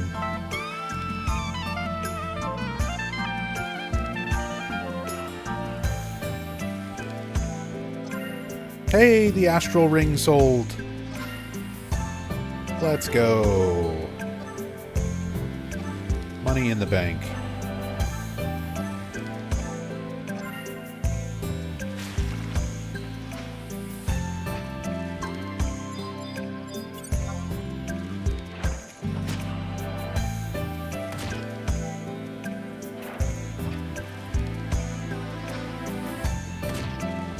I don't take offense.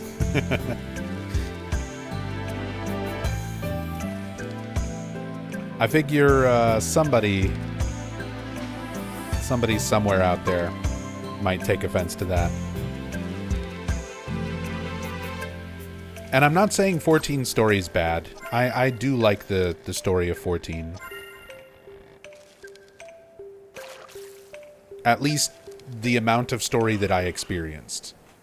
Because I have like 800 hours in that game, but I stopped playing it years ago, so there's been new expansions and stuff like that.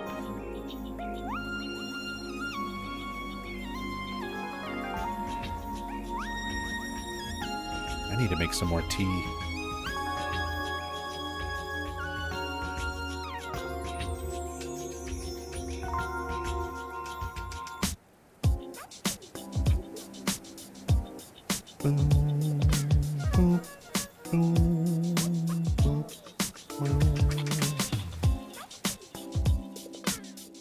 How far did you make it? I made it through Heaven's Word and Stormblood, and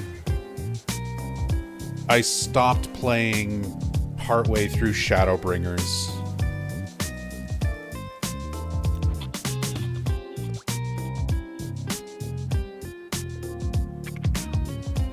So anything sort of towards the end of Shadowbringers, and then after that, I didn't get to.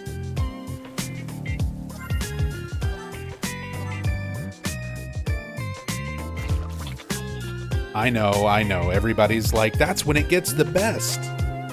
But I just can't make myself play that game more. I'm sorry. It frustrates me how similar to 11 it is, but does not feel like 11 enough. That game just makes me want to play this game instead.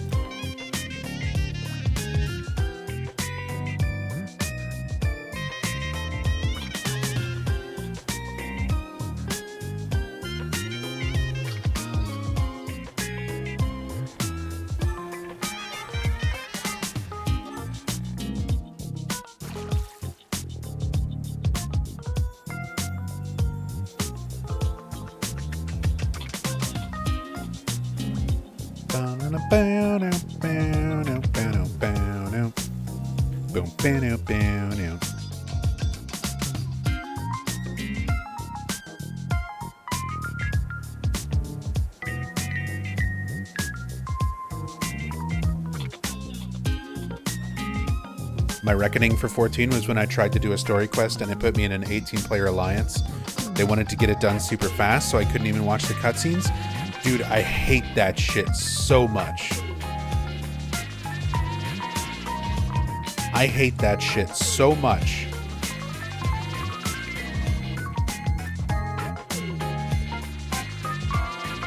That is one thing that I'm glad Final Fantasy XI does differently. Where, like, you're not skipping shit. It doesn't matter what you're doing with your group.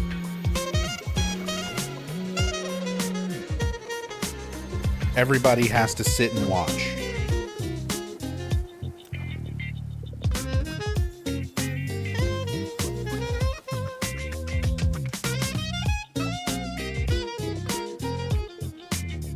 But I hated that. I hated getting paired up with super impatient randoms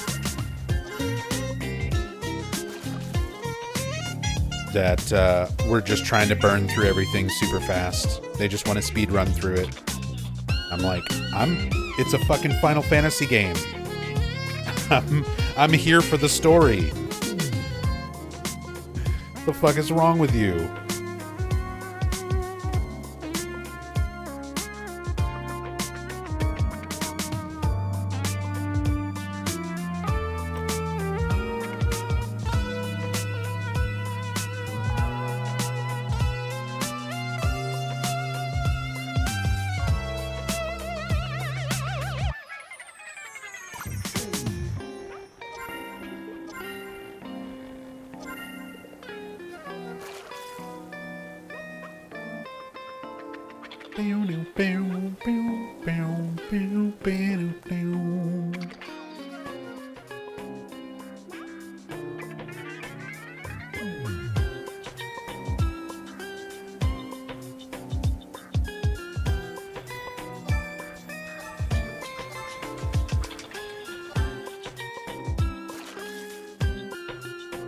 I think 14 is fully single player now with the AI companions. Did they go the trust route of retail Final Fantasy XI?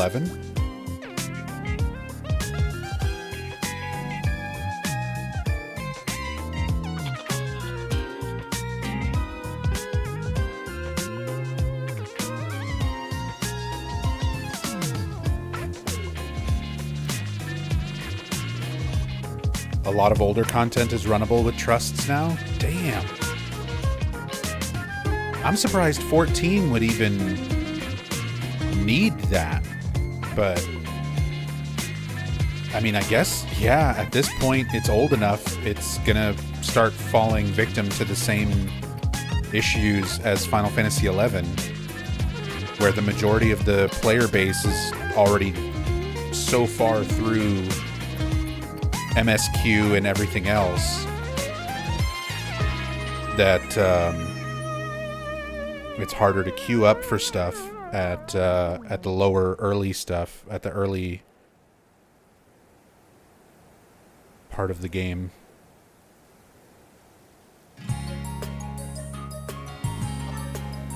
I don't know. I just find that kind of stuff lame. One of these days, I might legitimately return to 14 on the condition that our community comes together and all rolls new characters and we just make a permanent. If we just get a perma party together with all of our community members and run through it all at the same time, where nobody's skipping shit, nobody's getting ahead of one another, I would almost be willing to retry getting through all of 14 again, but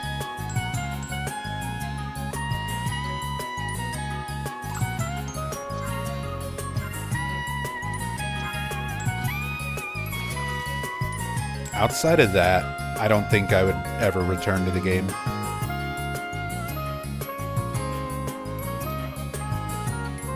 You're on board for that, Vaughn? Okay. We'll finish Final Fantasy XI first. We're going to get you through all of the story and everything in Final Fantasy XI first. And then we'll see where we're at when we finish this game. We'll do a perma.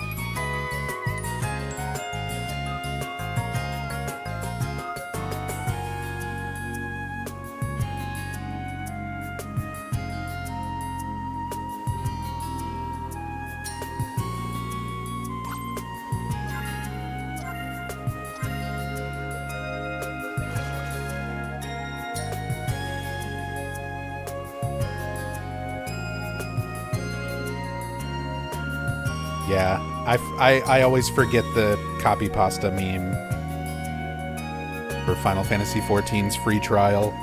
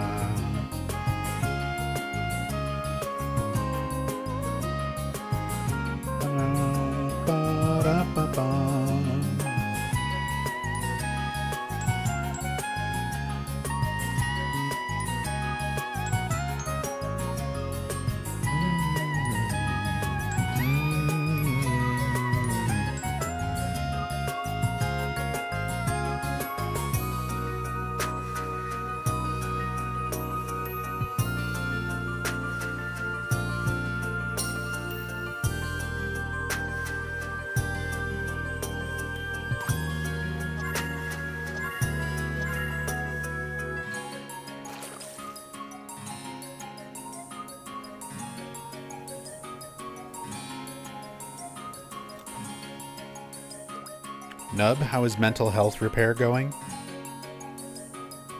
I mean, it's getting there. It's getting there.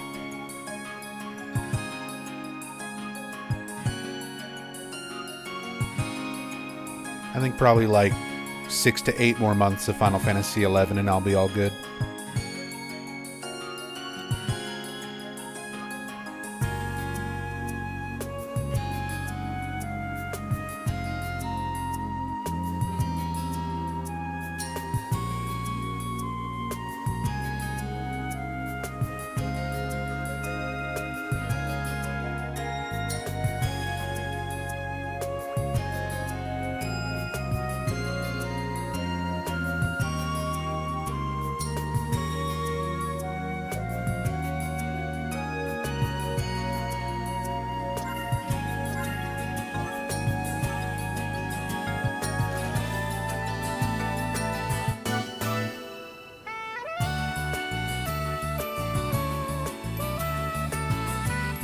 Sounds good. It really is addictive and soothing.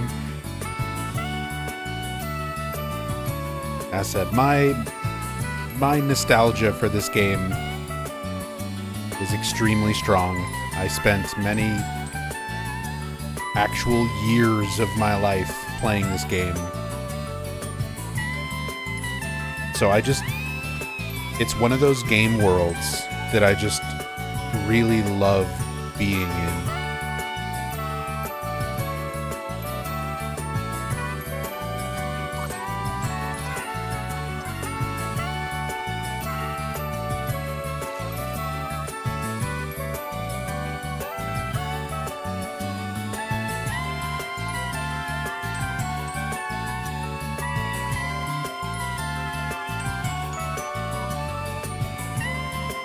Yeah, the artwork for the Star Onions is very cute.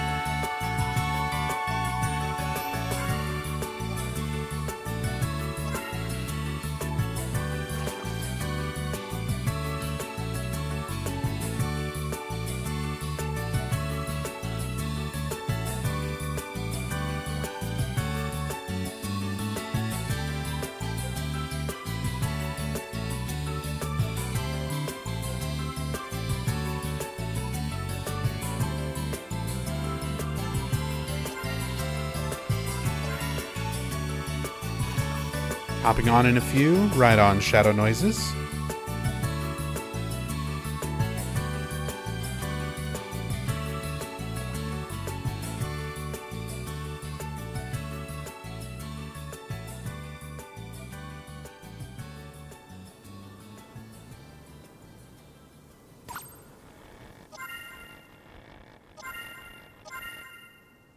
Do you remember what level you were when you left off?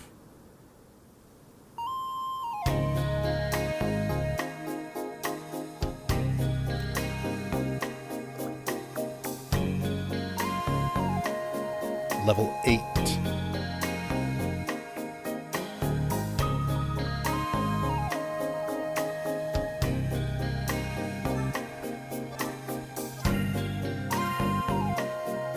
Because I need to level my sub job on Pazuzu.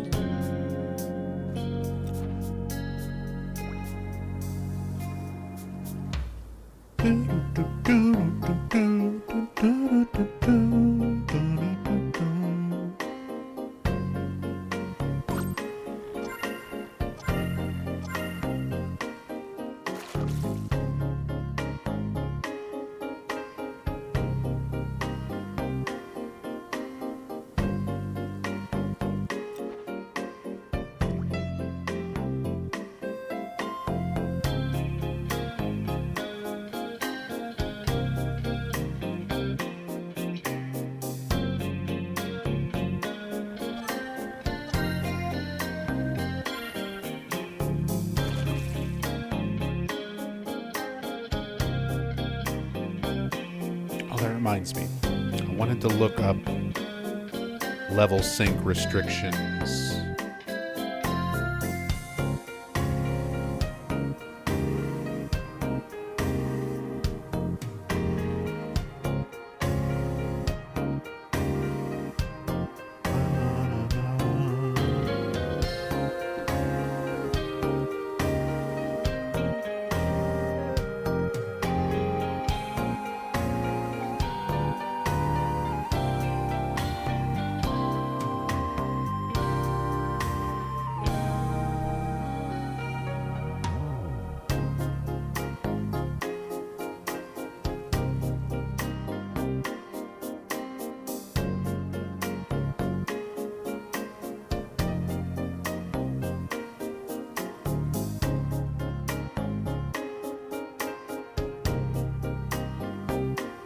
Okay, it is level 10 for level sync.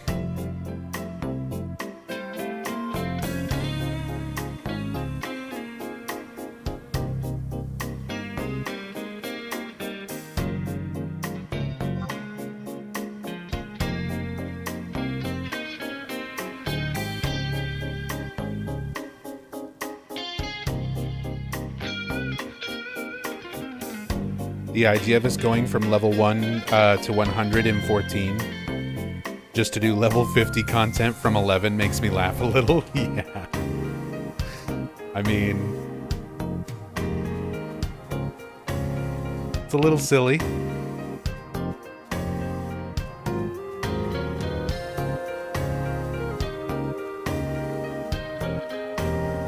You really think about it.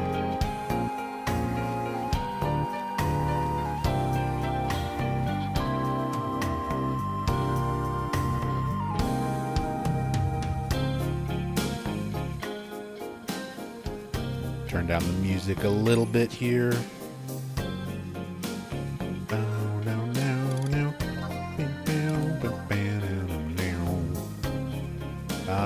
I've got Red Mage at level 7. I've got Bard at level 6. I can't remember what Black Mage is at on Pazuzu. I think like 11 or 12.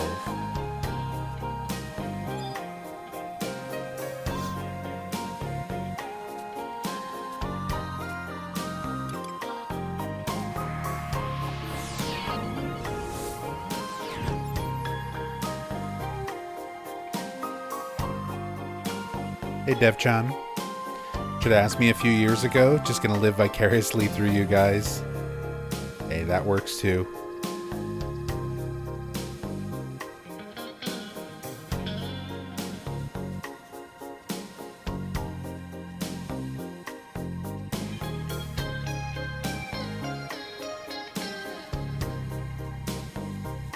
But I always, as with everybody else, I extend the offer to anybody.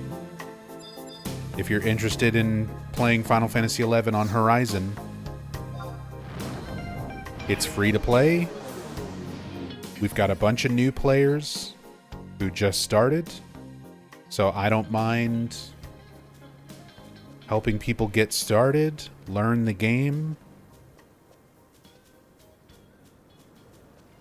helping them level, helping them get missions and quests and everything done.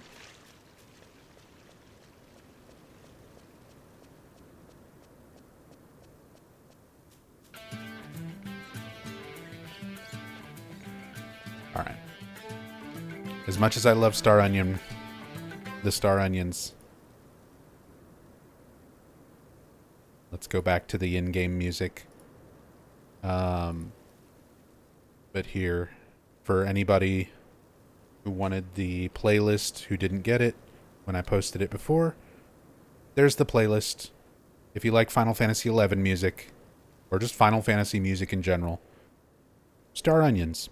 Really, really good Final Fantasy XI cover band.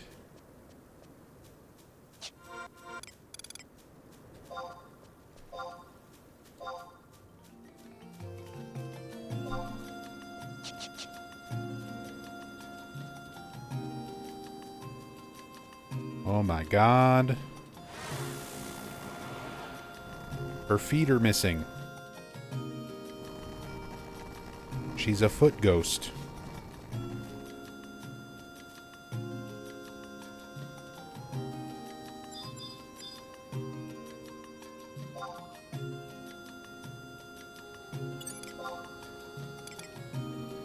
Darksteel leggings +1.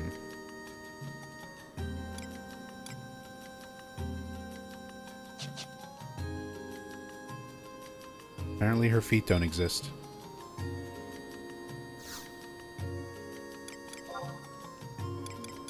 Alright. Sell some more carps.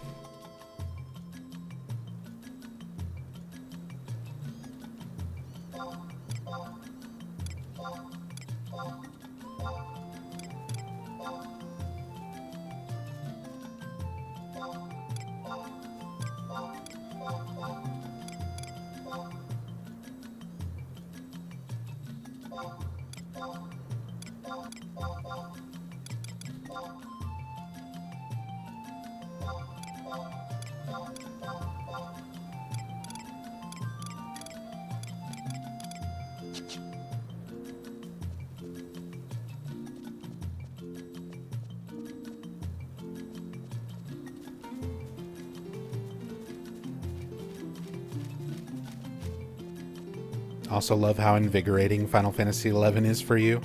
Some games are just like that. They make me feel good. They make me feel happy.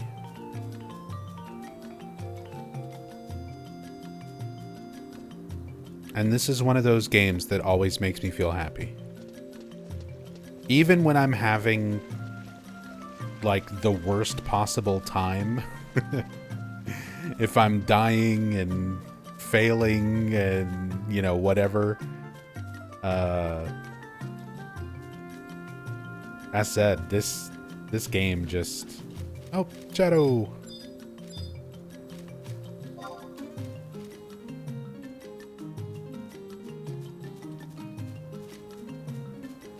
This game is just good. It just makes me feel good.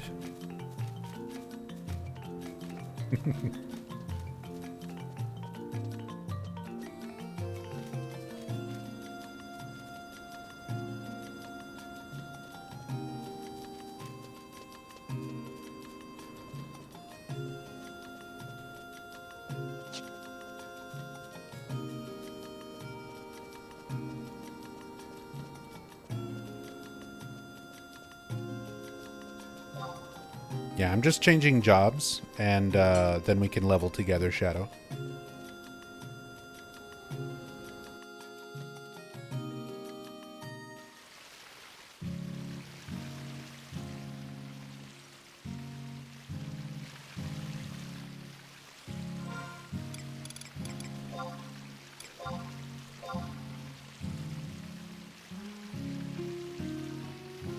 Nice, 127,000 gil from selling fish and selling an astral ring.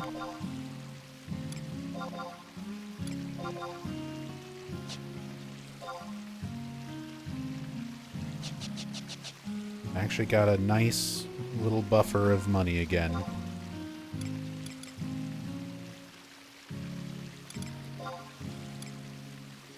Have to call it here, work in the morning. Thanks for the help again, Nub. Anytime, Vaughn. I'm guessing you didn't get the opportunity to level in Selbina. Did not. That's okay. Next time you log on, you're so close to 18 that next time you're able to play, especially if we've got Hirimi with us, we'll get you to 18. We'll get Hirimi's sub job quest stuff done.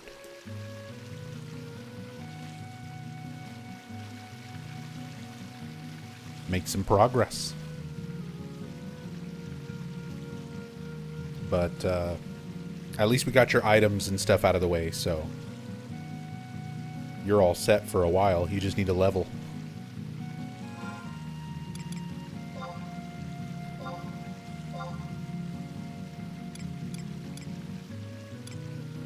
I want to level up Bard or Red Mage.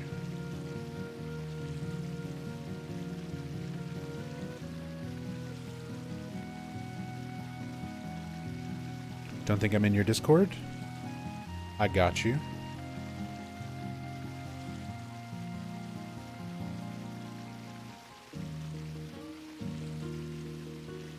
There you go.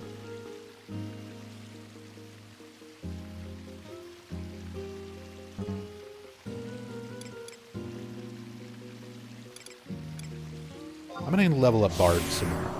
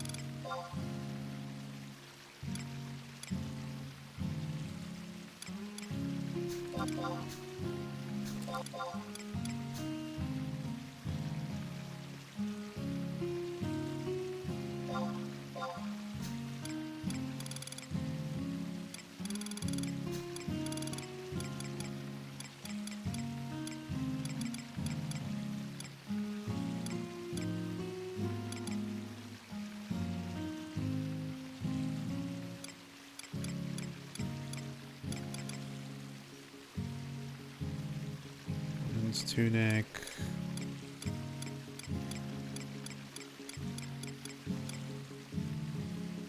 Wear the rabbit mantle.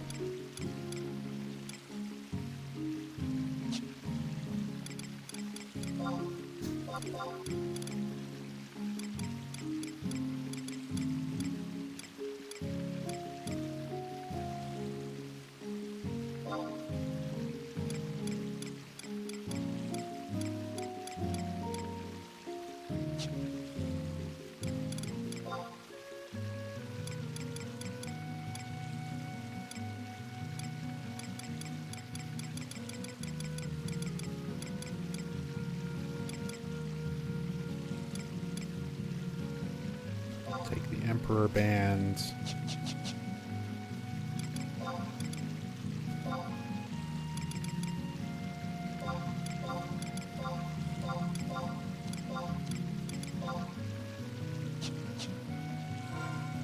And I need to stop off at the auction house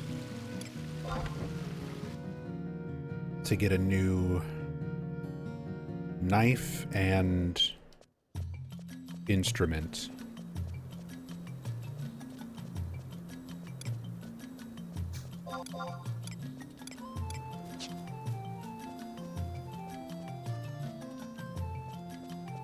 Have a good night, Vaughn.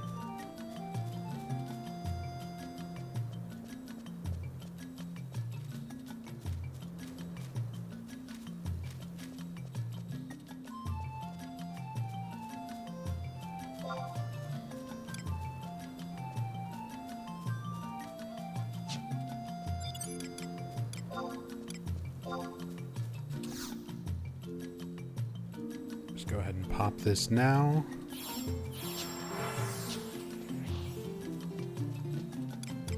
I can recharge that at the gate.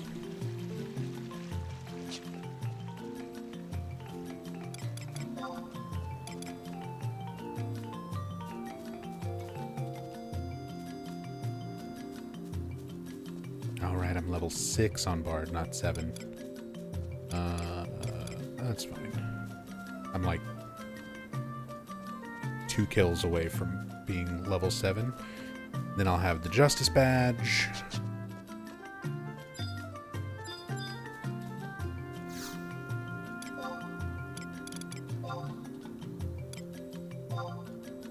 Can't bards also use swords? Hell yeah.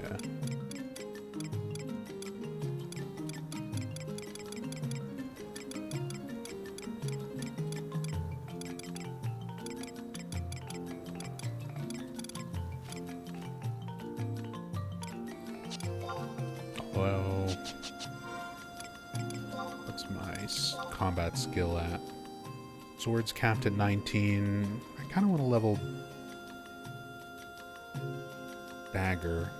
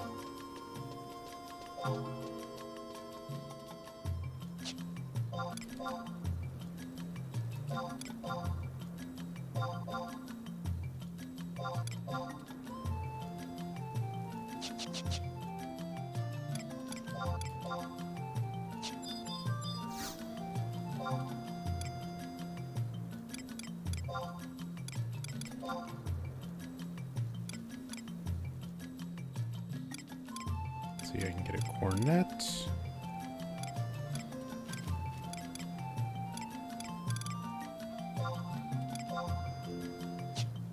I was going to say those should be cheap because that's a quest item.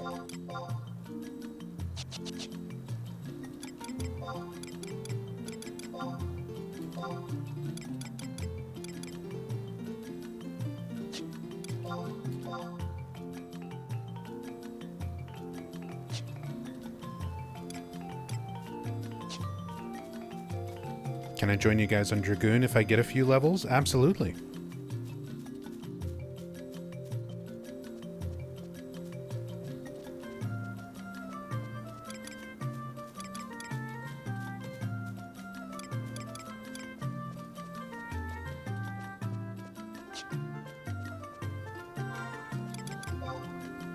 Because, yeah, Shadow is at level 8 right now.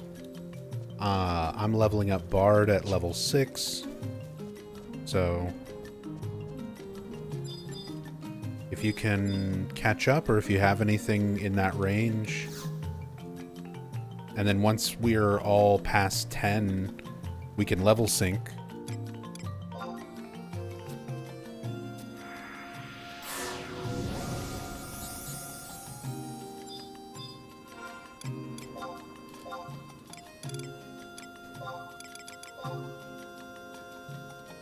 There we go. Emperor Band recharged.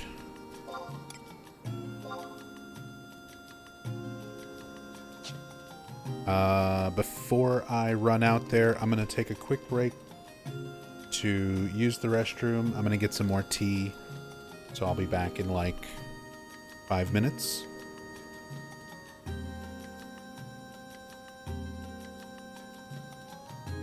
Yeah, back in a bit.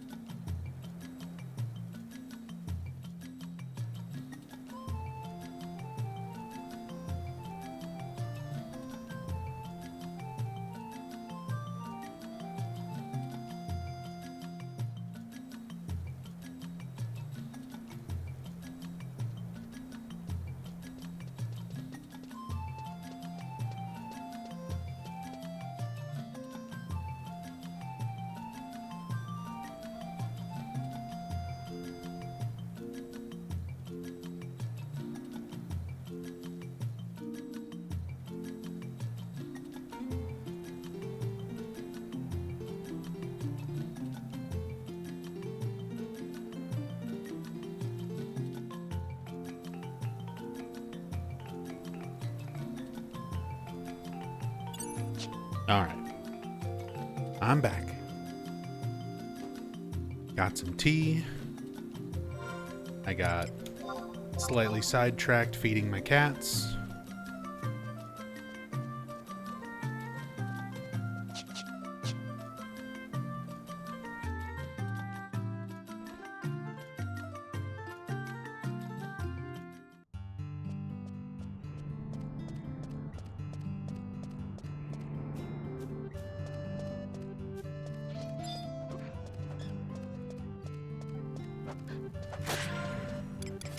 All right, Shadow.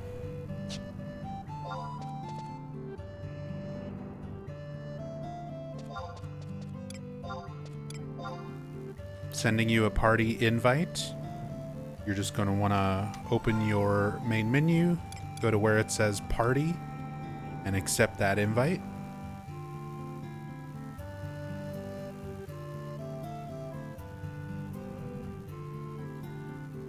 Nice.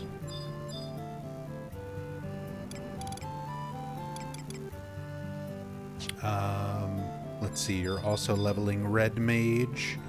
So let me give you some food that will give you some extra MP. If you open up your menu and go to trade. Hey, there's Koyo.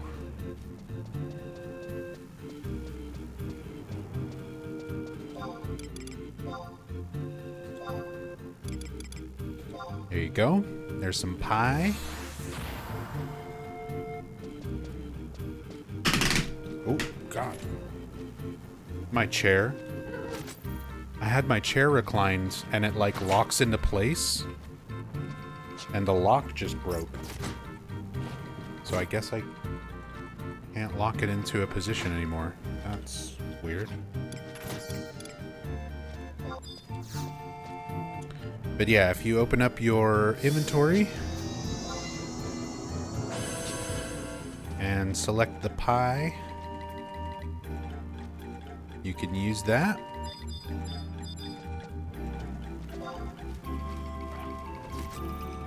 And that'll give you some extra MP, and it gives you some extra intelligence that will help with some of your spells.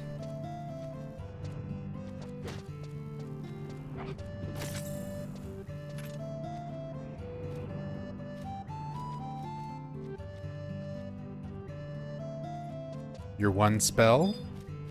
At level 8, you'll need more spells, but you gotta actually get the scrolls to learn them. Also, you're very hurt. You should rest before fighting.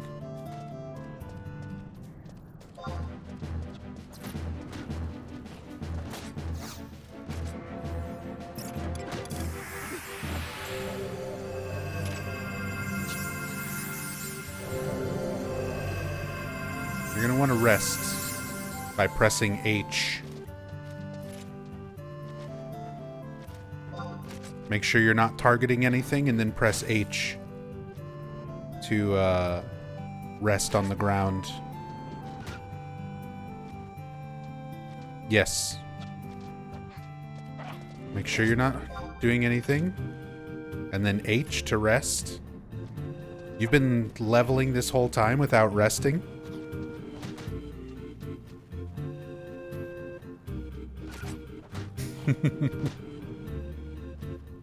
Yep, that's how you regain your HP and stuff in between fights.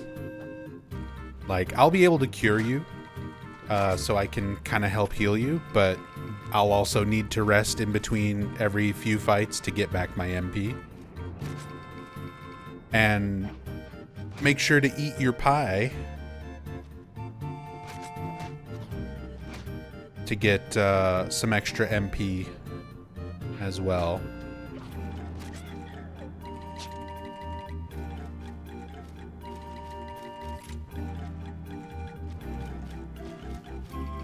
Also, did you finish the tutorial stuff from the Taru near the gate where we exited? Oh, you did eat it? I traded it to you. I didn't see where you used it.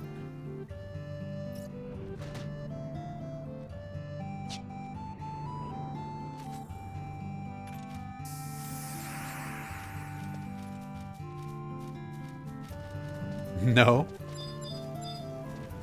I mean, you can get an experience ring that will give you more experience per kill if you finish up the stuff that Taru has for you. So it's worth doing.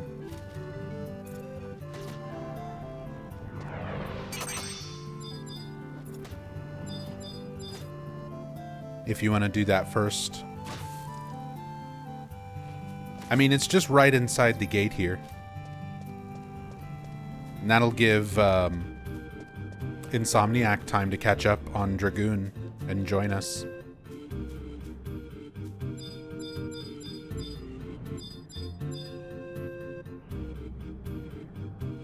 You're gonna want that ring. This game is hard enough without resting or experience rings. You want to try to get every benefit you can.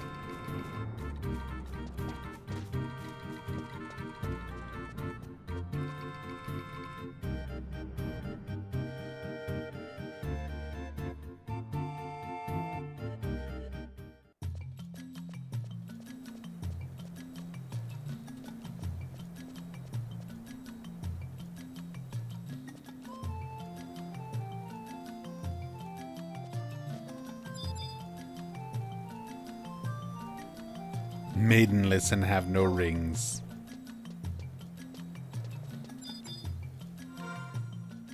But if you talk to Selele,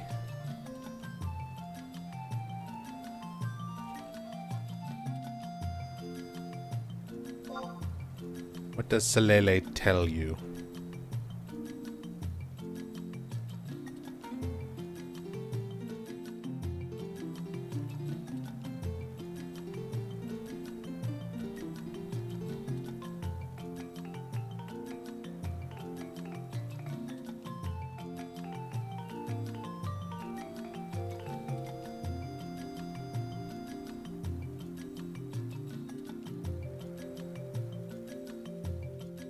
Told me to go look at auction counters. I did do that yesterday, but maybe it was at the wrong location. So let's go try. Because that's right over here.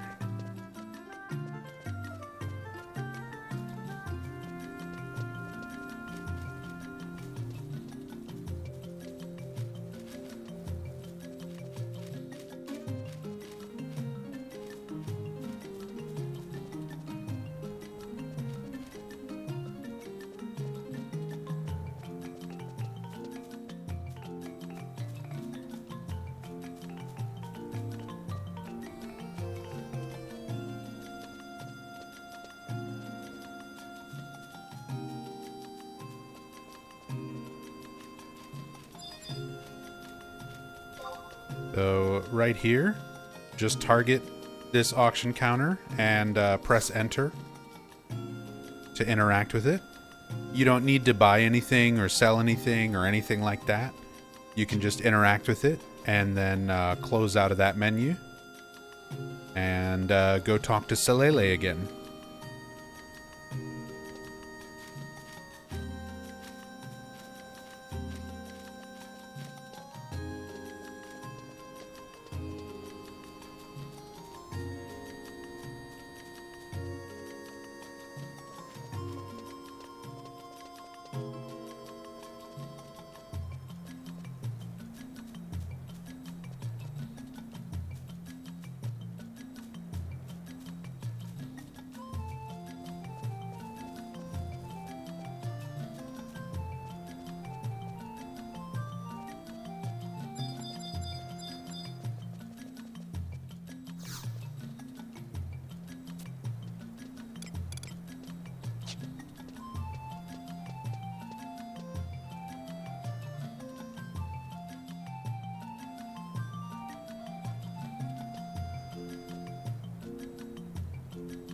And then let me know what Salele tells you to do next.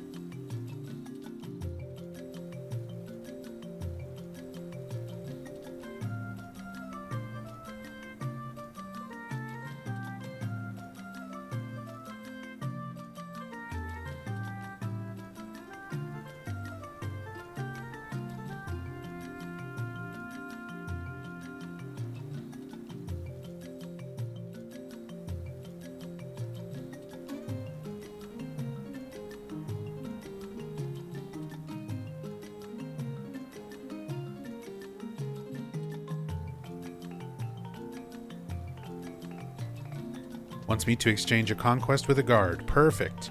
So that guard is right here. That's Harara.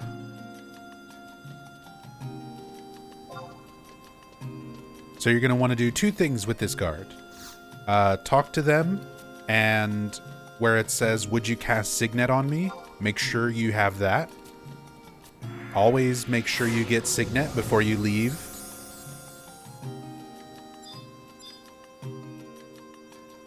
It's a very good buff to have, and it'll help you get a lot of useful things, crystals and conquest points. And then after you get Signet, talk to Harara again and select I want to spend my conquest points. And then from the common items category, you'll want to get one of those, either the chariot, I think it's just the chariot band. I forget which one you're able to get, but you should be able to get one of those experience rings.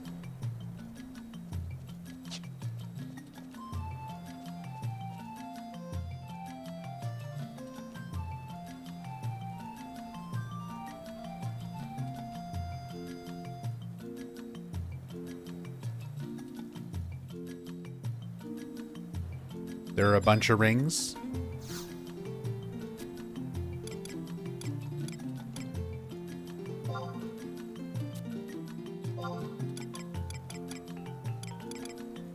Grab the chariot band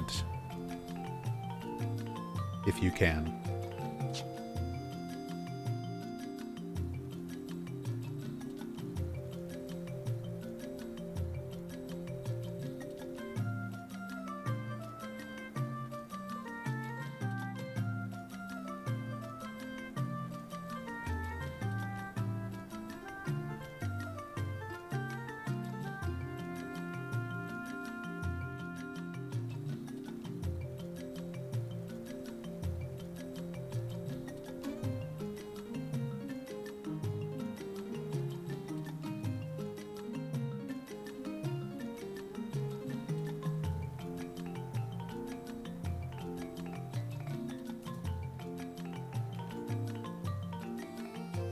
Were you able to get it?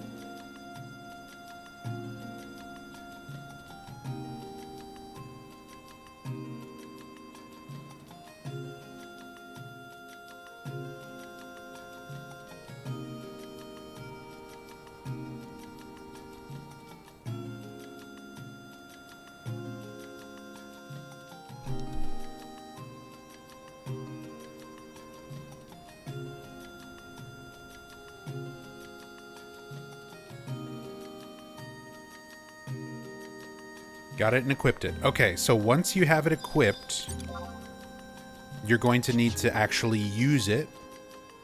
So target yourself with F1 and hit enter. Go down to where it says items and hit enter again. And then your chariot band should be blue. where you can hit enter on it and use it.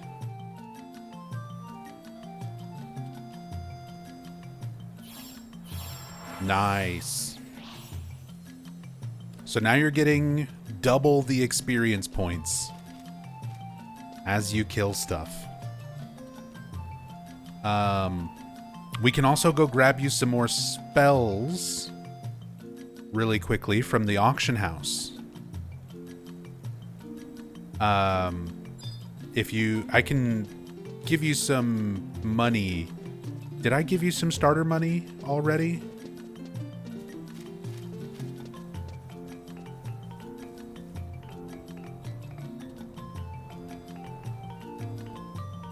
$5K? Okay, perfect.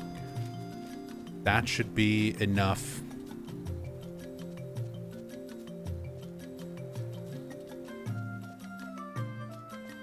Because we want to grab you a couple of spells.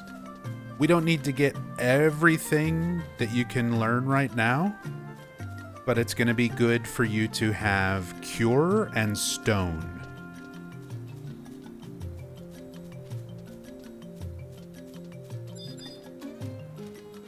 Right here.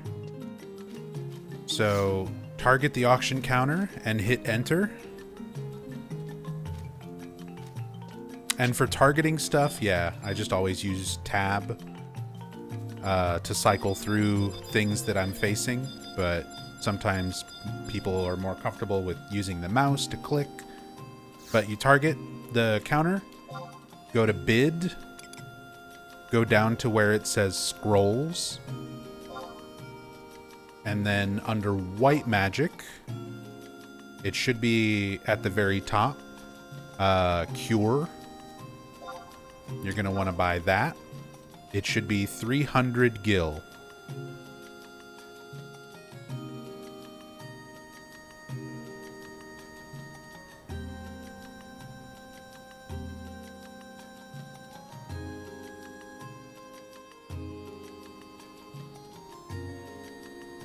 And you'll see a message pop up in your chat that says, like,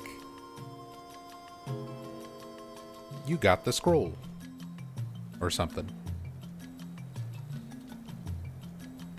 Let me know when you've got that one.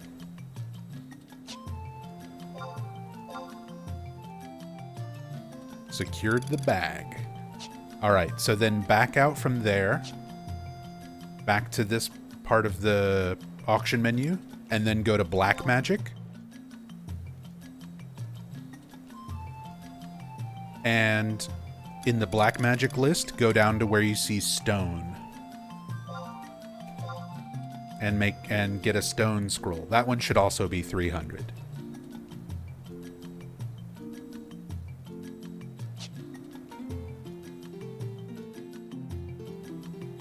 I might actually have songs. Do I have songs? I do have songs. I need scrolls too. Got it? Okay, next you're going to open up your inventory, just like you did to use the ring. And you're going to use those scrolls on yourself. So that's how you learn magic in this game.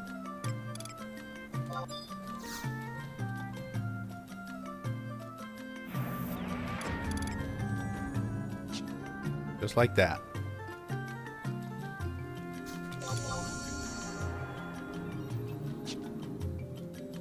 You never will learn a spell just by leveling up.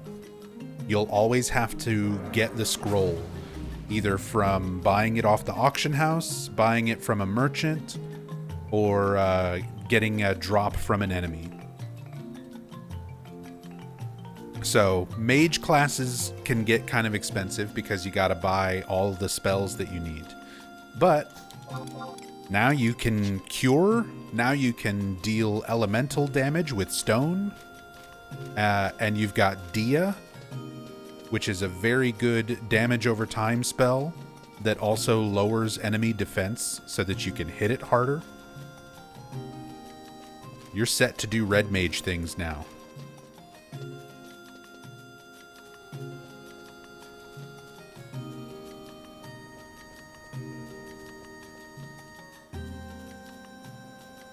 So let's go slap some bumblebees.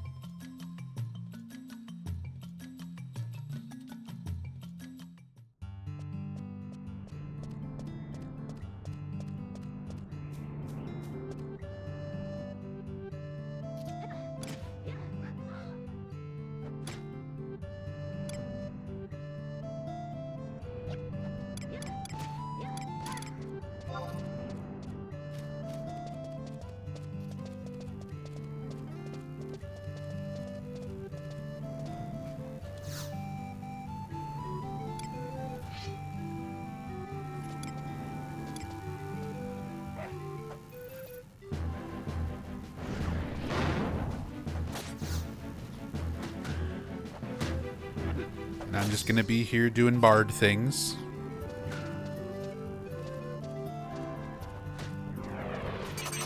Giving you some extra buffs.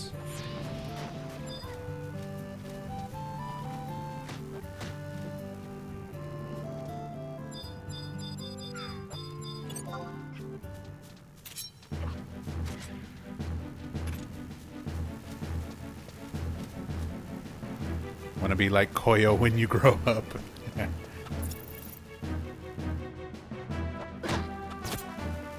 We all do.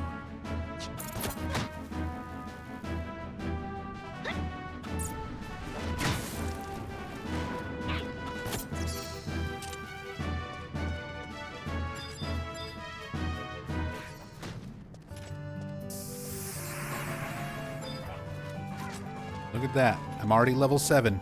Catching up to you.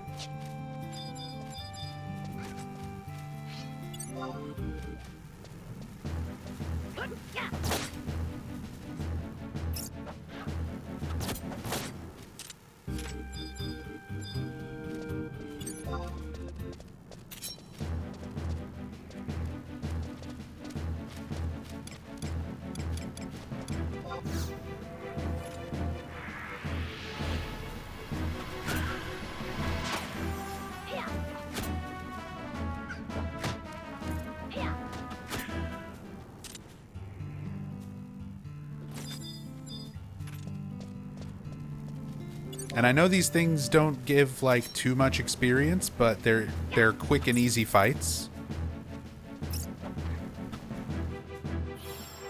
So it's very efficient.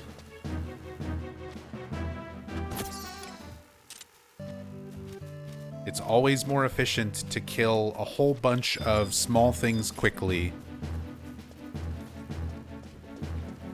than to kill one bigger thing much, much more slowly.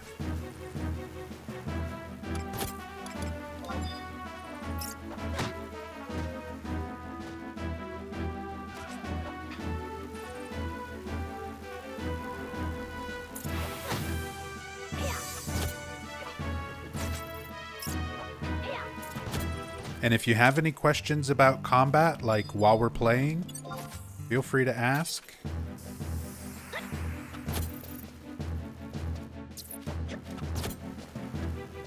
Don't forget to try out your spells, because you'll also want to level up your magic abilities.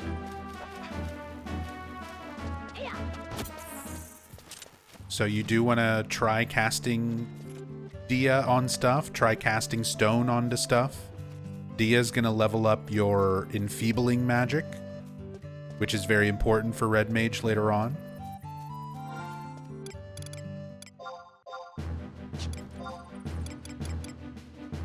Stone will level up your elemental magic. Cure will level up your healing ability.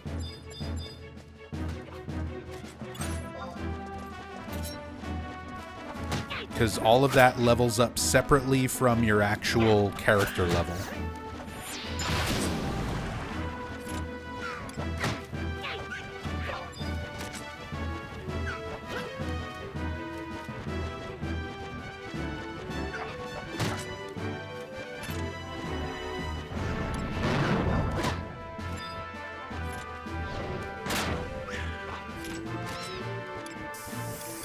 Hey, level 9.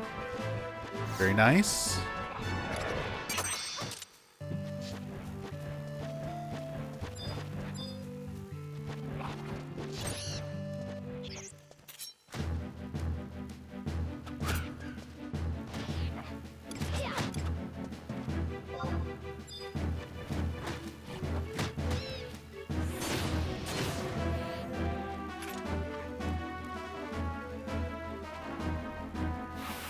Oh yeah, for casting magic, you need to be standing completely still.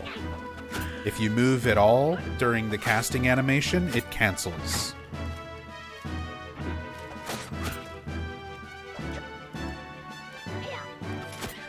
You're level 7, Koyo? Nice. I got you. The 3-man group.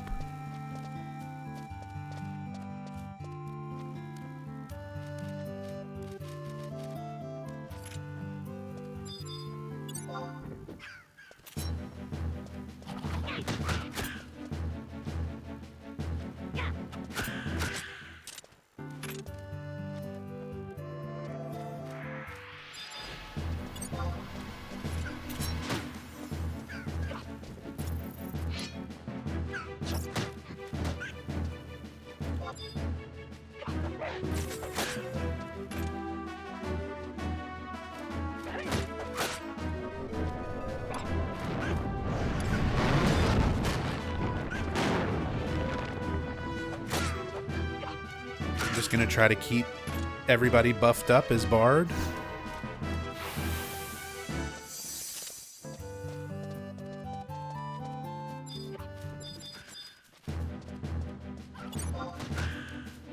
Just trying to keep killing stuff.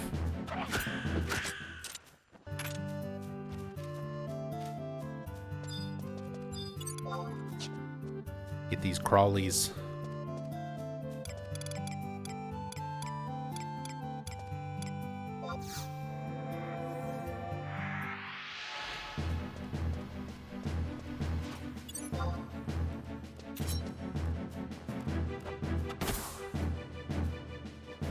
That took my ass out last night. Well, you can definitely kill it now.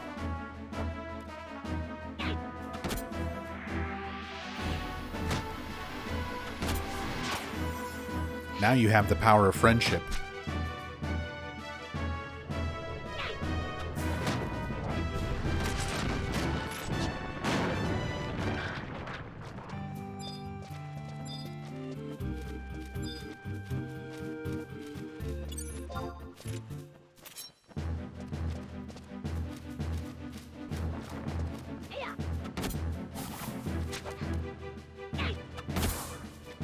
Have the power of God and anime on my side.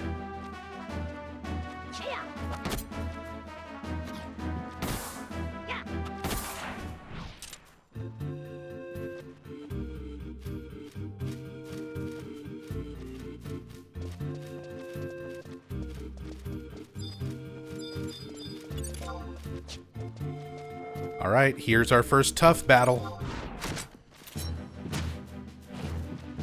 We'll be fine. Power of friendship. God and anime.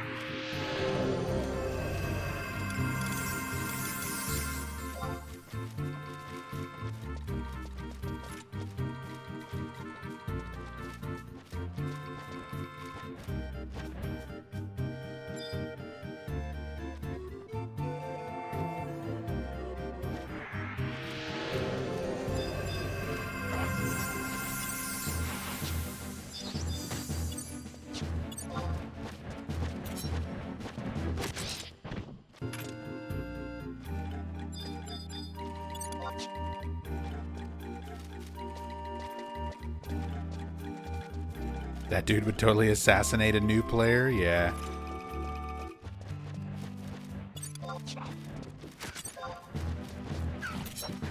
But we can handle anything now.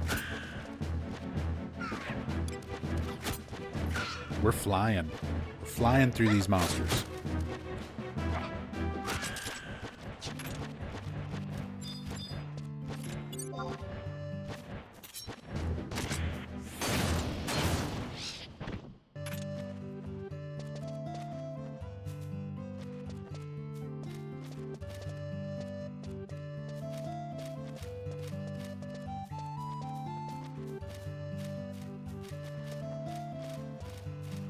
Get some crabs.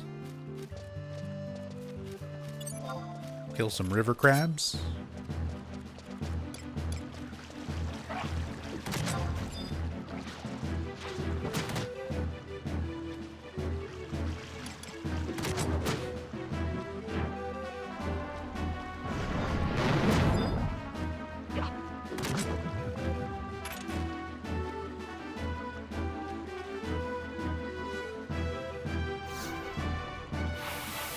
I mean, with the three of us at this level range, I think we're pretty much good to fight just about anything.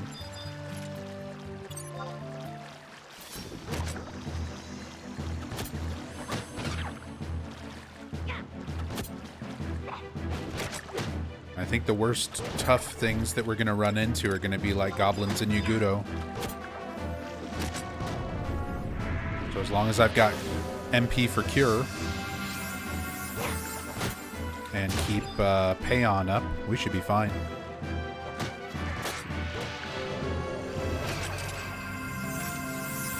Never seen that item? The Remy shell? Yeah, that's used for a quest in Windurst.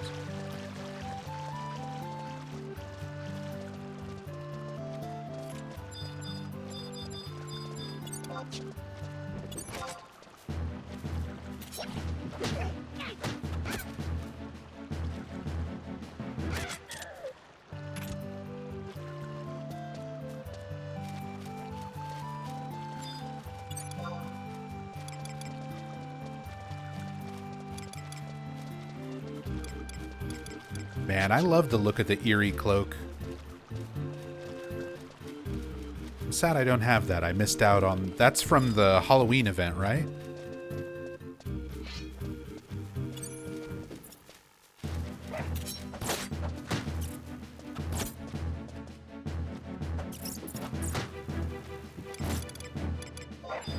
I had one on retail.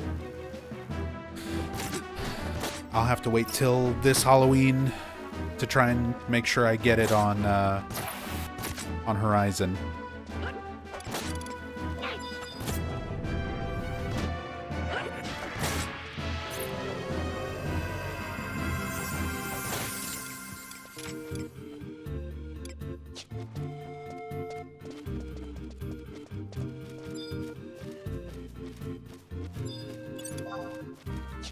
I'm out of MP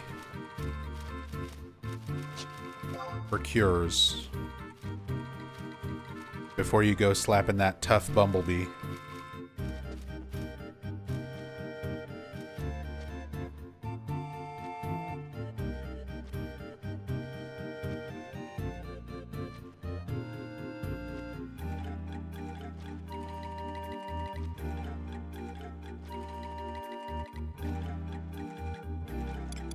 Put my Justice Badge on.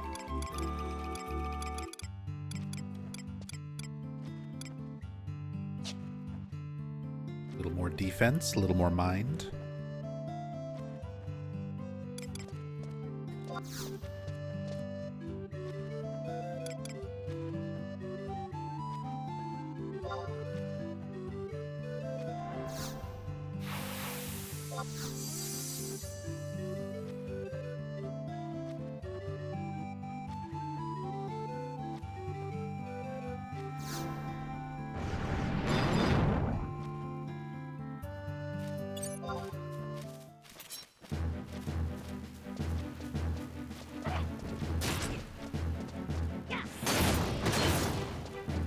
Oh my god. You could just solo it anyway. Dragoon's so strong.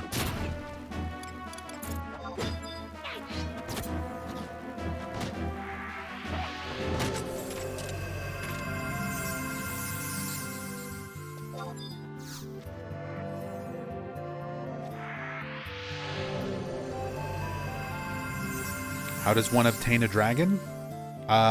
You've got to get to level 30. And then you can do quests to start unlocking the advanced jobs.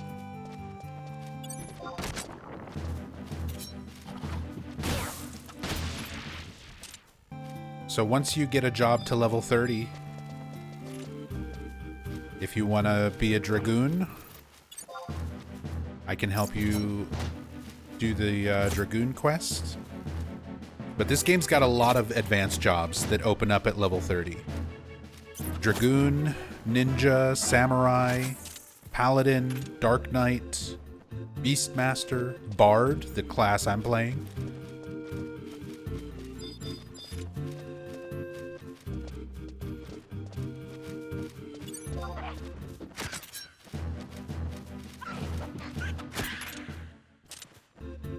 all of that opens up at 30.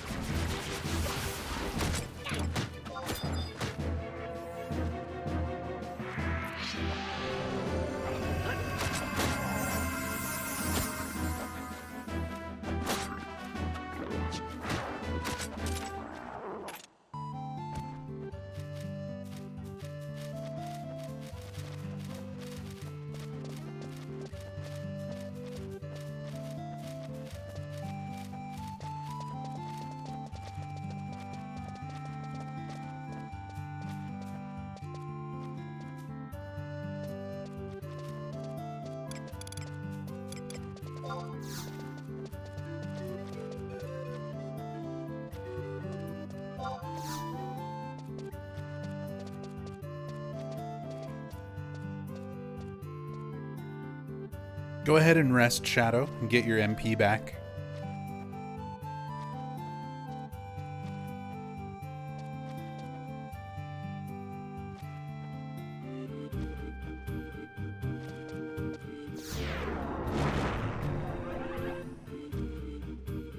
Yes. Fortified against all of the dragons inhabiting Saruda Baruda.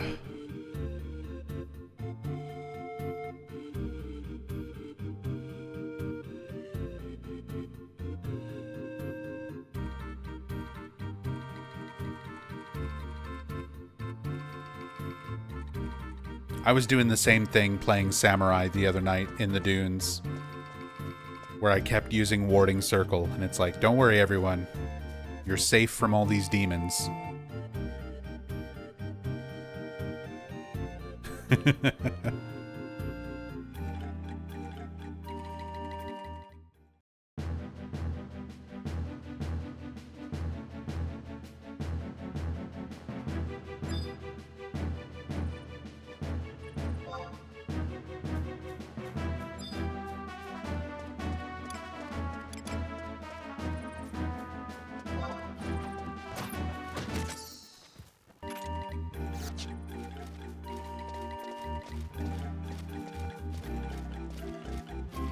Not sure where you even find demon mobs? Zarkabard. When you start getting into the far north regions.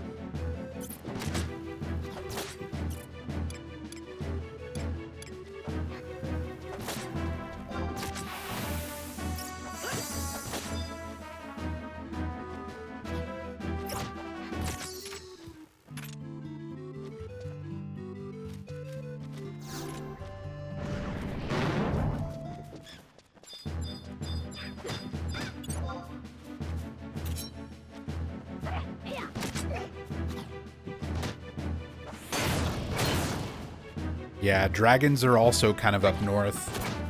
Zarkabard, Buciding Glacier.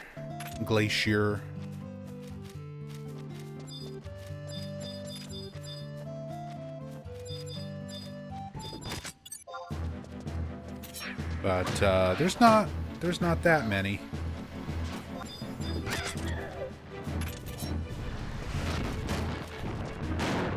Oh my god. And we got the cornet drop after I already spent my hard-earned 400 gold.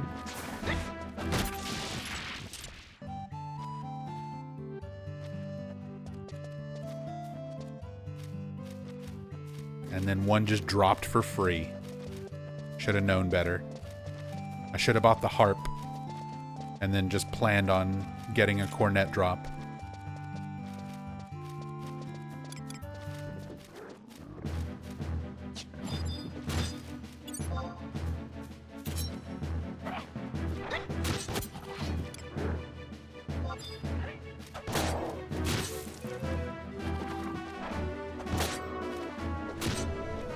Sell it again? I'll turn it in for the quest. Or one of you if you get it. Yeah, it's for a Windurst Fame quest. It's repeatable, so people buy them and sell them all the time.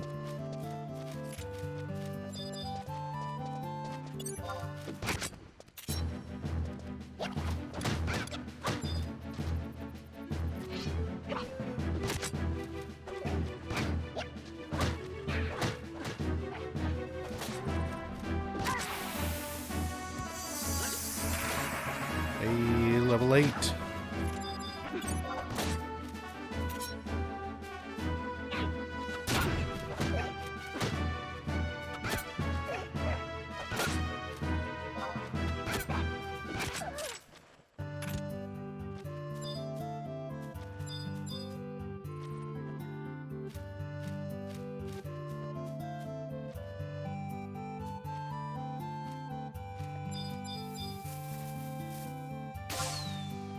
Fireworks!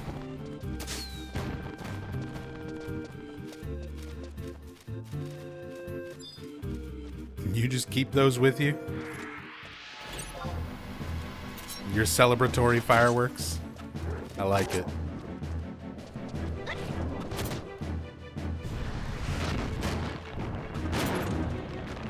I like it. Hey, level 10.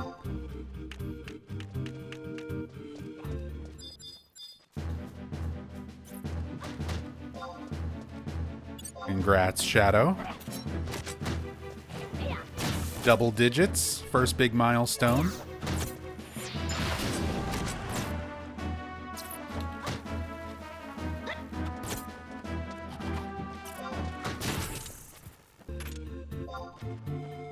How do I emote? It's usually just backslash followed by a word.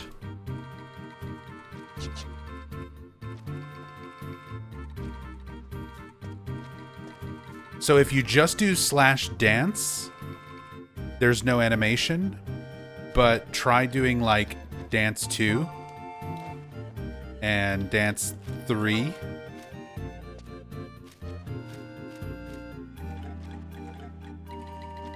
There you go. The moves.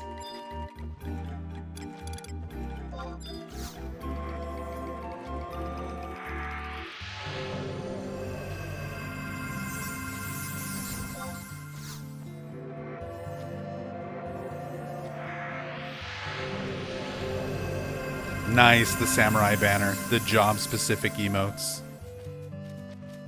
Those are so fun.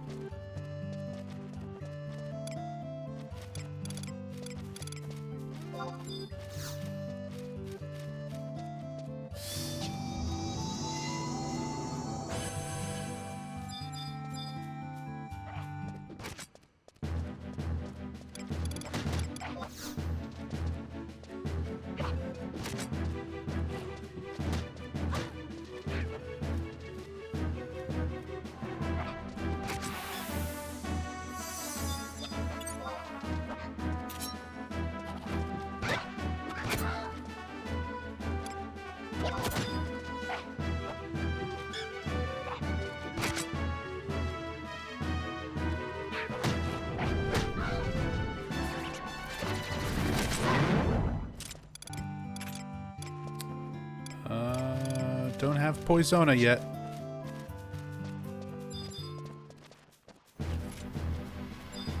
Just gonna have to live with that poison.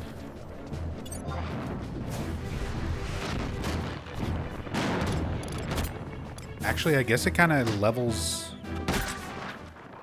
out with Payon.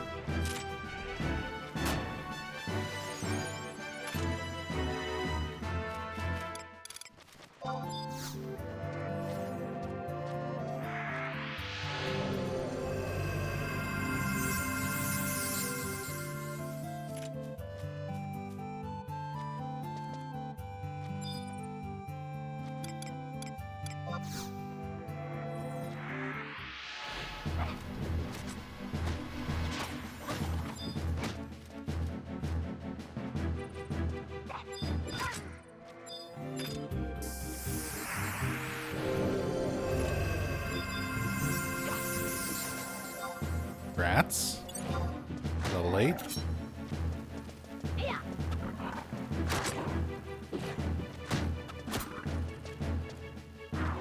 Your cure is getting stronger too? Yeah, because, like, as I level, I've already got White Mage at level 29.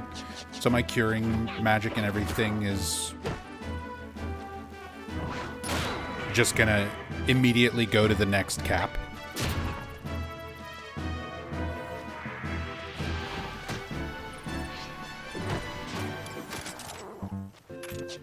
Although I am out of MP. Oh, some scrolls. Scrolls for Shadow.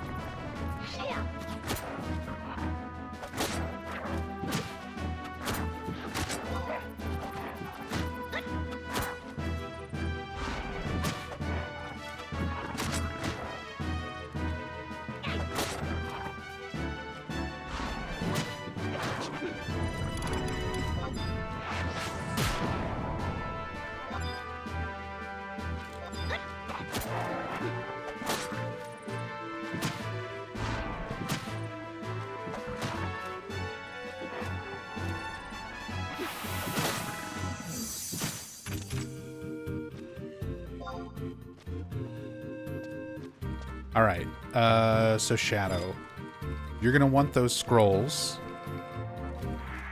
So first of all, you're gonna want to make sure you've got space in your inventory. So let's take care of auto sorting your inventory first. Koyo's just gonna go fight things anyway. Koyo will be fine. If you go to the minus key on your number pad to open up your main menu, press that twice.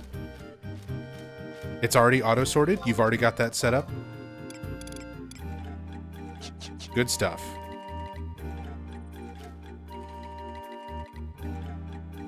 So to cast lots, target yourself and then hit enter and go down to where it says treasure. And then where it's you see the paralyze, scroll of paralyze, and the scroll of sneak. Select those and then select cast lot. So you'll basically roll a number showing that you want to get that item. And if somebody else wants that item, they have to roll a number higher than what you rolled. So that was almost a max roll for that paralyzed scroll. Now, me and Koyo can both pass that. So now you get that paralyzed scroll, which you can use right away. That's a new spell for you. So go ahead and use it.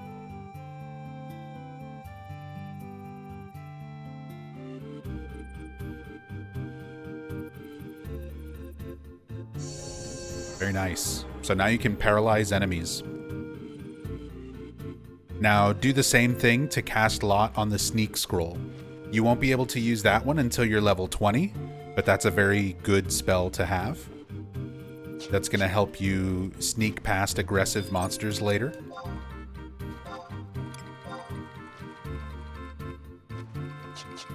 So just hang on to that until you hit 20.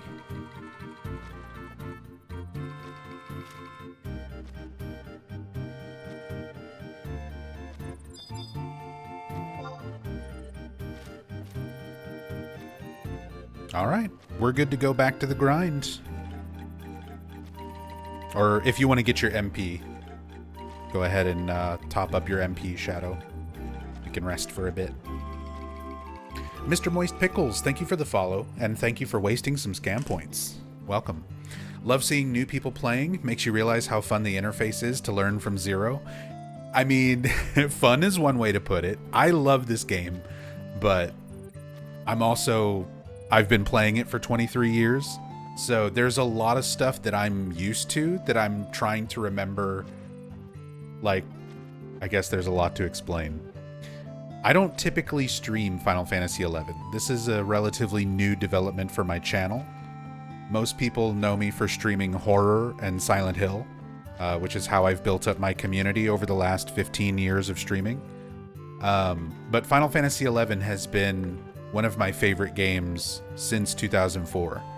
I've sunk a lot of time, tens of thousands of hours over the years, playing Final Fantasy XI on retail servers, on private servers, and just this past week, I decided, like, fuck it, I'm gonna start streaming my comfort off-stream games, not thinking that anyone in my horror community would really be interested.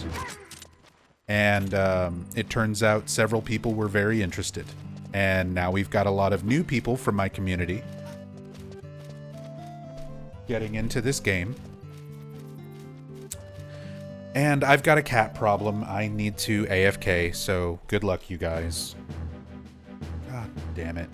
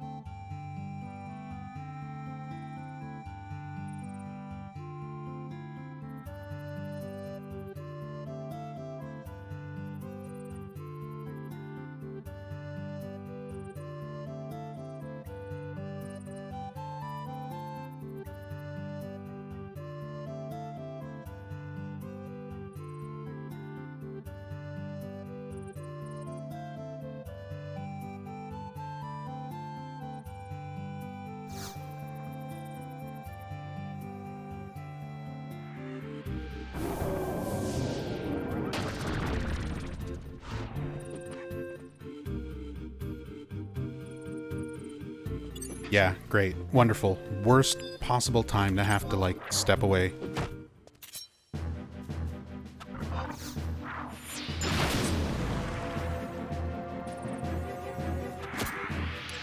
I'm trying to explain stuff to people in chat. I'm trying to play this game with people. And then my cat decides to drag shit through the hallway in the house.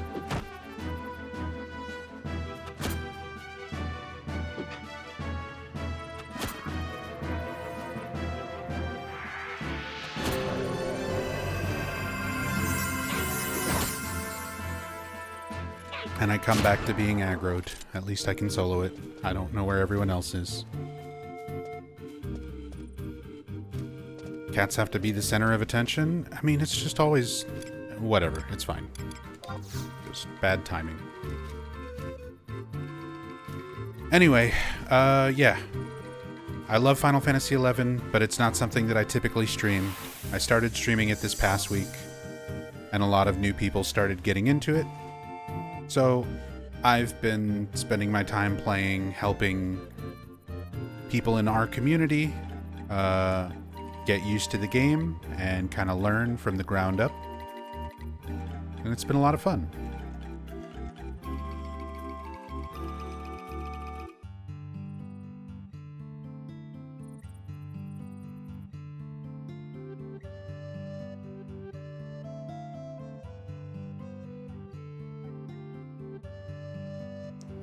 Why was my player paused? Twitch changed the way that everything works. You no longer count as a viewer if you do not have the browser window, like, active. If you're alt-tabbed out, or muted, or anything else like that, Twitch just doesn't count you as a viewer anymore. Which is real fun, considering a lot of people watch me in the background while they're, like, sleeping and working and doing other stuff. So it's real cool having my already very small ad revenue get even smaller, and my already low view counts be even lower. Just for this stupid nonsense update on Twitch.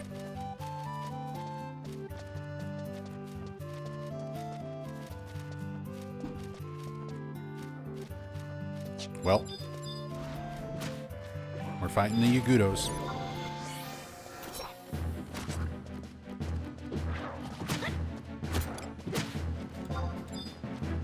Ever do community Phasmophobia? Not usually, but I would not be opposed to it.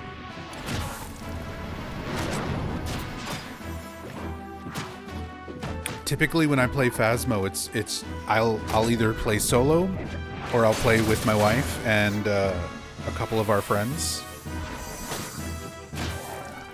But I would definitely be down for some community Phasmo nights, some community Phasmo streams, if people are interested.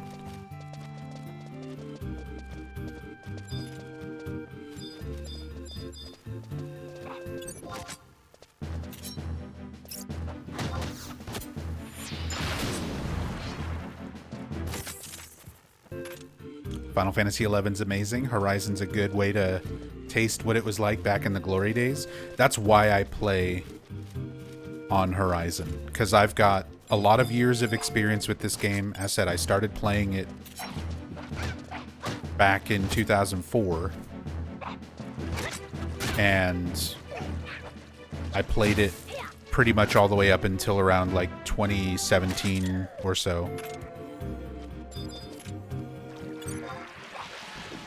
But I didn't like what retail became. I don't like retail servers. I don't like just having people solo with trusts all the way through most of the content and just trying to speedrun to endgame. I like the more slow-paced, community-driven, you need friends to help you do stuff that era of Final Fantasy XI. So the 75 cap era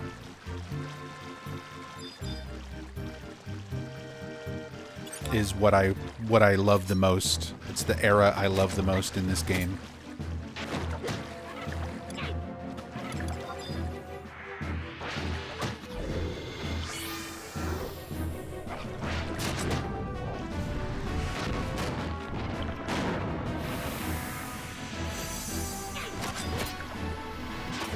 So I just prefer playing on private servers these days.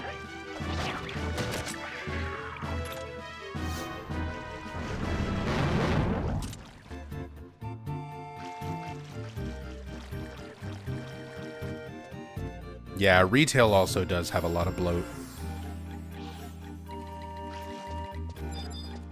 This game's already got so much stuff, so many layers to it, so many things to learn.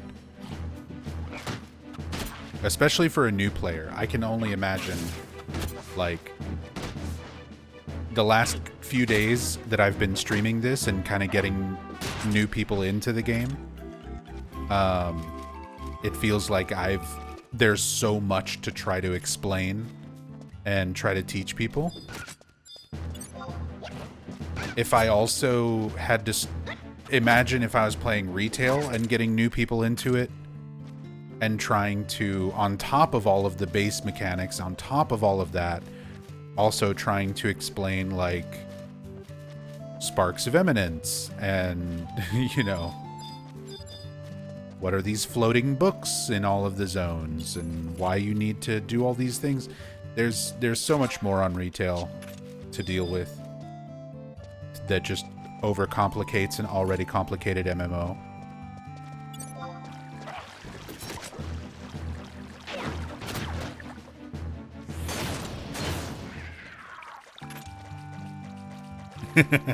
Wave. Someone waved at you.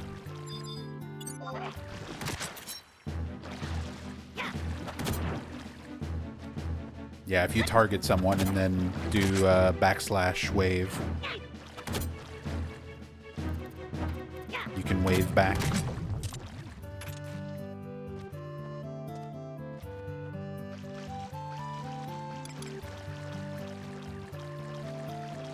Retail play online boss kills too many people? That's the other thing.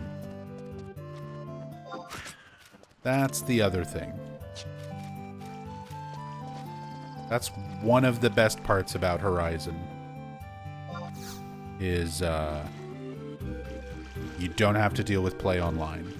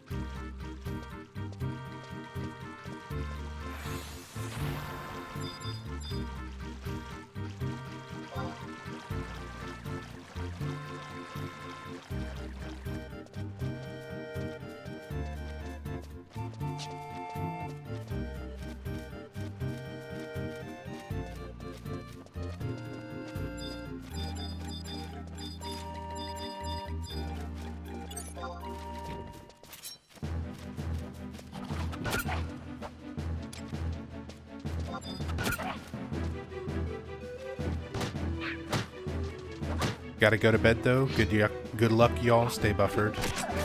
Alright, take it easy, Hirumi. Have a good night. Whenever you do get a chance to play again, though, let me know so we can take care of your sub-job stuff.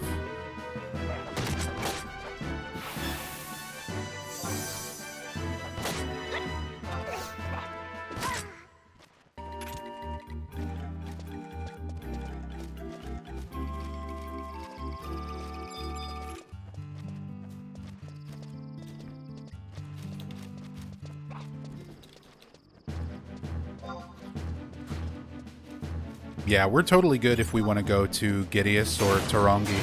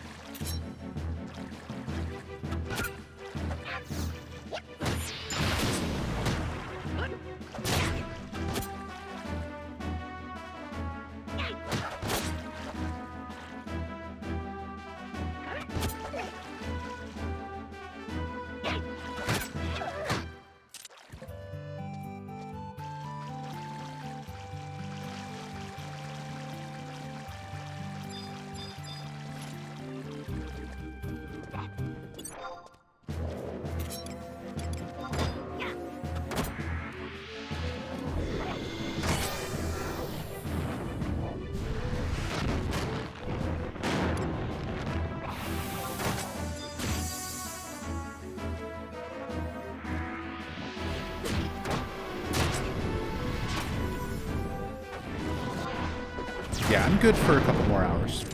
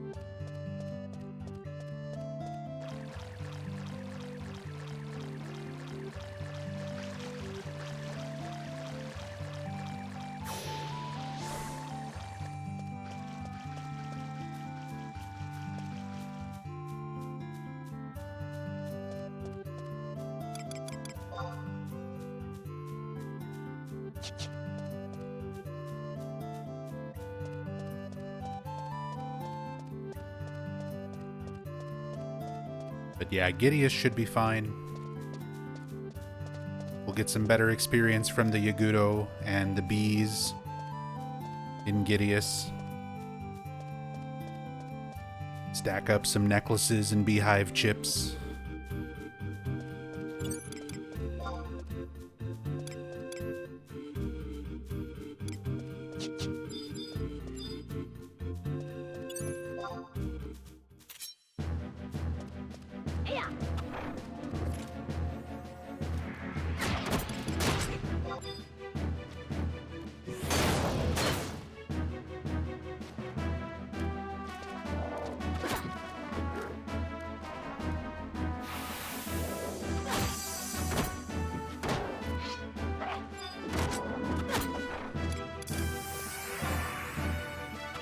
Nice, level 11.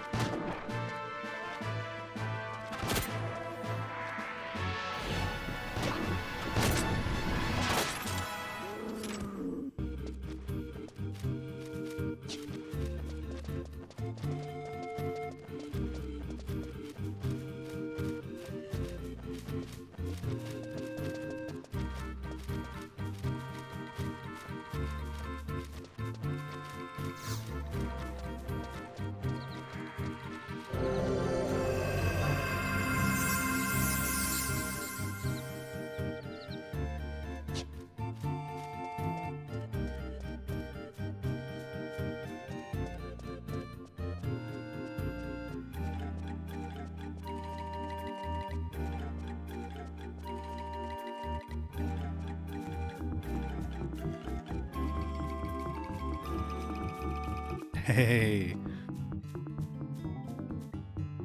Mom Zombie. Hope you're doing well, Mom. Thank you so much for gifting a sub to Bust a Mover.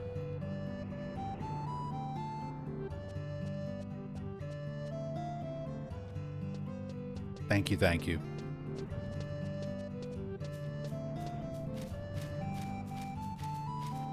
before I go to bed, reminding folks to support you. Thanks. Thank you so much, Mom.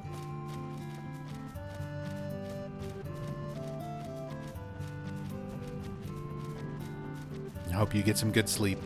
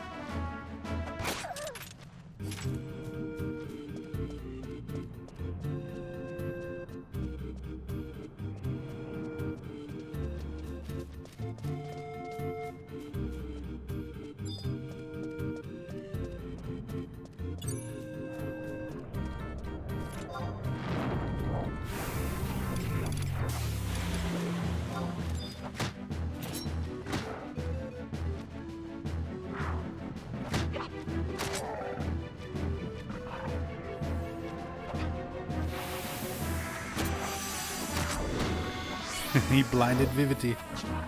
I'm legally blind.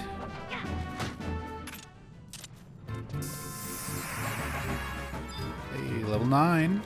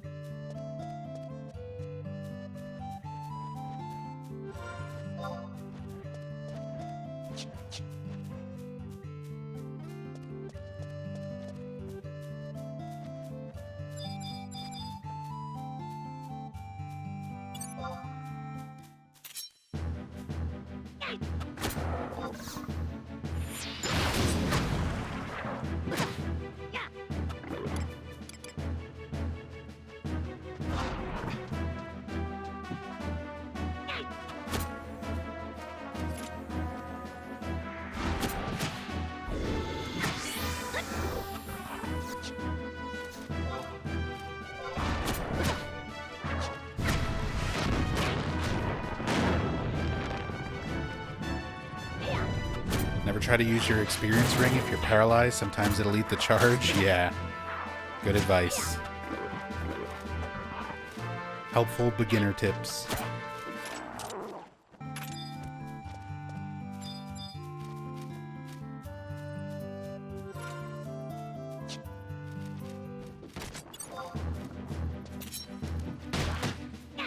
Hey, what's up, Lazy Tiger? Good to see you. Hope you've been doing well.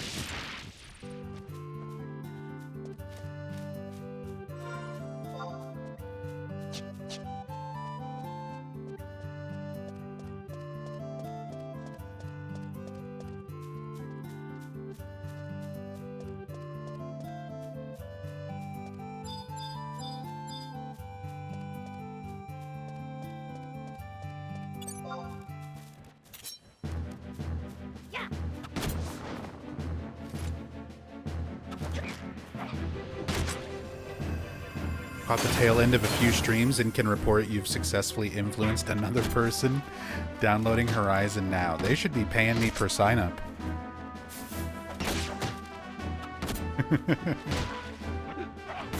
No, that's awesome. I'm glad so many people are interested in this ancient-ass MMO that is just like one of the very big comfort games in my life.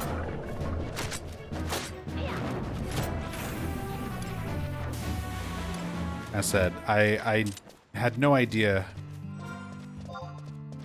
what people would think when I decided to start streaming this more. Because just, as I said, I've loved Final Fantasy XI for so many years. But I've built up my channel on Twitch around like horror and Silent Hill, so anytime I play anything outside of that, I never know what to expect. I don't know how my audience, my viewers, will react.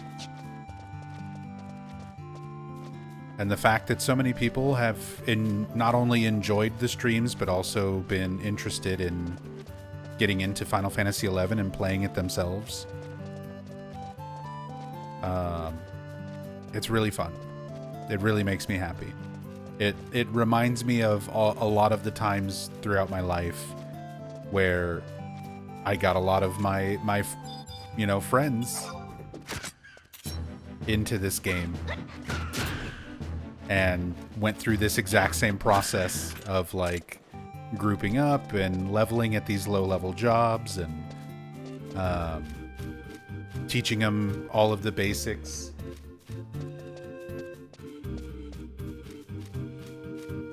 It reminds me of all the times where I've done that for friends over the years and gotten other people into this game.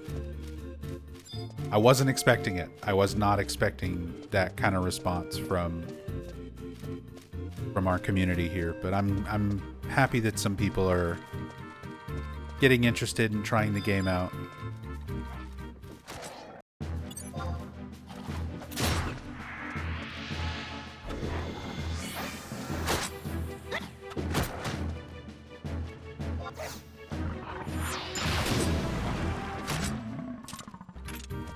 And it's nice that we've got a nice little community forming in it.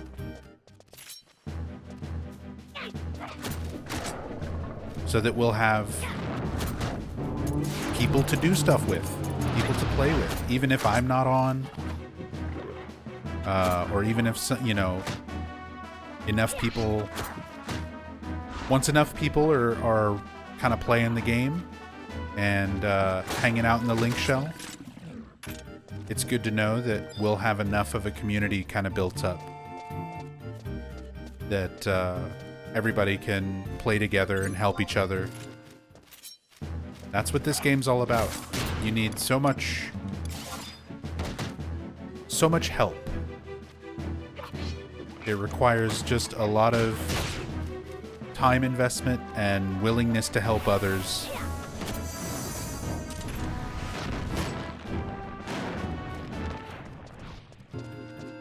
So I'm really glad we've got a lot of people getting interested and getting into it.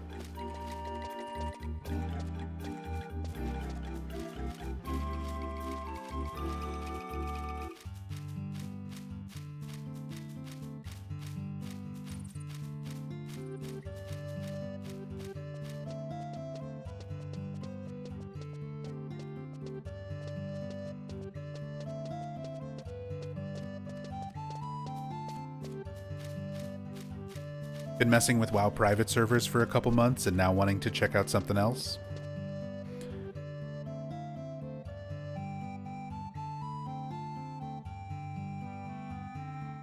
Final Fantasy XI's a good, solid MMO. Classic era MMO. Worth getting into and checking out.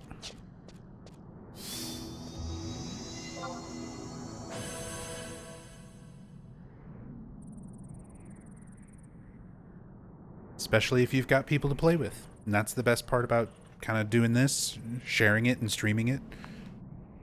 We build up that community so that we've got people to play with. Hopefully, most of the time, anybody wants to get on. But definitely, if you do, for you, Lazy Tiger, and for anybody else interested, definitely join our Discord communities, since we've got a Horizon 11 channel to keep up with everyone. Whenever people are going to be on or playing, or if people need to ask questions or need help with anything, it's a good way to just keep up with what's going on. And then whenever you get the game set up and installed, let me know your in-game name, and I can help you out to get you a link shell, get you invited into the link shell, get you some starter money or starter equipment, whatever I can do to help.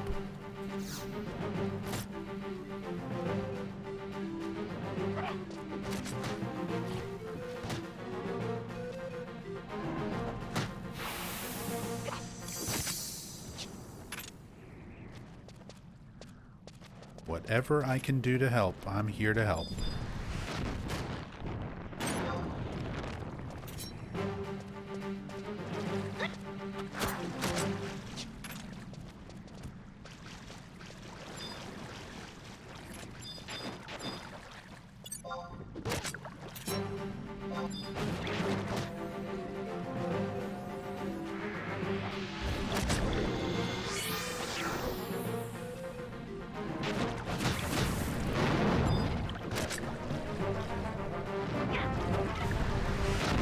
That's my Discord. That's just for my Discord channel. Like, we've got a Horizon 11 channel within my Discord. Specifically for people who are getting into this. Although there is an official Horizon Discord as well. I've got a link to that in our Horizon channel. And I do recommend joining that, because if you join the official Horizon channel and register your character through there, it unlocks the Mog Satchel in-game, which gives you an extra 30 spots of inventory. It basically doubles your inventory capacity, which is very important in this game.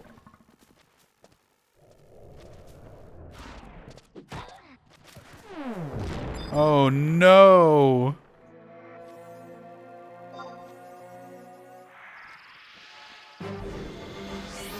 Not John Mahjong. The death and level down, that's so sad. I didn't know. I didn't know.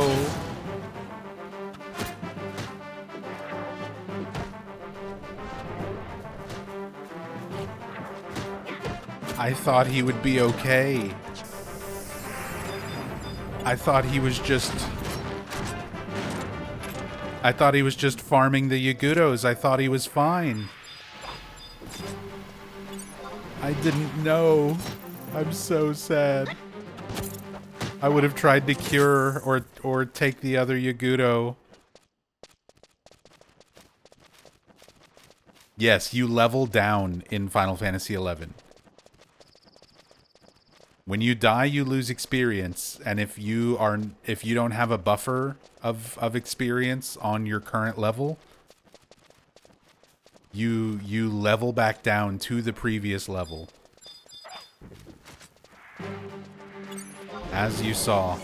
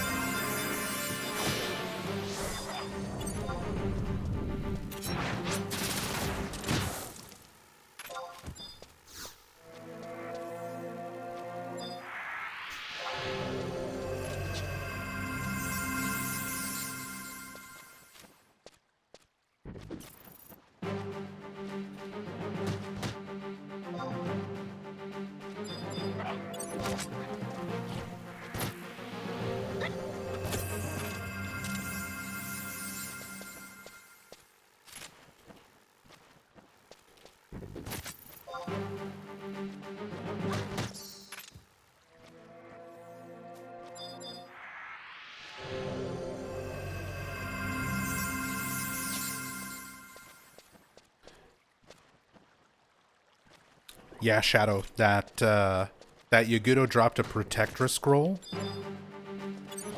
You won't be able to use that as Red Mage, but if you decide to level White Mage, you can grab that and hang on to it. And eventually you're going to level up other jobs, because you're going to need sub-jobs, even if you just stick with Red Mage as your main. And White Mage is a very good sub-job to have along with Red Mage.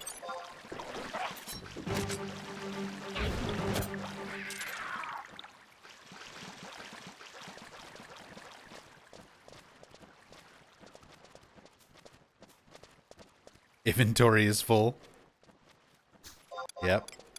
That's why you gotta register on,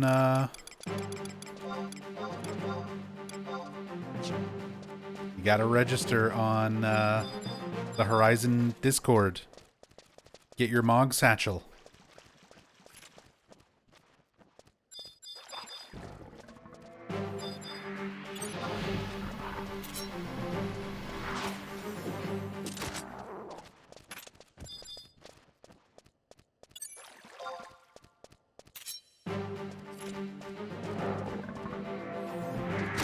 Hey, Aito.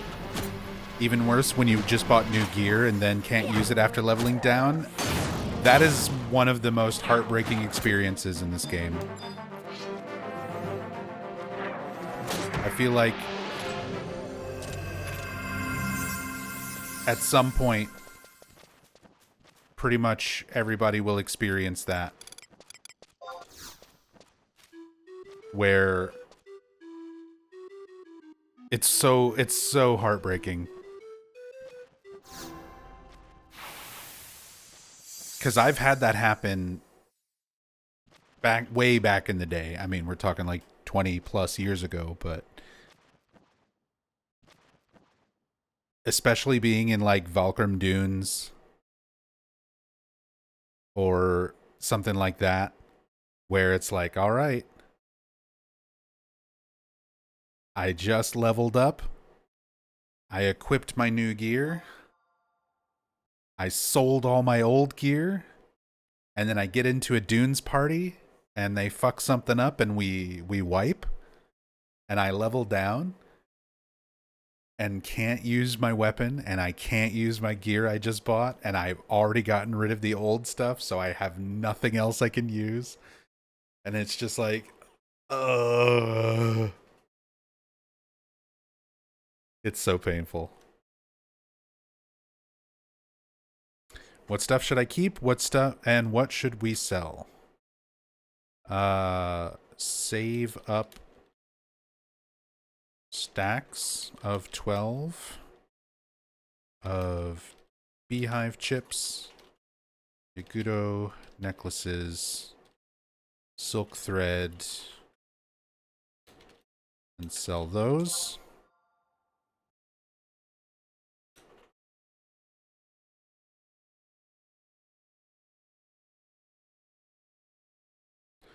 Save up crawler calculi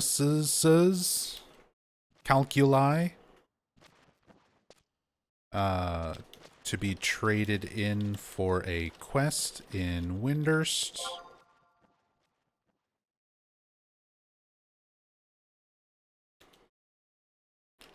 Save crystals to stacks of 12 to sell or keep for crafting.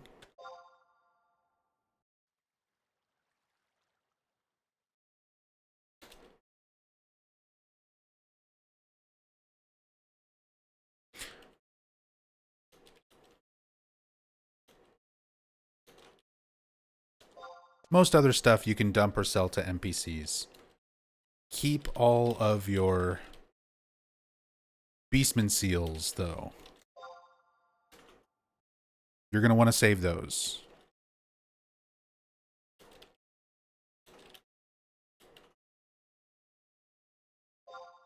Later on, there are particular fights called Burning Circle Notorious Monsters, BCNMs.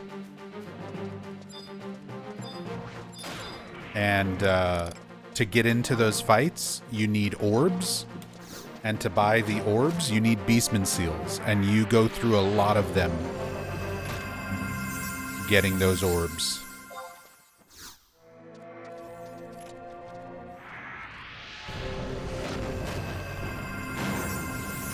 If you need to drop stuff now for inventory space, drop Yagudo feathers and insect wings.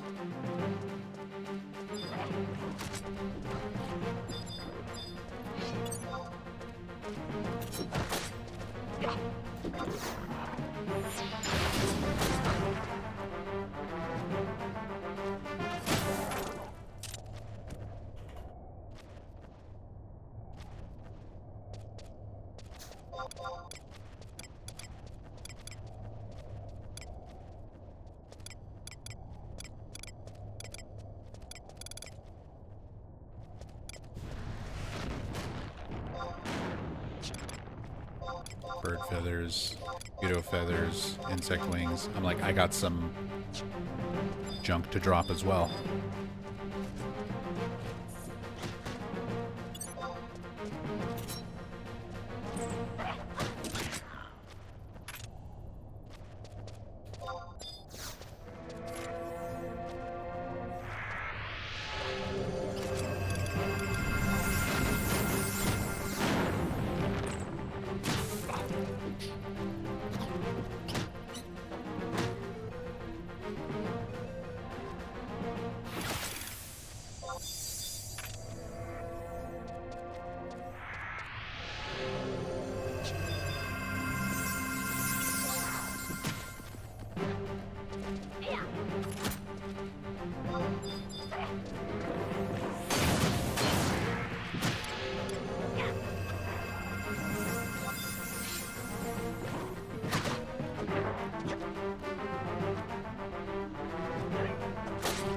Hey, Venera.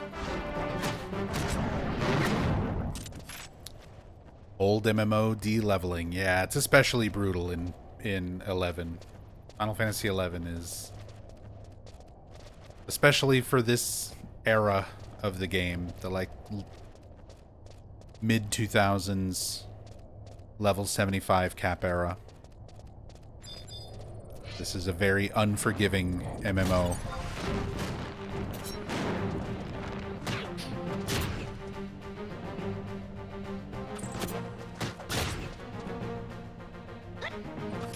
It's brutal all over until they did the more recent quality of life stuff.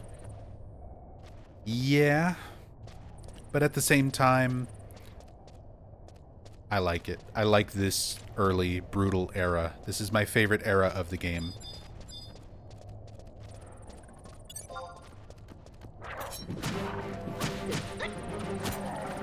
because it is very difficult and it is very hard to do things on your own.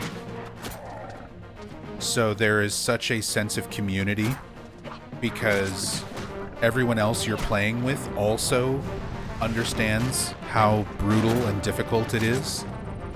So I feel like there is that sense of camaraderie to like help people get through everything together.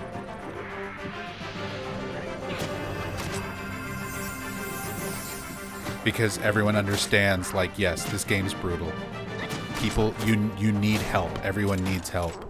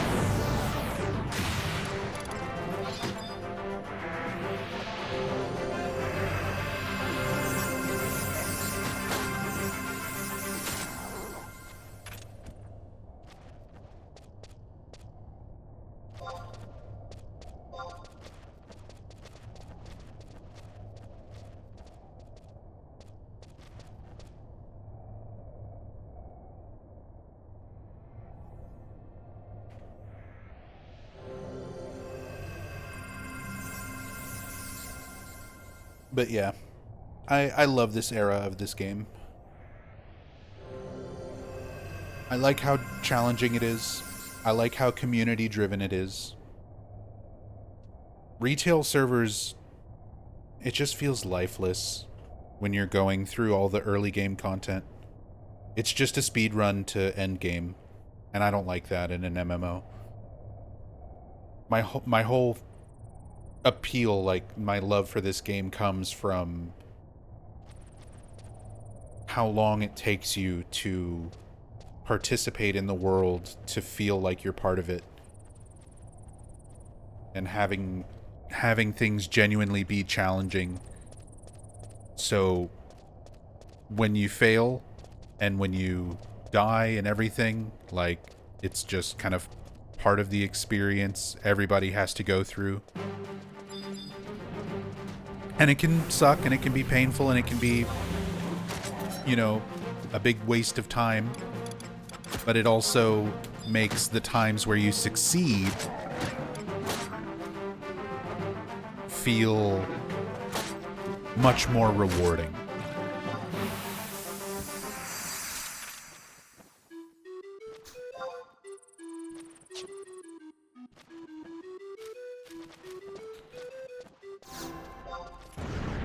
Congrats! Shadow's already up to level 12. You're ready to start leveling in the dunes.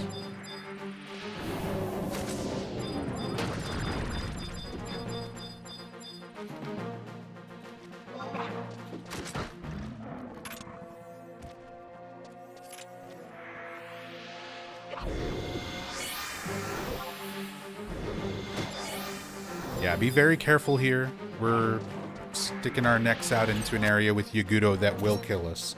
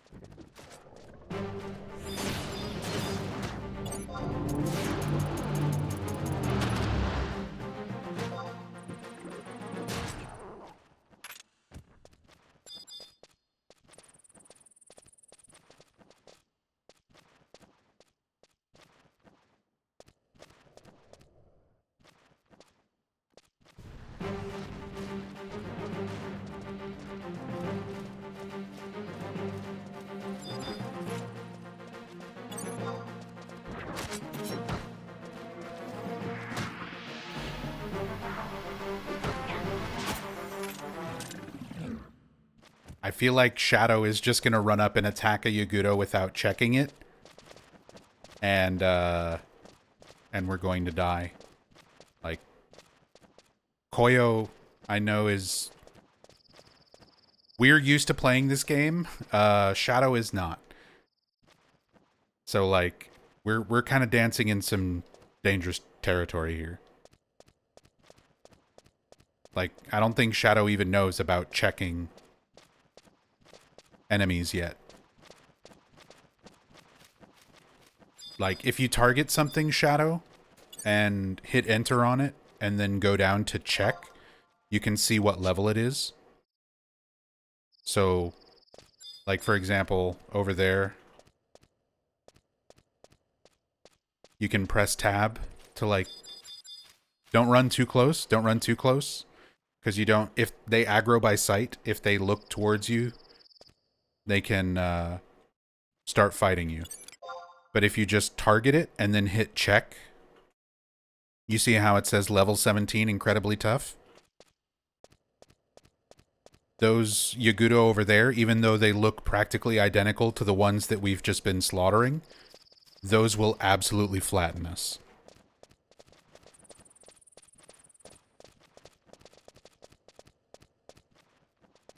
And Koyo is going to go pick on the Persecutor anyway.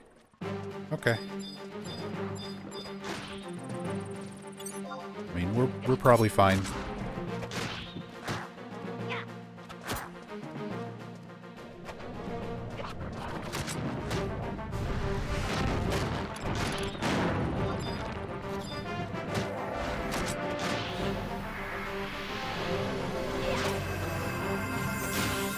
No. Koyo's dead.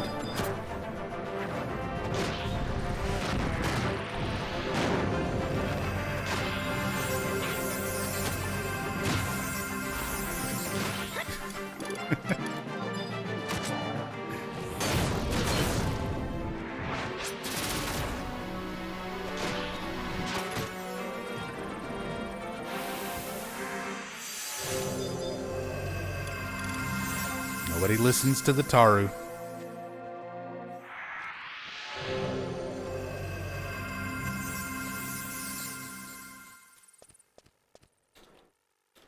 I was trying to say.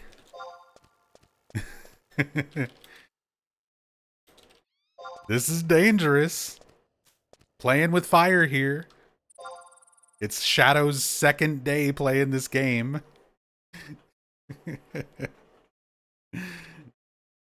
And you're doing stuff that would be fine with experienced, you know, players.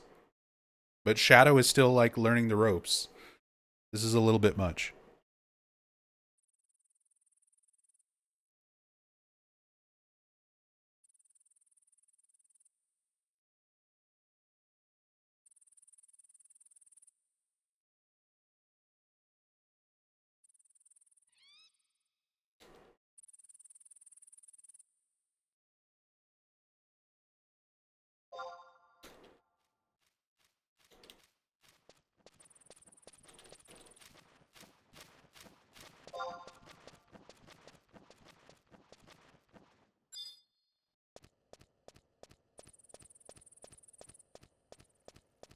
And then Koyo's just like running off and leaving Shadow behind, who like doesn't even know where we are or how to get back.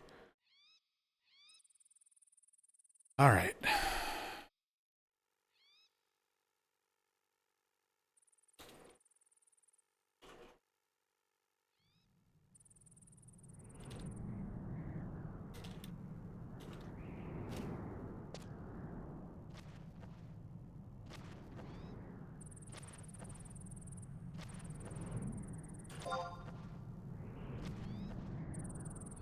I need to call it, so I'm going to start working my way back towards Windurst.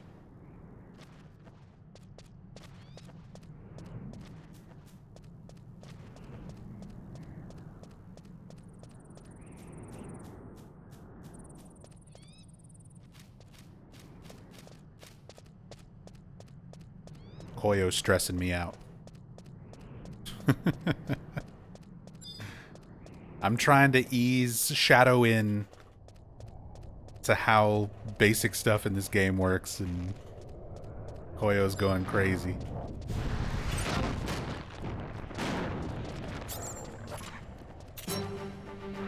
Getting us into some dangerous situations.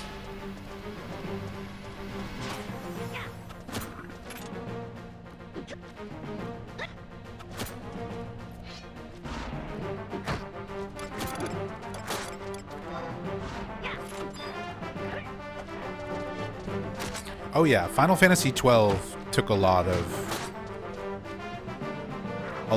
Final Fantasy XI DNA.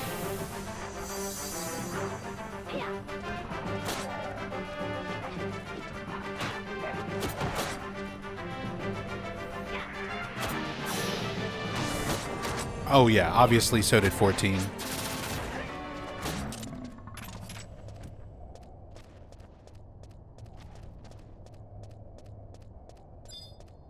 I mean, 14 now has complete recreations of areas and fights and things that were in 11.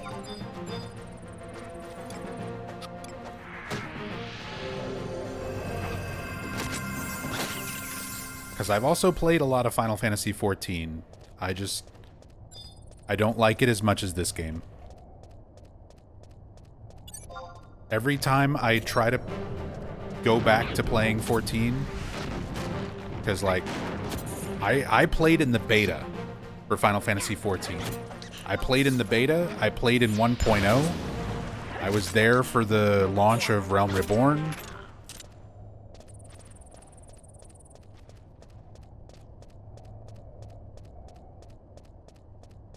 I put a lot of time into 14 from the very, very beginning. And I've given it many attempts at being my main MMO. And I mean, it's good, but I like Final Fantasy XI more. Final Fantasy 14, every time I go back and play it, it just makes me want to play this game instead.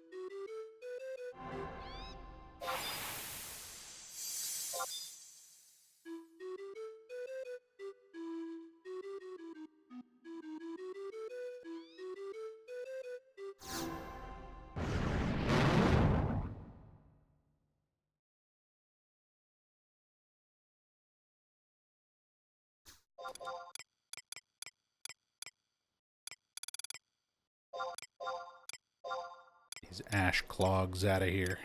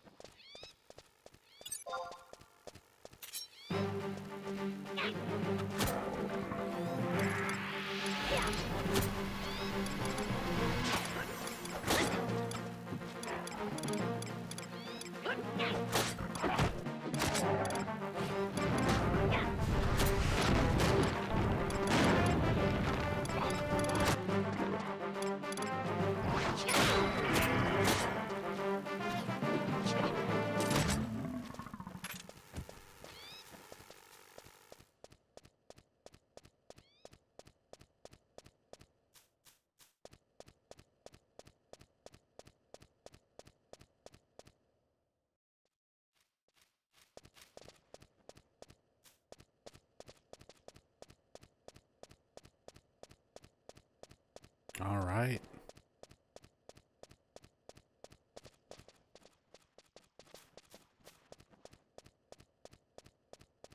So you're pretty much set, Shadow.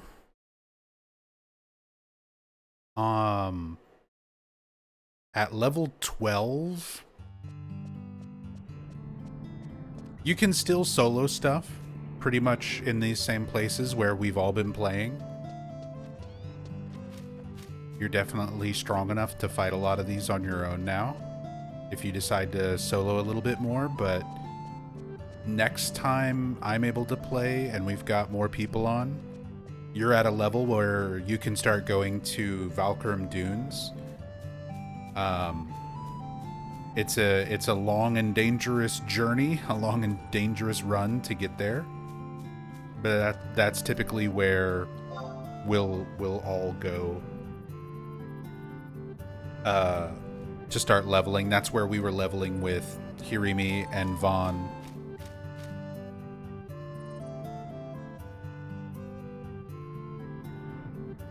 Oops. Yesterday. So next time I'm able to play, and you're on, I can try and get you out there if you're interested in doing that. In the meantime, you're going to want to try to sell some of the stuff that you've got.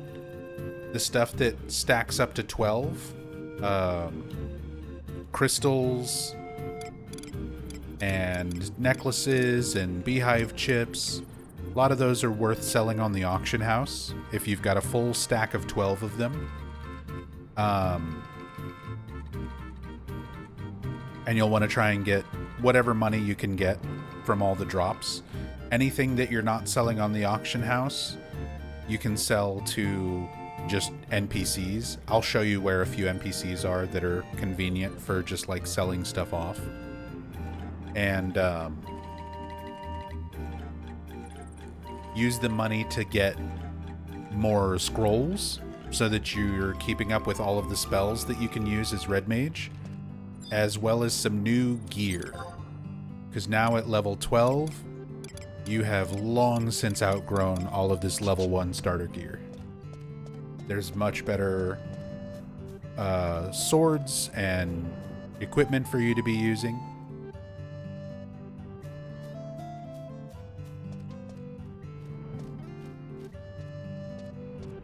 And it looks like trash. Yeah, there's some nicer looking armor, and it's just much more effective as well. But you get all that stuff through the auction house. Same way I showed you buying the scrolls. Just go through the auction house, go through the armor categories.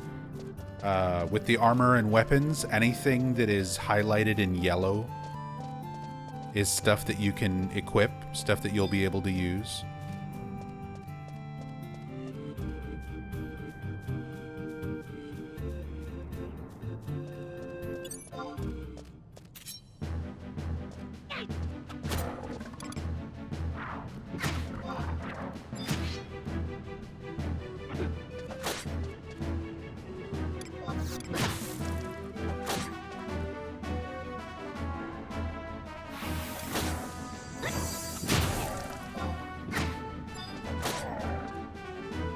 So yeah, sell some stuff, get some money, plus the little bit of money I gave you to help you out earlier.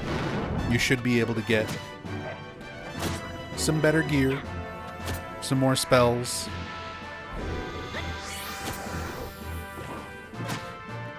and kind of prep for going to the dunes to level up.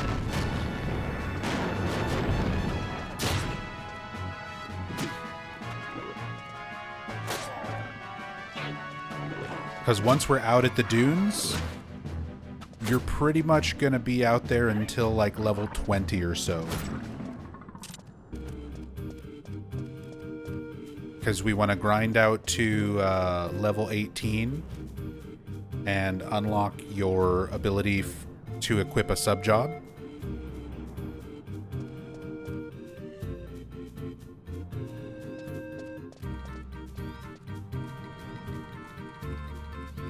And then at level 20, experience in the dunes kind of drops off, but that's when we're going to want to make a run towards Juno, which is kind of like the big central hub of the world for quite some time. And in Juno, you get your Chocobo license at level 20. So you'll be able to rent chocobos, and you can actually run around and ride chocobos. You don't have to worry about running around on foot everywhere. There's still a lot of foot travel, but chocobos make traversing a lot nicer, a lot more fun, and just a lot faster.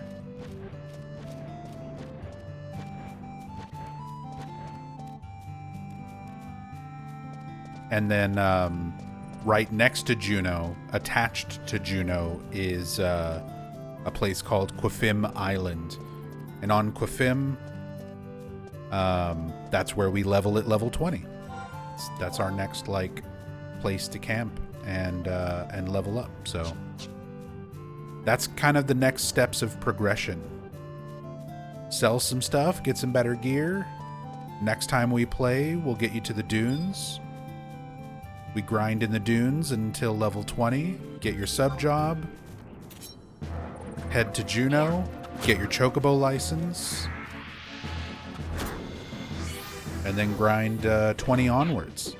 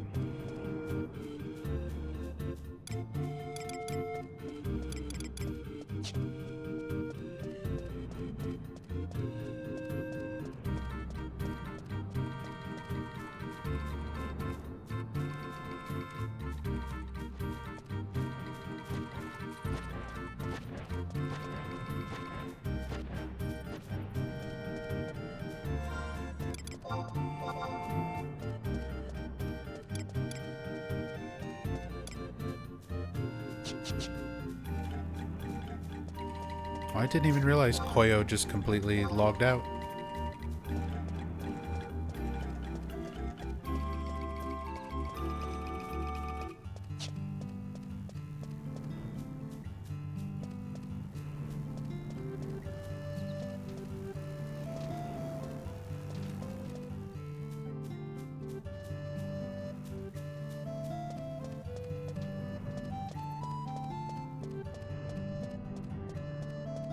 I hope they weren't offended that I was being like a mother hen. Being like, be careful, don't do stuff too dangerous. Because it's like...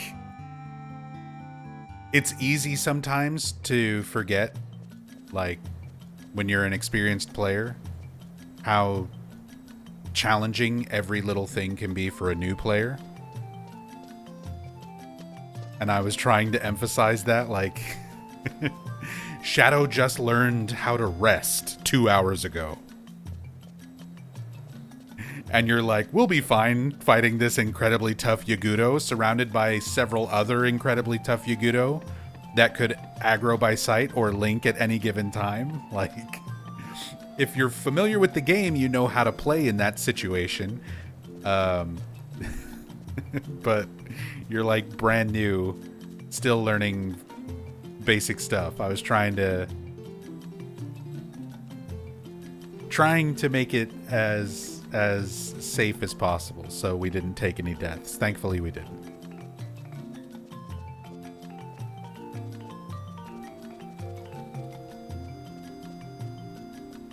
Thrive when being thrown to the wolves. Here's the thing.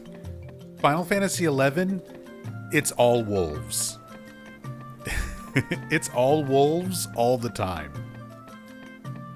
There's plenty of time where this game is going to beat the shit out of you.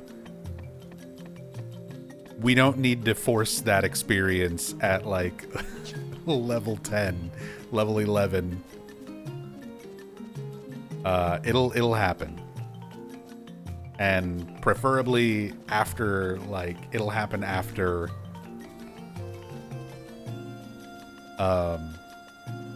learning kind of more of the basics and stuff.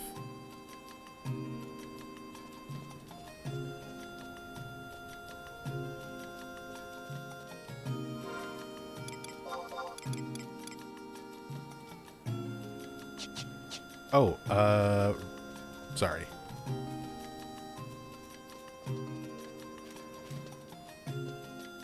I just, by instinct, I'm running over to residence, but you're not going to be able to teleport from your residence the way I can, because that's a quest we have to get done for you at some point. But that's okay. We can get to Windurst Woods with a NPC that's right over here.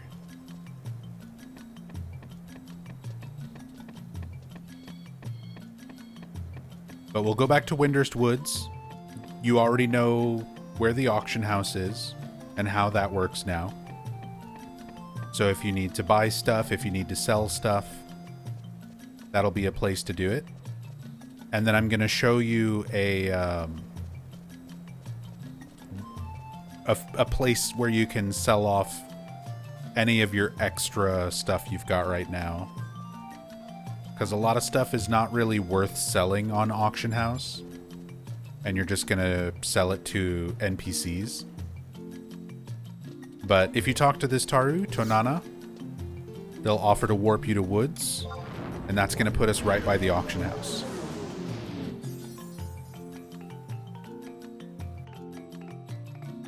It'll put us right by the Auction House and right by an NPC that you can sell some stuff to.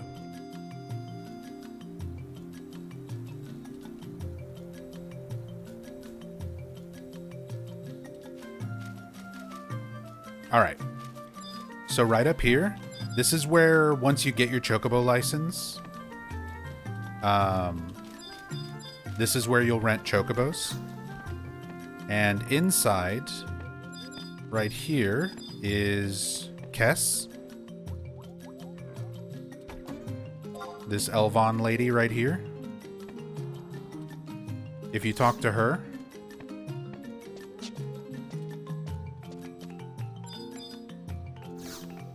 you can sell stuff to her. So this is a convenient NPC to sell off some things. So like, I'm gonna sell the honey that I've got. I'm gonna sell these scrolls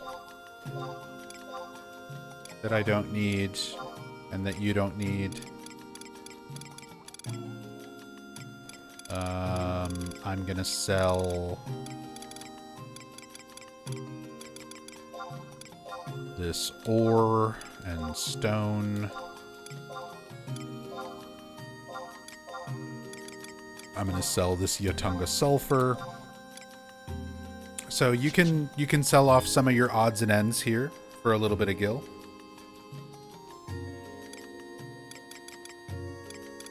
And then, like I mentioned earlier, hang on to necklaces, hang on to beehive chips. Those you want to save up until you have a full stack of 12, and then you can sell them on the auction house. They're a lot more valuable that way. And hang on to all your crystals. Just stash them in your house for the time being. Crystals are very useful in this game. If you need money, it's a reliable thing to sell on the auction house. If you decide to start leveling up crafting of any kind, you're going to use crystals to craft stuff. Once we start doing your main storyline missions, you're going to need to trade crystals to get rank points to unlock certain missions. So try to hang on to crystals as long as you've got inventory space for it. And then if you run out of inventory for them, just sell them on the auction house.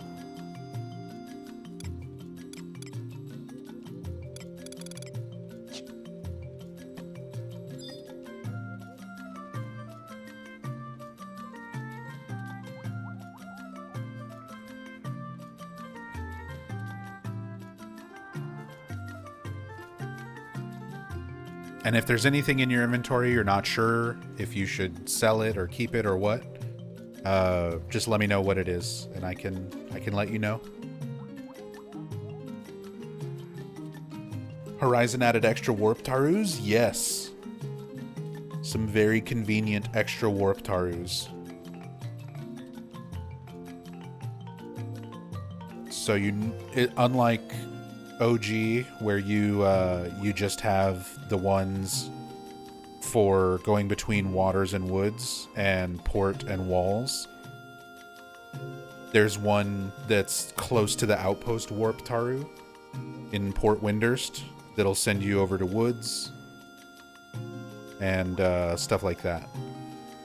So much, much easier to get around Windurst now on Horizon.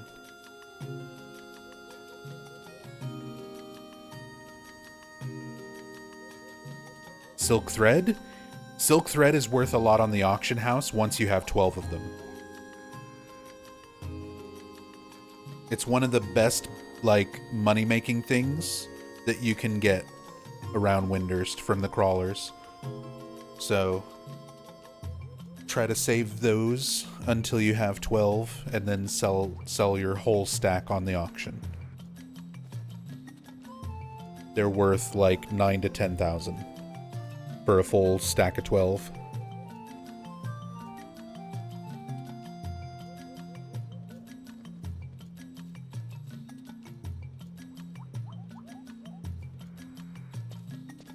Did not have much at all to sell. That's okay. Like, that's how it's going to be sometimes. Sometimes a lot of the drops you get are stuff that you actually need. Stuff that you want to hang on to.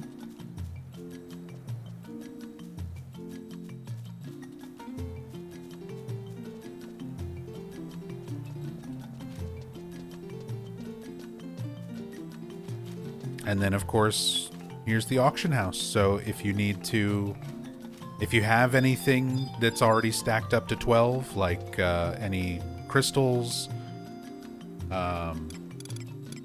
or anything at all, you can go ahead and sell it here. If you're selling on the auction house, pretty much what you want to do is just like, here, I'll look at crystals, for example. So if you've got like 12 earth crystals and you're not sure what to sell them for, click go to crystals, pull up the 12 stack of crystals, and go to price history, and you can see what they've been selling for. So like the most recent sold stack of earth crystals and all of the ones before it, they've all been selling for about 1,700. And the way the auction house works, whatever item is priced the lowest is the one that will sell first. So these are all 1,700. If you price yours very low, like if you put them, I'm not saying to do this, but if you sold them at like 1,000, that would probably be the cheapest stack in the entire auction house. So the next time somebody buys a stack of earth crystals, if yours are priced the lowest, that's the one that will sell. So pricing stuff lower means you'll get your money faster because it will be the next thing to sell on the auction house. But you also want to try to get a fair price for the things that you sell. And you also don't necessarily want to like disrupt the market by undercutting too much. So for me, like if I'm gonna sell some earth crystals, which I've got a stack of right here, I would put them at like 1,600. So it undercuts by about 100. So there's a good chance that they'll sell pretty quickly, but I'm not missing out that much on the overall value of them either. It takes a little bit to kind of get used to the auction house, but in general, that's the way that it works. And keep that in mind when you're buying stuff on the auction house too. Other people will be trying to undercut to sell their stuff faster. So you can go in and be like, okay, let me get a new dagger for my bard. You know, this blind knife. Or actually, I should have a song. Yeah, Faux Requiem. So like, if I'm going to get this Faux Requiem, In general, they sell between 400 and 500. I'm going to try bidding 300 to see if somebody priced theirs very low to sell it quickly. So you can see it popped up on my screen. You were unable to buy the scroll for 300. So there's 4 of them on the auction house, but nobody has it priced as low as 300. So I can try again. Let's try like 390. Still didn't sell. Or still didn't buy. So nobody's got one priced that low. So the lowest one's probably going to be 400. Maybe 399. We'll try like 398. Still didn't get it. Let's try 399. Didn't get it. Let's try 400. And now I bought it. So 400 is the lowest that anybody has Faux Requiem priced on the auction house. But sometimes you can get stuff cheaper because people are trying to undercut. Sometimes people misclick and put stuff up cheaper than they meant to. I've definitely gotten some stuff before. It's kind of rare, but in all of my years of playing this game, there has been times where there's an item that's worth like 100,000 and I don't have nearly enough money. I'll be like, dang, I've only got like 50,000. But I'll try to bid on it with everything I've got and get it. So I've gotten some very expensive items for much, much cheaper than what they're worth just by playing the auction house a little bit. So it's kind of a little game within a game going through. Yeah, it doesn't cost you any money to bid, so you might as well like try and see if you can get stuff cheaper. It does cost money. That brings up a good point, though. Thank you, Pickles. It does cost money to sell things on the auction house. So anytime you're selling something, like let me sell these wind crystals. I'm going to put them up for 1,400. And then hit sell. You can see the total transaction fee for a set of 12 items is 11 gil. So it will charge you a little bit of money to put something up for sale. So that's one of those things to keep in mind. You want to make sure you've got enough money to cover the fees for putting something on the auction house. And you want to make sure you price something at a price, you sell something at a price where it will sell. If you price it too high, and it doesn't sell, the item eventually just comes back to you, and all you've done is waste money on auction house fees. So, stuff to keep in mind with the auction house.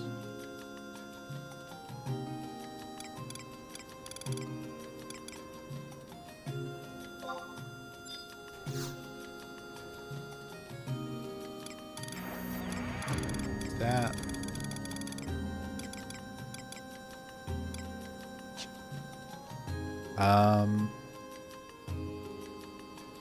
But yeah, I think with that, I'm gonna go to bed.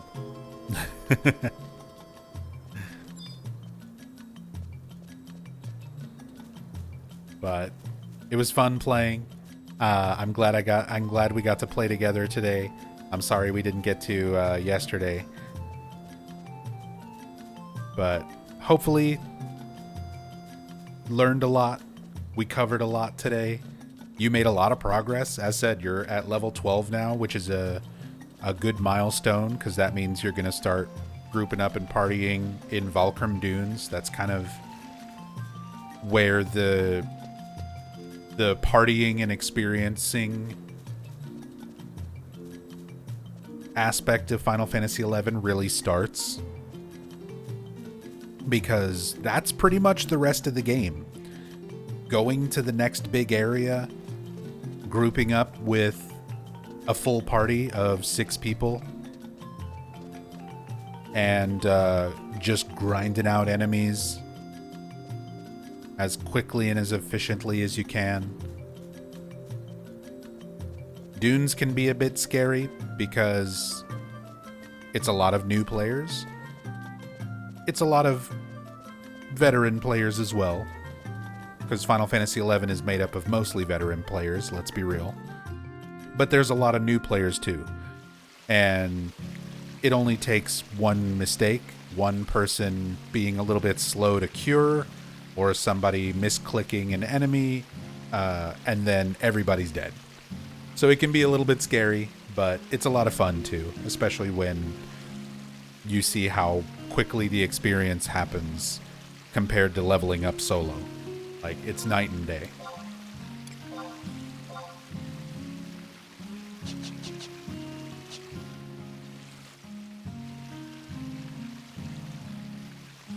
And yeah, don't forget to go into your house. I don't know if you even know this, but you have a house. You should go into it and talk to your Moogle, because that's also where your storage is. You have a Mog safe that you can keep your items and extra stuff in. You can get furniture and decorate, which I still need to do. All I have is my Christmas tree.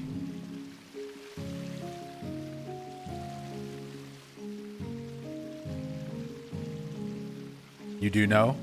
I mean, I'm just asking. You didn't know about resting. So I don't know.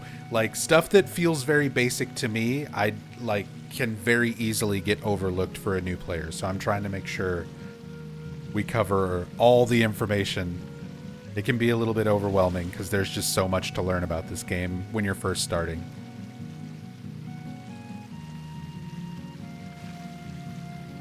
But yeah. GG's.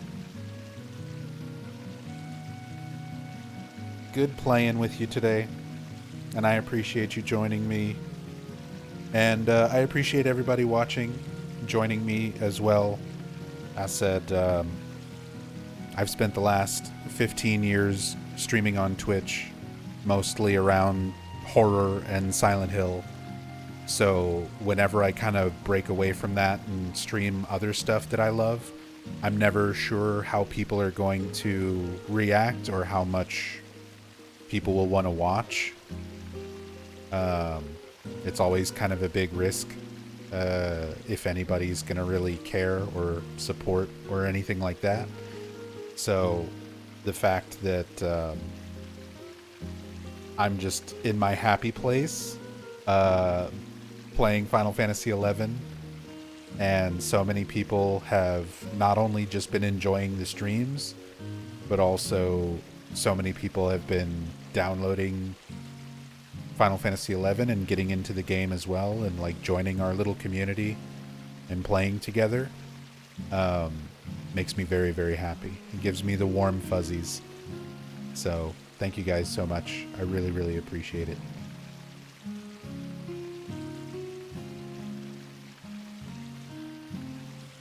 And for you guys in chat, if anybody is interested,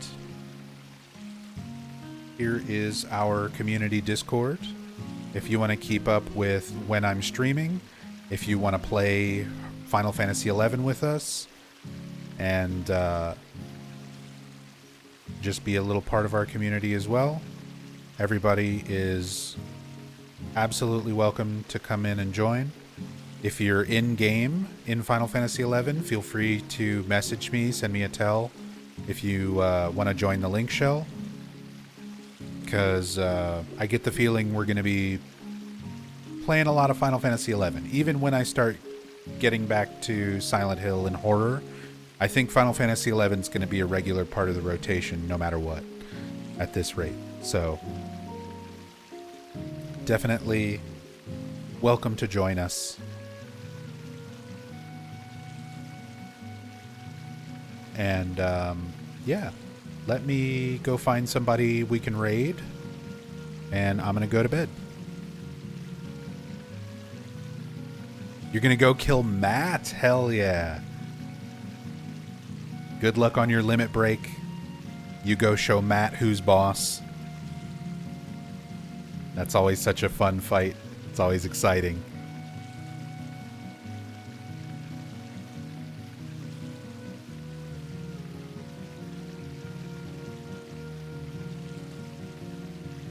But good luck, Pickles, and thank you for hanging out with us.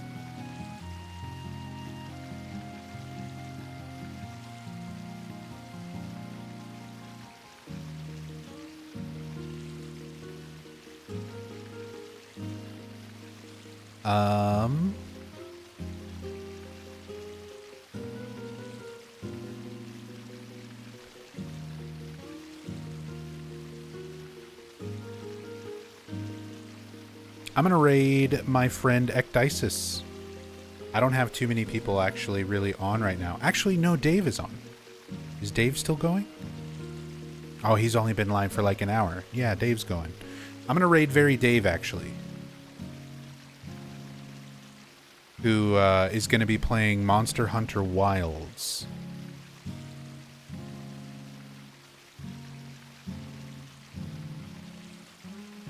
Which is kind of like an MMO.